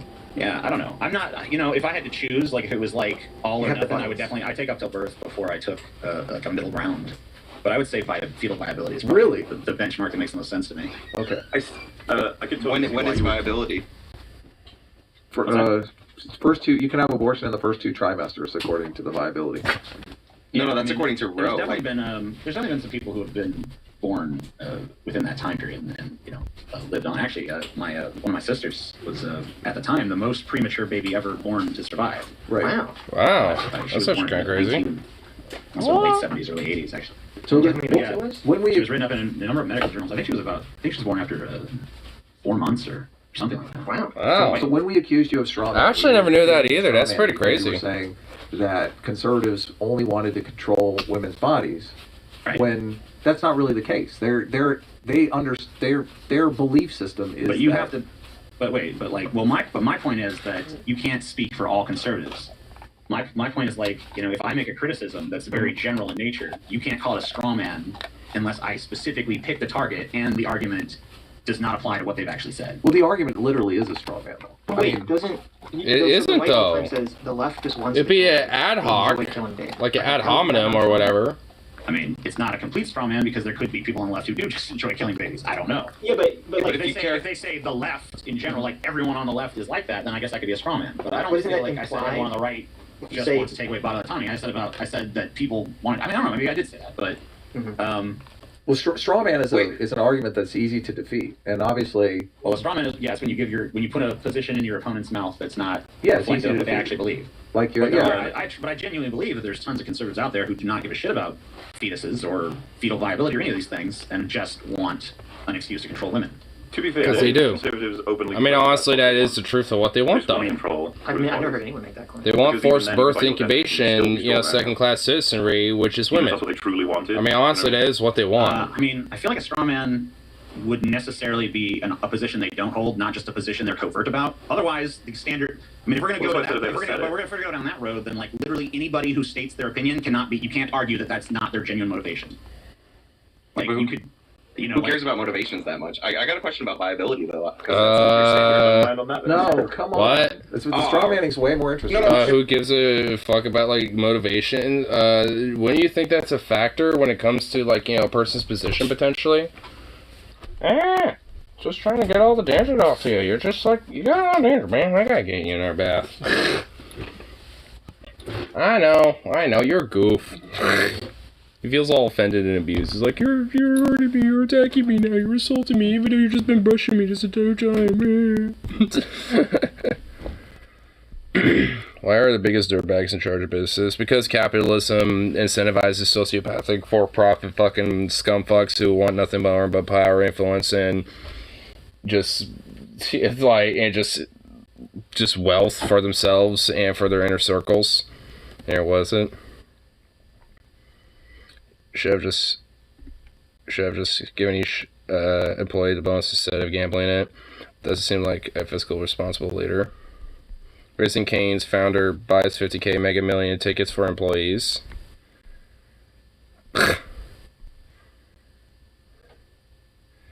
Each Raising Cane's creamer may get a surprise bonus if the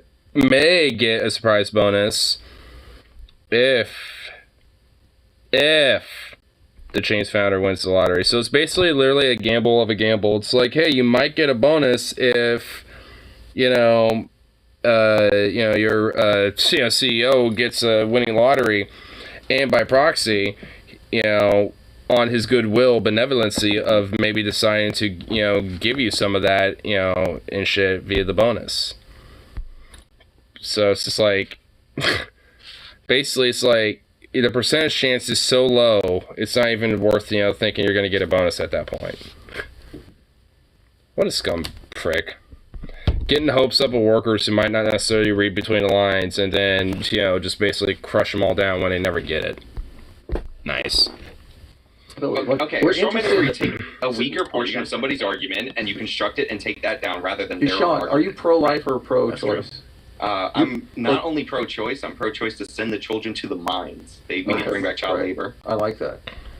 So I guess well, this person, let's make sure all of his offspring, as soon as they're born, like literally right the very second, they're out of the hatch to the mines, specifically his offspring. Nobody else's, just his. If they don't work properly or not up to productivity, then you give them a good old whipping. But we argue is way more interesting. Well, I'm assuming everyone's drawing the line at different points, and that's like the big debate. Which is why I do err on the side of, if you're going to talk about this topic, you probably should reference the facts. Why not reference the best arguments from both sides instead of just saying? You probably like that. Damn it. Fuckers, you just want to kill babies. Like, right. Baby killers versus women's body controllers is just, it's too straw men.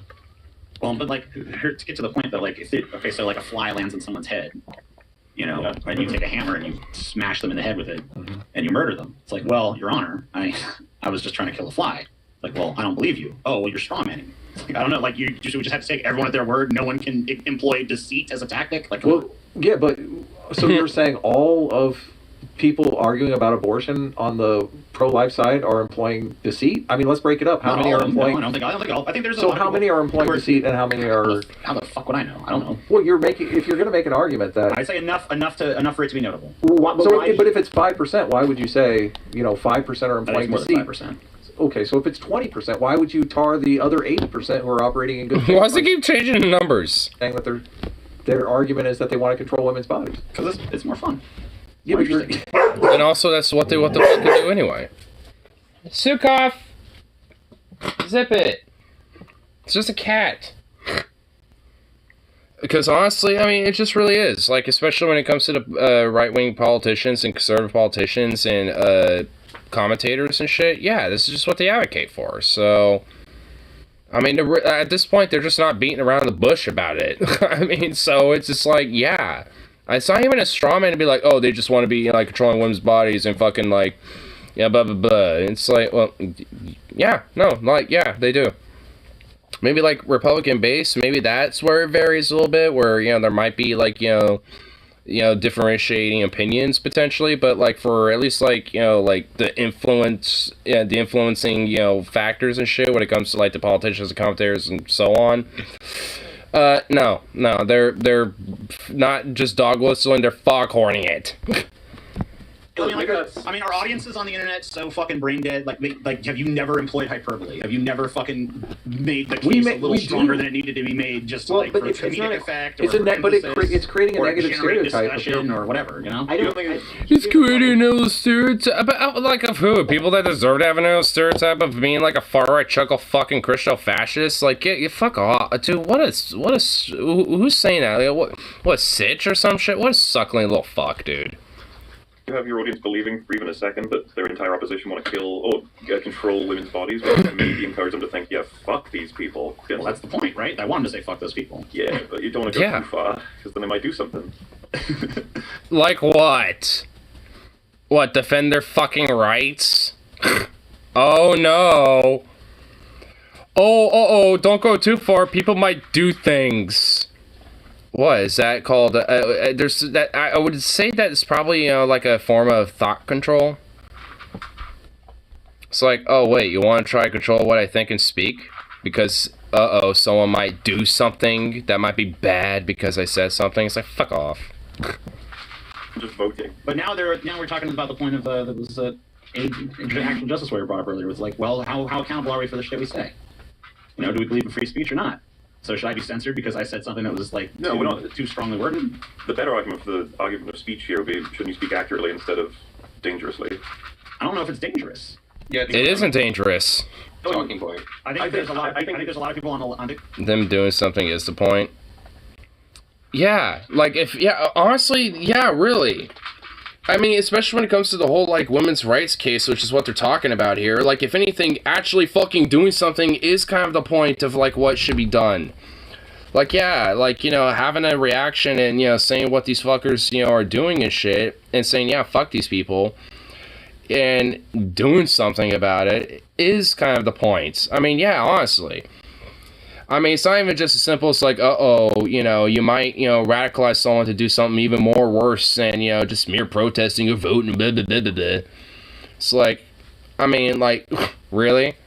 Because, I mean, if anything, if that's the case, then just arrest fucking everybody. And arrest every influencer and commentator and so on and shit. Because, I mean, at that point, everyone, you know, to some degree has done that type of fucking incitement, you know, and shit by something they've said. And, you know, and then someone else doing something because of it. I mean, because frankly, honestly, it's not like, you know, there are legit cases where someone directly, like, saying, hey, you ought to go do this and that. Like, I mean, the whole Jan 6 thing, the Alex Jones shit, to a degree. You know, there's cases where there actually is, like, some merit to be like, no, you should probably be cracked the fuck down on because of what you've been saying and what people are, you know, doing and inciting because of said speech.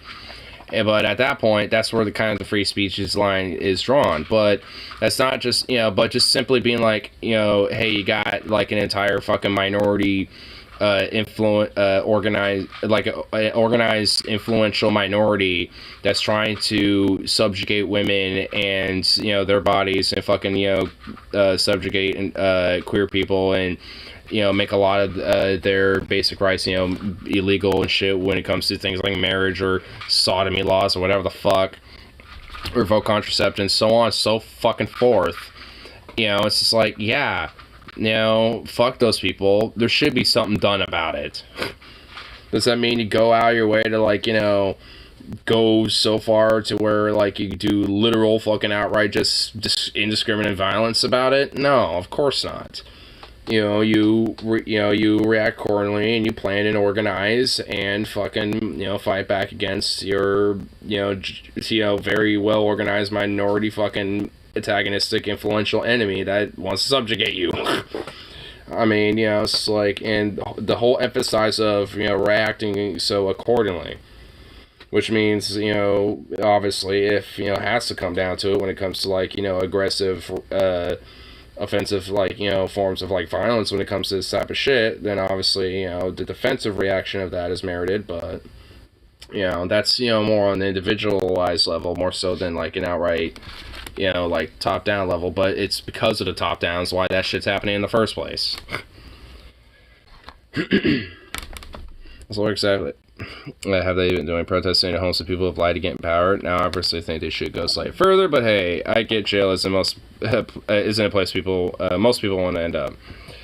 The thing is, though, it's just like, if you got, like, you know, a couple hundred people to just occupy the property of, like, one of these Supreme Court homes, not doing anything in it, just, you know, not don't even have to go inside of it, just, you know, the lawn, just go outside the lawn.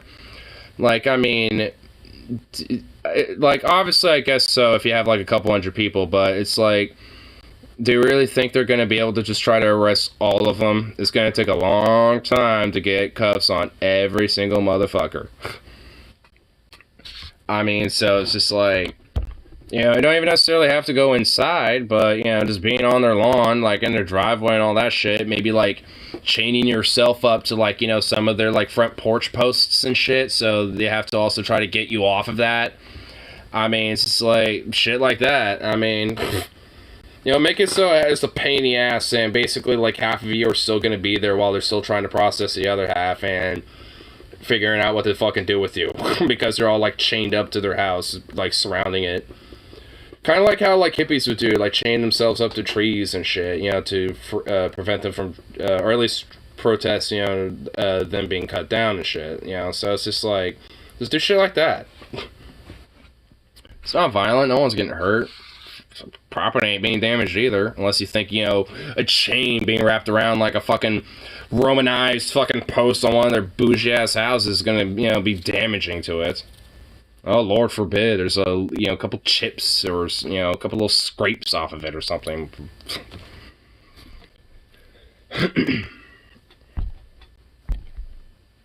Or fucking, I mean, like, look at their, I mean, actions speak louder than words, right? I think when you look at the totality of actions from right-wing people on this issue, it's like, we're pro-life, we care so much, but then it's like every social program, you know, this guy right here is like, well, he says he's pro-choice, but he wants the slave mines back, right? No. You have to pay them. Don't be ridiculous, okay, TJ. well, sure, Jesus, what's wrong with you? Minimum wage mine. Here's your 10 cents, Billy. Whatever the fuck. Yeah. We could be paying company script, right? There we go. No, you got to pay them. I sold the company store. I don't know what your beliefs are, so I could be strawmanning you right now. I probably am. But yeah, I don't know. I mean, considering that he actually wasn't, like, joking and basically, or at least from what it sounds like, it's like, oh, well, don't be ridiculous. I want them to be paid. It's like, okay. I don't know how sincere he really is about that whole child labor thing. I was hoping that was a joke, but now that he kind of, like, kept playing with it, it's like,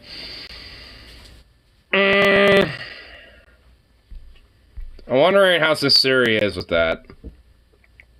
Being like, better be mean. You want people to act more and save the sort of rights. Like, honestly. Rather use. But look, I mean, Wait, TJ, I got a question for you. When it comes to these kids, though, like, there's so many kids out there that are hungry. It's like, let's cut the food stamps. By their abusive drug fathers. Yeah.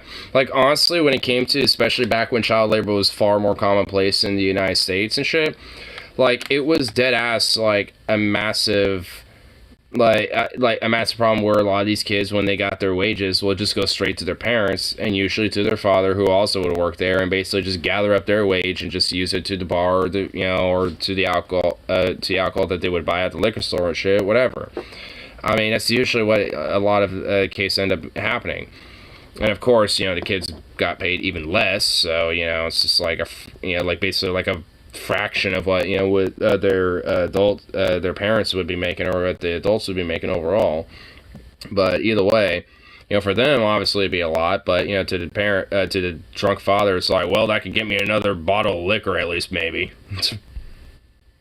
Thing in our pops, like, it's just like the George Carlin. My wage goes to the pub, and that, you know, the rest of my kids' wages go to the bottle of liquor that I'll get after I leave. Because he kicked me out for beating the fuck out of some drunk that bumped into me. Preschool, you're fucked. They don't care about anything in your life after you're fucking born.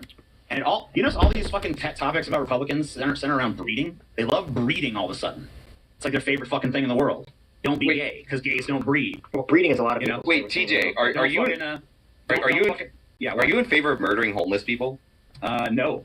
Not typically. Would you support then why don't you let them live in your house? I don't. Oh my god. Unironic retarded argument and retarded gotcha. Like, I don't even care. Like, I'll throw that there. Like, hey, you favor kill homeless people? Of course not. Why don't you let them live in your house then? Because that's not how it works, you actual unironic chimp fucking brain moron. Oh my god. I mean, I won't listen to all of this on stream. Eventually I'll have a cutoff point.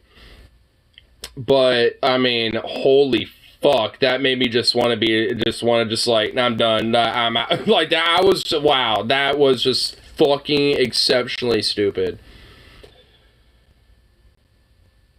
What?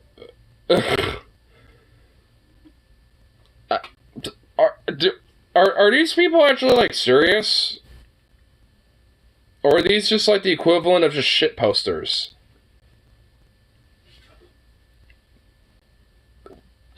I'm actually wondering this right now. Honorary dive kiss from foster care. Yeah, no shit. This is.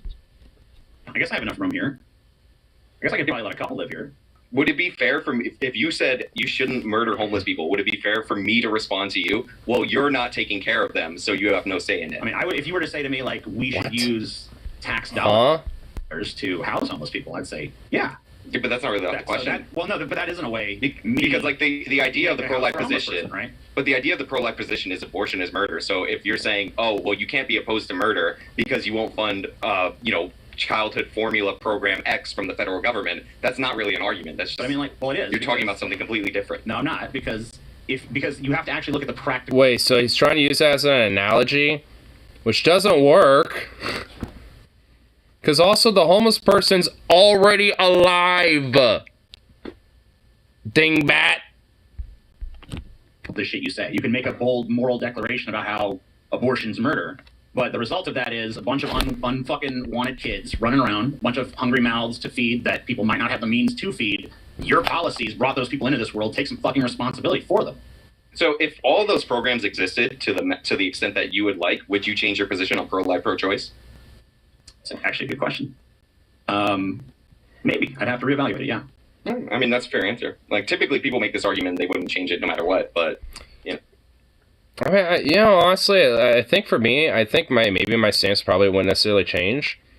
But I think, when it comes to the whole, like, pro-choice and pro-life thing, I think there probably would be a more broader reevaluation about, like, maybe where, viability or, like, where it's acceptable for, like, I mean, I guess in a sense there would be some reevaluation, but I think overall, fundamentally, I'd still have, like, a pro-choice position about it.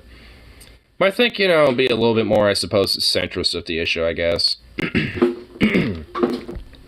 What are you doing? Yeah, I don't know. I mean, what in the fuck are you doing? It'd be something to consider. What are you knocking over? I will point out that these pregnancy centers and all these like church organizations actually do provide pro-life and support of death penalty. Checkmate. Support groups and all that. Charities do, yeah. Yeah. Yeah, I mean that's better than saying that. But the thing is, though, it's like it is true though. I mean, it's like, oh, I'm so pro-life, but hey, by the way, that drug fucking peddling criminal over there, make sure he gets the lethal injection. Make him have the experimental dose so he like froths in pain, for like an entire hour while he's paralyzed or something.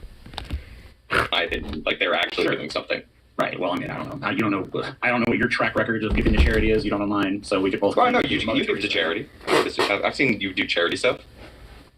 Right. So yeah. Yes. But I'm saying if they're pro-life and then they're also providing support for the mothers like after out of their own pockets, rather than saying I'm going to vote for this guy and then hopefully they'll pass a thing that raises food stamps 1%. I would say those people have a lot more credibility in terms of me believing that they're actually concerned about the fetus. But then so if those people have the credibility and then you're arguing against them, what's your counter argument other than like? I'm not arguing against them. I'm arguing against the people who believe the other thing. Okay. You know what? I like how it was just like, okay. Like, yeah, like what? It's like this dude, what? It's like, do you think like the person that like, actually advocates like, for some programs and like social upbringing and actually wants to like, make sure, a fetus and a child, being upbringing is actually, given, some best opportunities, despite the person being anti-abortion and shit, then yeah, they obviously at that point actually have, a mindset of like, I actually do kind of give a fuck about this, about, the baby and stuff. Hence why, being pro-life or blah, blah, blah. But at that point, there would actually be some credibility to, their concern or their principles on that issue. And they're not the same thing as like these forced breeders, like forced fucking birthing, hyper like no exception for abortion type of psychopathic fucks and shit that just want to like, basically make women just like, second class citizen incubators. Because those are different things. Because one thing at least still, will, while revoking, one part of the bodily autonomy of one will at least, heavily uplift, other aspects about, their life or other opportunities or outlets, despite that. Which at least for me, you know, I can at least see a compromise with a person like that, you know, but I mean, that's a different person in comparison to like the Christo-fascists, you know, and shit. That's, you know, one to basically make a woman a second-class citizen.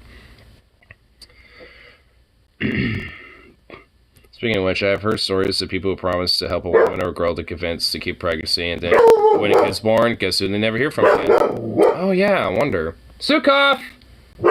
Hey! Hey! Get over here! Get over here! Zukov, get over here! Zukov! Get over here. Oh yeah, look at your little head gnawed down shame. Oh my god. Quit being a little bitch. Oh, you also want to know which fascist attributes I had. I remember.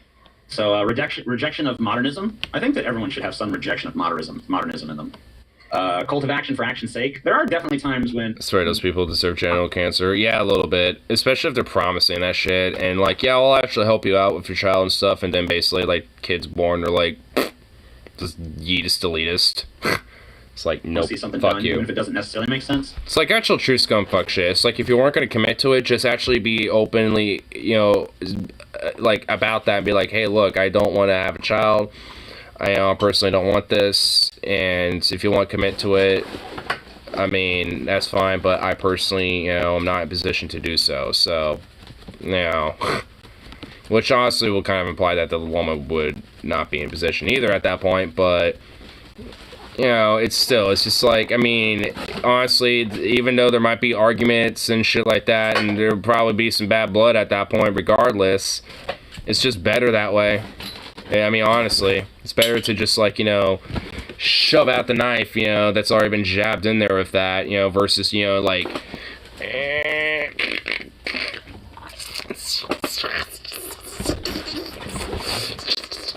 Alright, now we got it out. After you just, like, carved out, like, a bigger wound. But, hey, yeah, I got it out. It would probably be better if you just slid it right out, yeah, so minimalist damage, but no. Fascism is appealing. That's how it's sold to people. Do you Disagreement understand? is treason. I'm definitely very anti-disagreement. Appeal to frustrated middle class. That's, yeah, I mean, who the fuck doesn't? Contempt for the weak. Yes. Machismo. Yes. Selective populism. I think everyone's selectively populist, so. But I don't know that everybody fits all 14 criteria. I mean, you're hitting a lot of them. Yeah, that was about half. Yeah, that was about 7. Yeah, and if we went through the rest, we might even be able to broadly argue and stuff. I don't know. I find that useless, like, entirely. Yeah, that's what I was going to say. Do you understand our if you want to say critique? it's Do you understand our critique on that? Oh, sorry, go ahead. Do you understand our critique on the 14 points, that they seem excessive? I actually, that was the time when you guys were talking about that, that was actually when I had to go shoot my video, so I kind of missed that. Okay. But yeah, I don't know. So I wouldn't necessarily call you a fascist just because you hit a bunch of those points on. Yeah, it's 7 out of 14. I think it's like a matter of like, I don't know if it's just about hitting the points. I think it's also about extremity of expression of those points as well. Well, no, I think nationalist, that. ethnocentric nationalist is kind of the real definition of fascism. So, I mean, you don't fit that criteria, right? You don't seem like an ethno-nationalist. Yeah, I mean, I don't even believe in nations. Okay, well, that would be it. You don't believe it? So, wait, you don't believe in nations? What do you mean? I don't. Well, I obviously believe they exist. Right. I don't think they should. Yeah. So just open borders for all countries? No, not open borders. No borders. Okay. How is that going to function, I guess, logistically? Oh, like one world government. Oh, super nation. I like how everyone's like, oh my god, I love that. Everyone's like, oh, yeah, global, oh my god, dude. Oh, I love how all their reactions were just a little different, but all basically said the same thing. Oh my god. Just the way, like the tone of all of them reacting, just all struck like, globalist new world order, that, like, it just immediately, oh my god, oh my lord. After that, I heaven at last, St. Peter. Oh, so you remember that time you lied about helping that pregnant girl? You'll need this for on your way down, it's just a bunch of burn ointment. I mean, this isn't exactly burn ointment, but we can pretend it's burn ointment, but, you know, you got, like, like, flea, you got, like, for irritated, burned skin, oatmeal and stuff, good stuff, This straight up just looks like, some stuff. Yeah. Looks like a cream filling. Maybe you can consider nationalism as like a Earth nation. Yeah, I don't know. But that's like, I was about to say that's an ideal, but that's mostly just a pipe dream, right? How are we ever going to get there? I mean, I would assume that where we're at now would probably be a pipe dream. Probably, at least on a very general idea, probably like at least in ideas and ideologies and philosophies that kind of at least are on the premise, or at least based or more rooted around the premise of internationalism or globalism. You know, one of the two, or a little both. I mean, I would think that's at least a start. I mean, I don't know. Okay, so we agree. These guys kind of strike me as a little like, I mean, like they're savvy about, like, you know, some politics, but are still a little ignorant about, you know, about, you know, other aspects of things and shit. Honestly, I mean, but I don't know like how serious they really are about it, because they kind of strike me as a bunch of shit posters. My whole point is that by the time we get to like Star Trek levels, I mean, I don't expect to see this in my. I'm not like expecting this to happen tomorrow. Or something. How do you deal with the fact that Chinese people don't speak English? But my whole point there is that.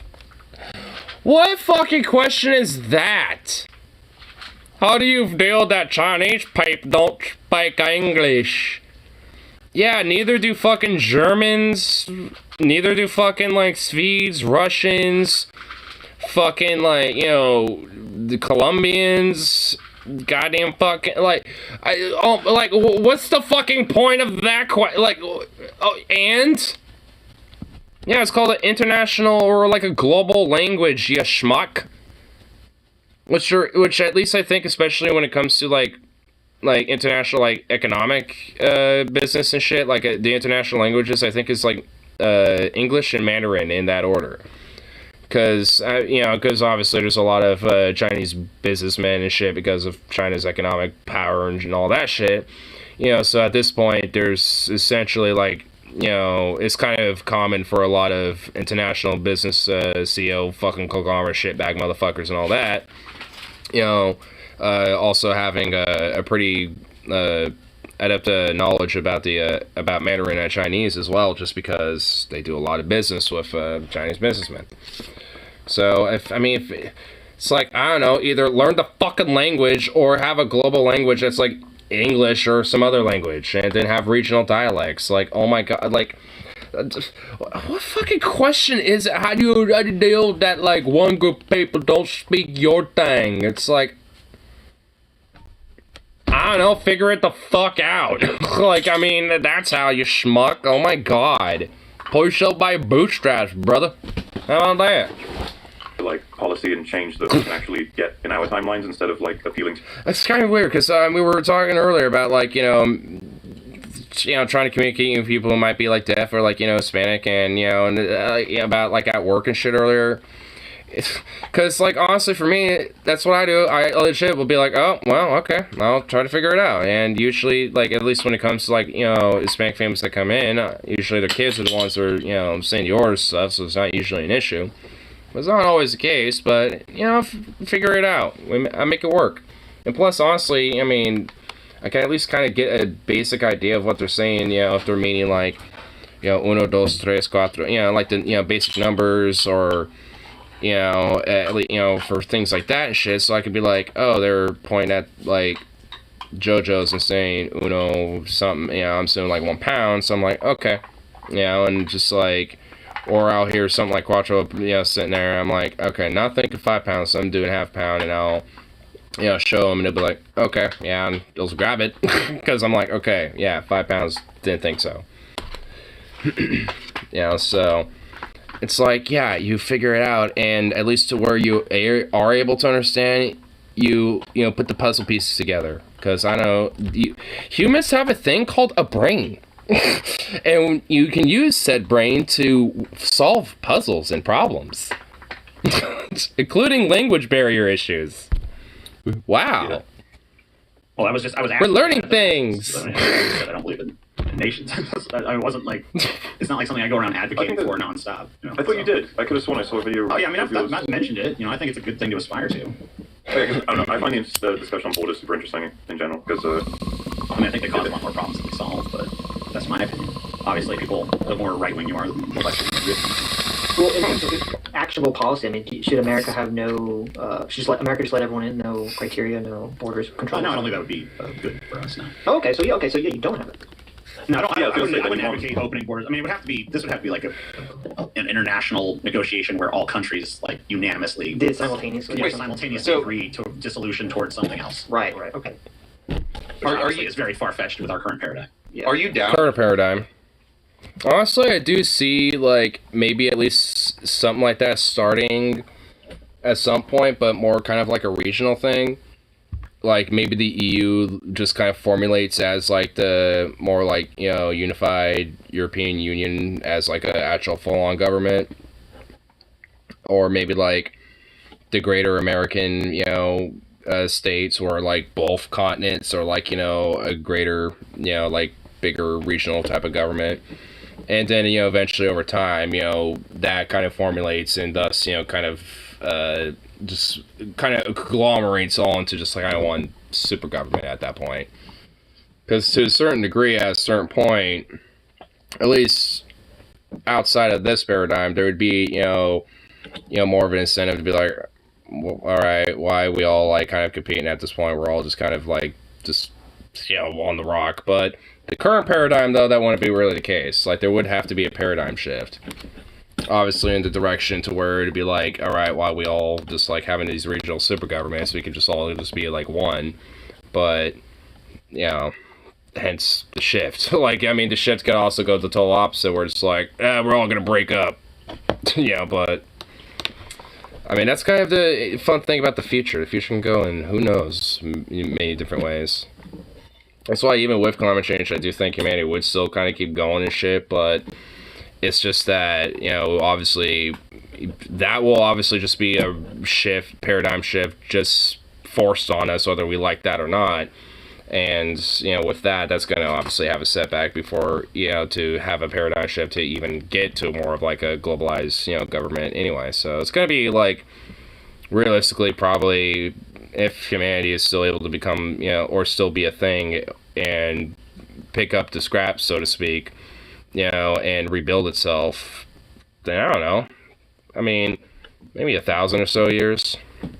Just because, you know, if the tech that is, you know, that would probably be remnants and left over, you know, there would be like rediscoveries, you know, with a lot of various different technology and shit like that. So, I mean, all in all, like, it would be more of a quicker recovery, you know, when it comes to at least technological advancement, I think, at that point, you know, so, I don't know, yeah, like 1,500, 1,000 years probably. But obviously well outside of our fucking lifetimes. Running the show and being responsible for most of the military force that's exercised? Mercenary. I mean, yeah, well, I don't know. What would you qualify as a mercenary versus just like an ordinary troop? A private military contractor. No. PMC.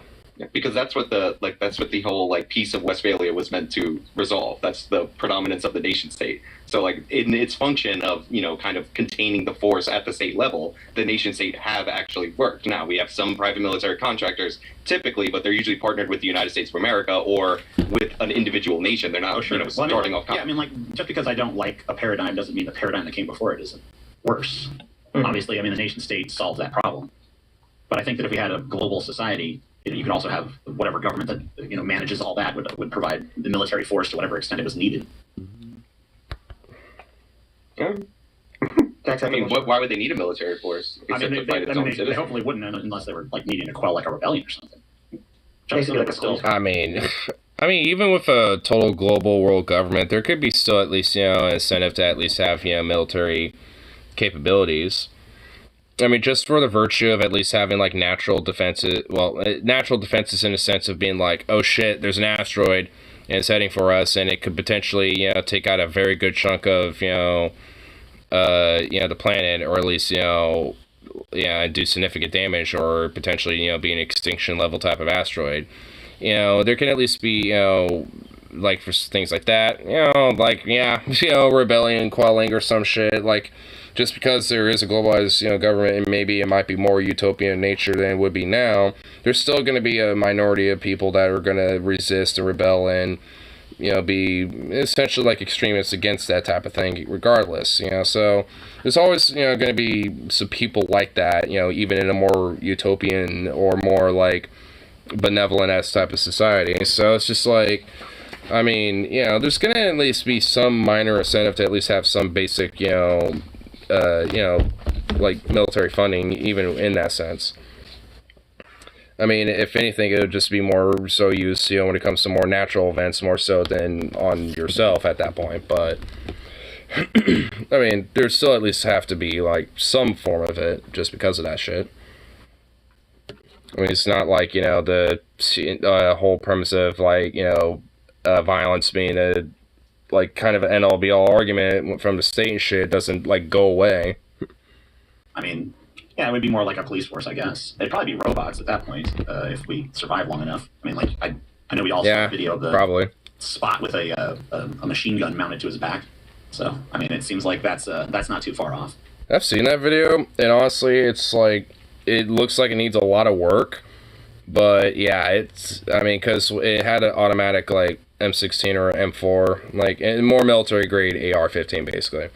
And it was firing automatically, but that thing was like, it was like going fucking way the far back with its recoil. So like, it needs a lot of work. When it was doing single shots, it was going like bump, bump, bump. Like, it was actually doing the single fire really well.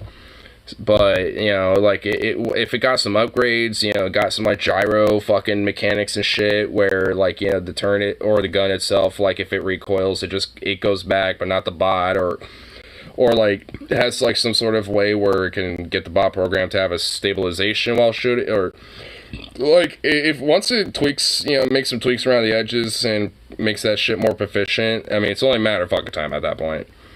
The cops, military, investors and shit are gonna be like, I like to buy your entire stock.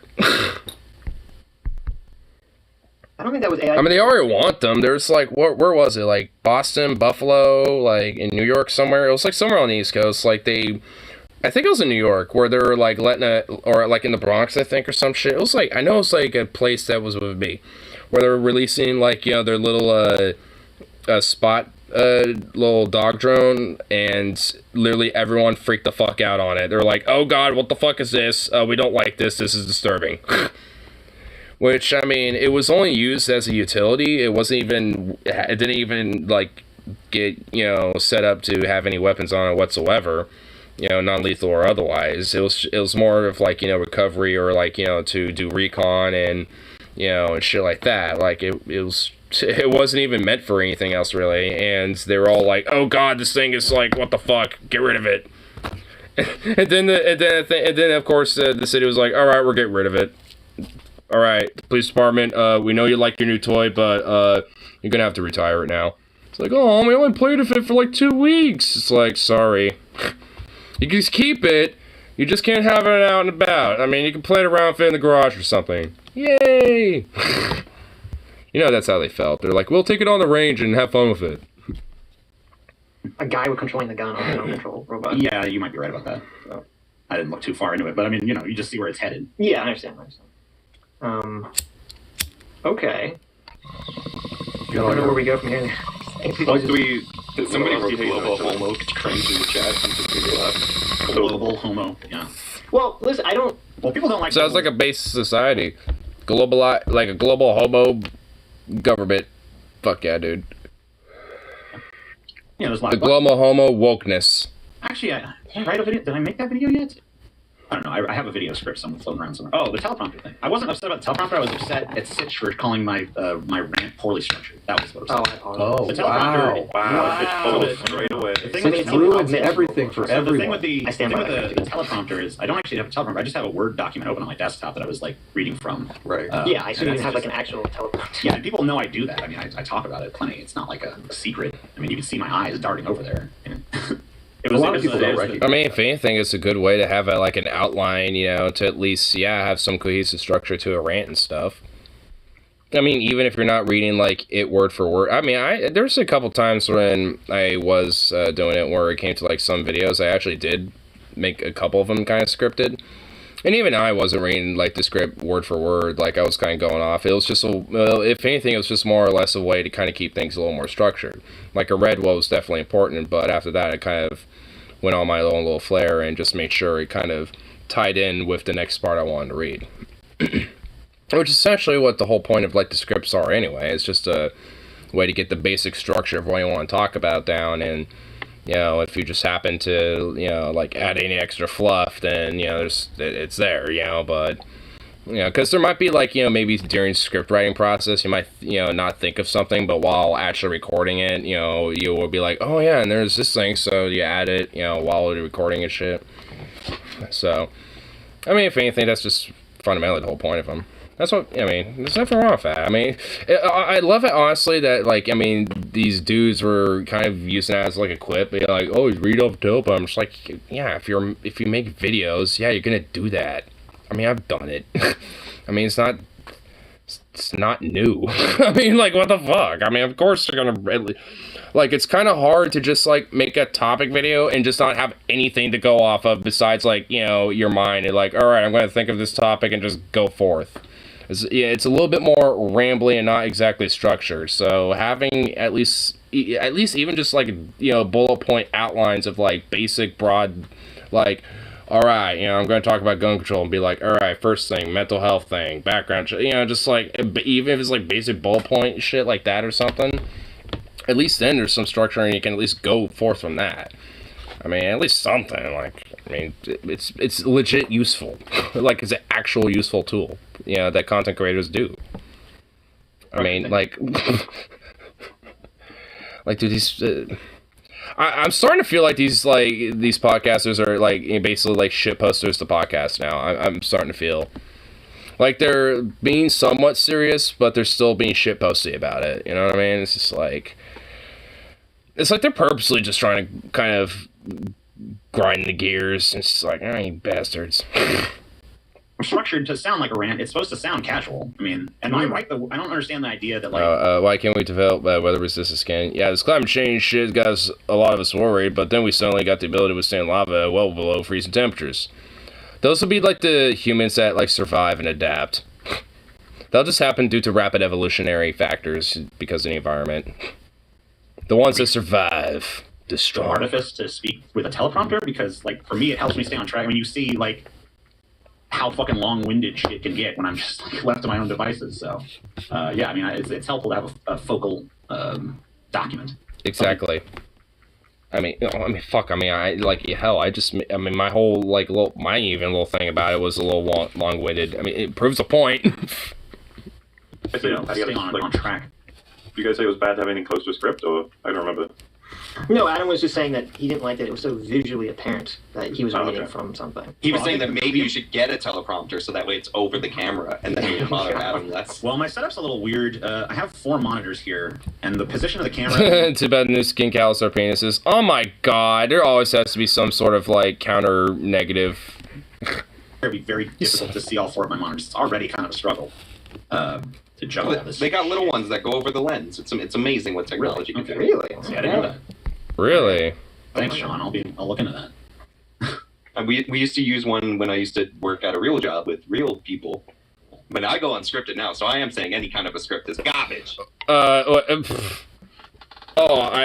when I had a real job with real people, it's like, dude, like, man.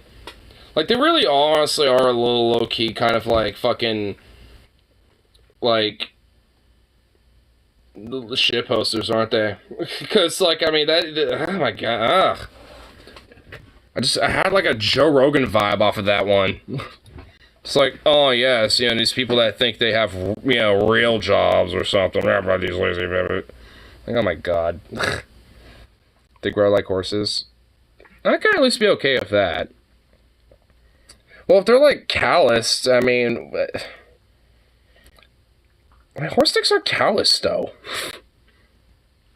Alright, well, I guess at this point, humanity's evolutionists are going to track that even I can't really comprehend. So I guess we'll just have to accept it. Just think about the words all day, and then, like, say it, and then fix it in editing. Oh, yeah. Yeah, that's the problem, is I don't like having to edit. I try to avoid editing if I can, so... doing it in one take. That's why I didn't. You know what? The part where That or a cow's vagina. Cow's vagina. Because it's a lot more rougher in there, and thus probably more drier, and thus probably more likely to cause burns and other problems. I mean, because at least with a callous dick, I mean, like, at that point, it's just like you basically are just going longer. So essentially you're getting a longer workout on the arm. Or just pumping longer, I guess, because, I mean, less sensitivity, so you're going to be there for a while. You know, but, I mean, well, I guess at that point, there would probably be, like, some other evolutionary factor to where, like, maybe the slightest sensitivity, you know, just sets you off or something. I mean, I don't know. Like, I mean, I would imagine there's probably some evolutionary track to where you don't have to necessarily fuck for, like, 30 minutes or something, or, like, for, like, 3 hours, and then you finally get it. I mean, some people just do that purposefully anyway, but, like, I mean, just for a natural, like, you know, procreational aspect here, you know, in this scenario, it's just like, yeah, I mean, we don't want it that long. Like, Animal Kingdom's got it a little easy on that one, where it's like, alright, okay, we're done. I mean, it's not fun, though, and that's the problem. That's why, you know, at least we found the balance, where it's like, hey, you know, the 5 to, like, 15-minute period. But, like, pretty much anything beyond that, then it's like, alright, you just want that, then. Or sometimes it's just that passionate. Sometimes it just needs to go on for that long. Because it's just that fucking necessary. And hey, it's 4:20 right now. Gonna need to get another lighter tomorrow. Or another set of lighters. You'll stay alive for the end of this.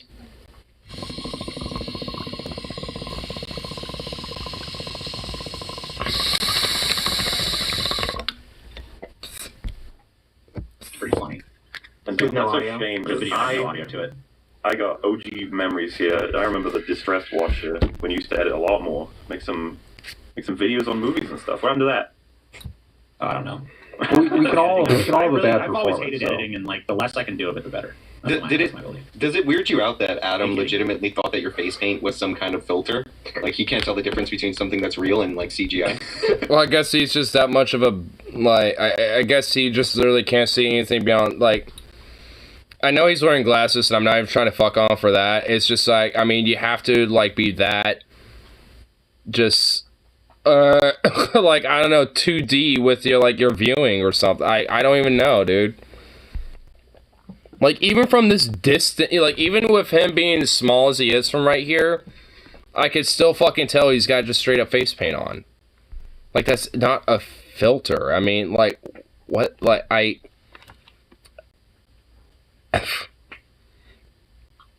I'm guessing just because, you know, for, you know, perception and shit, and now I'm not trying to be a dick, you know, now I'm, yeah, but, like, you know, where it's just, like, I guess because of that, you know, I'm guessing, you know, it has more of a sense of a blur, so thus it kind of looks like it's more of a filter.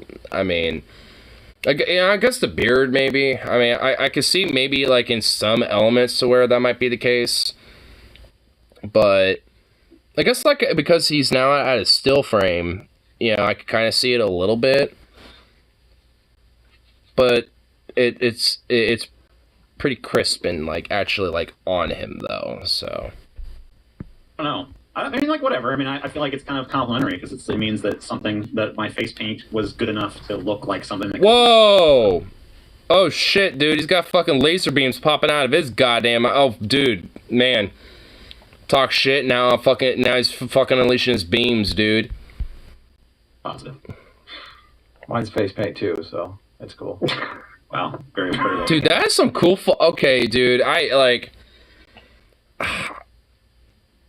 God, I need to see what the prices are for, like, a basic, like, you know, tower PC at this point, because, god damn it, I like, I need to find out what TJ's, like, voice changer shit is. I need to know what that fucking, like, visual, like, you know, filter shit is, with the laser beams and stuff, like, there's some stuff that I need to take notes on. Dude, those lasers are so cool! So let's continue our dialogue.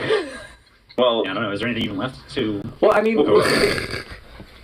Dude, I think actually this would be a good spot for me at least, you know, for stream wise. Like, I'll definitely listen more to this later on my own, but I want to know about those. Oh man, I know TJ at one point mentioned the voice changer stuff because I think he was on a public stream like a week, probably more than now, a while back at some point where it was you know, where he was mentioning it. So I need to just, you know, remember what that is and then just, like, write a little note on my phone or something. And then I need to find out what that little, like, face filter shit is. Because, like, just for the laser beam eyes alone, because every now and then when I'm in, like, you know, alright, we're about to fucking, you know, like, go rant mode, we could just get the, we just unleash that shit. Add a little flair to things.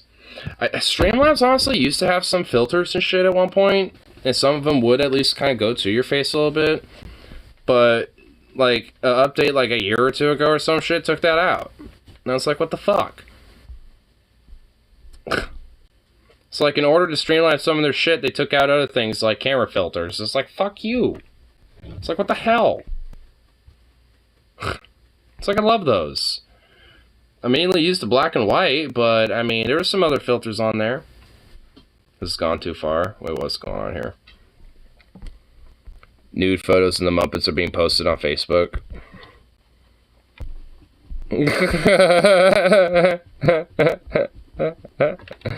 Oh my god, dude, yes.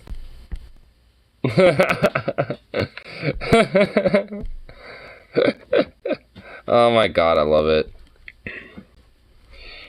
Yeah, but here, like there's it used to be somewhere in here, but there used to be a spot where there's like camera control settings, and you can actually straight up like fucking, you know, add filters and stuff, you know, and like for your camera. And it's like, bruh, don't exist no more. If you're a fellow Canuck, I just found out that my husband fills the dog water dish not from the tap, but from the fridge's water purifier feature. She'd do the same for me, he said.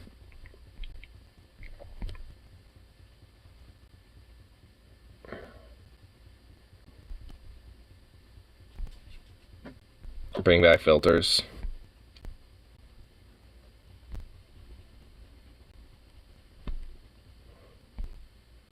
Digital paint art, perfecto.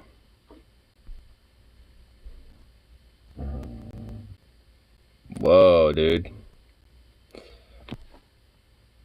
What? Jesus. Pour découvrir de nouveaux lieux, Dude. j'ai dessiné une nouvelle histoire dans une photo de mon bureau pour te parler de mes vacances.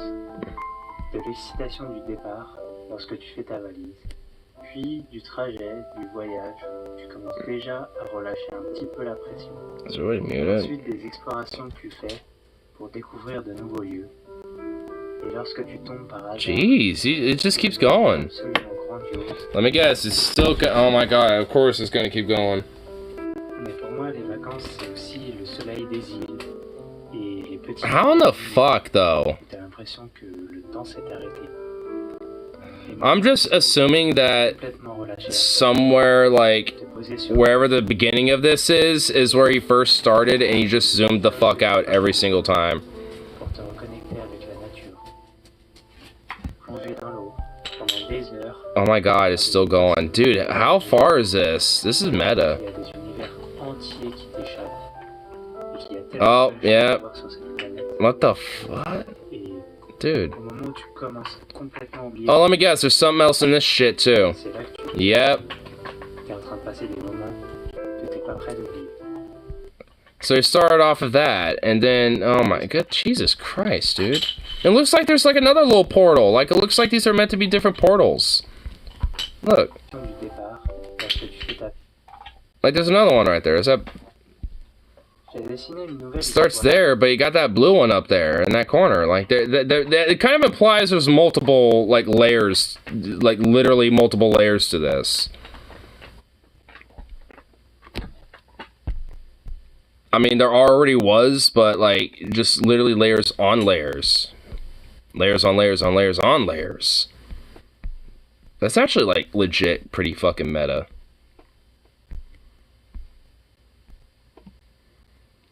Both smut.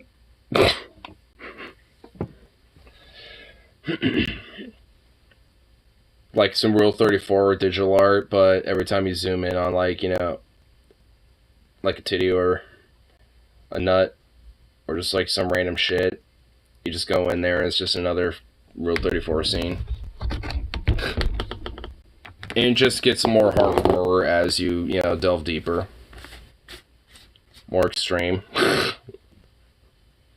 My God.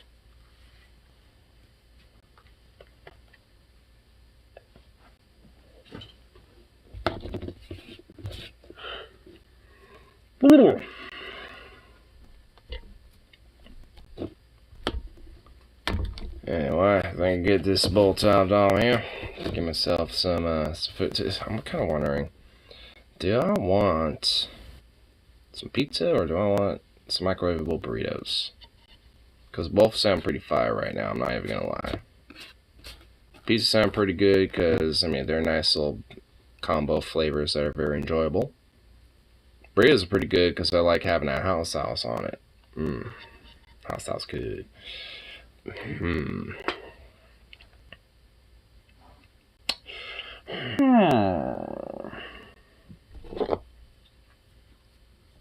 had burritos last night.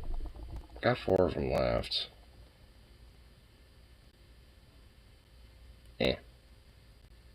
I think I'll do the pizzas. Cheese sauce. I mean, it's La Victoria mild taco sauce. Shit's like excellent on El Monterey chimichangas, the beef and beans. Little La Victoria mild taco sauce. Shit's good. What are you doing? You sprawled out little thing. Yeah, hi. Hi. Hello. Good lord. Good lord, you goof. Look at you. You silly baby.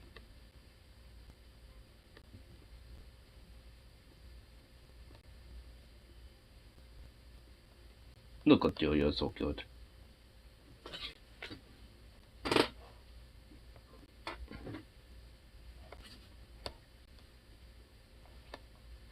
You're just such a sweet boy, yes you is. Yes you is. Yes you is. My goodness.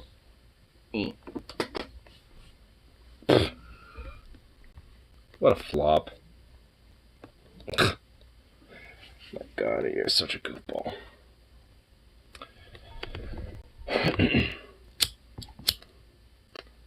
Told you you'd be alive for the end of it.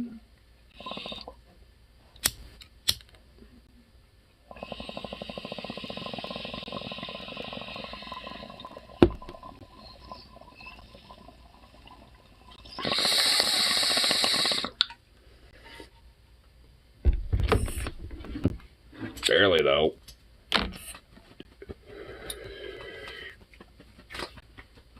Oh, I said, blah. Such a goof. You got like random dirt and dust all over you, bro. You dusty boy. Sweet little thing. Anyway, gonna get myself some of those pizzas. So, peace out. And of course, I shall be back around for that next one. So.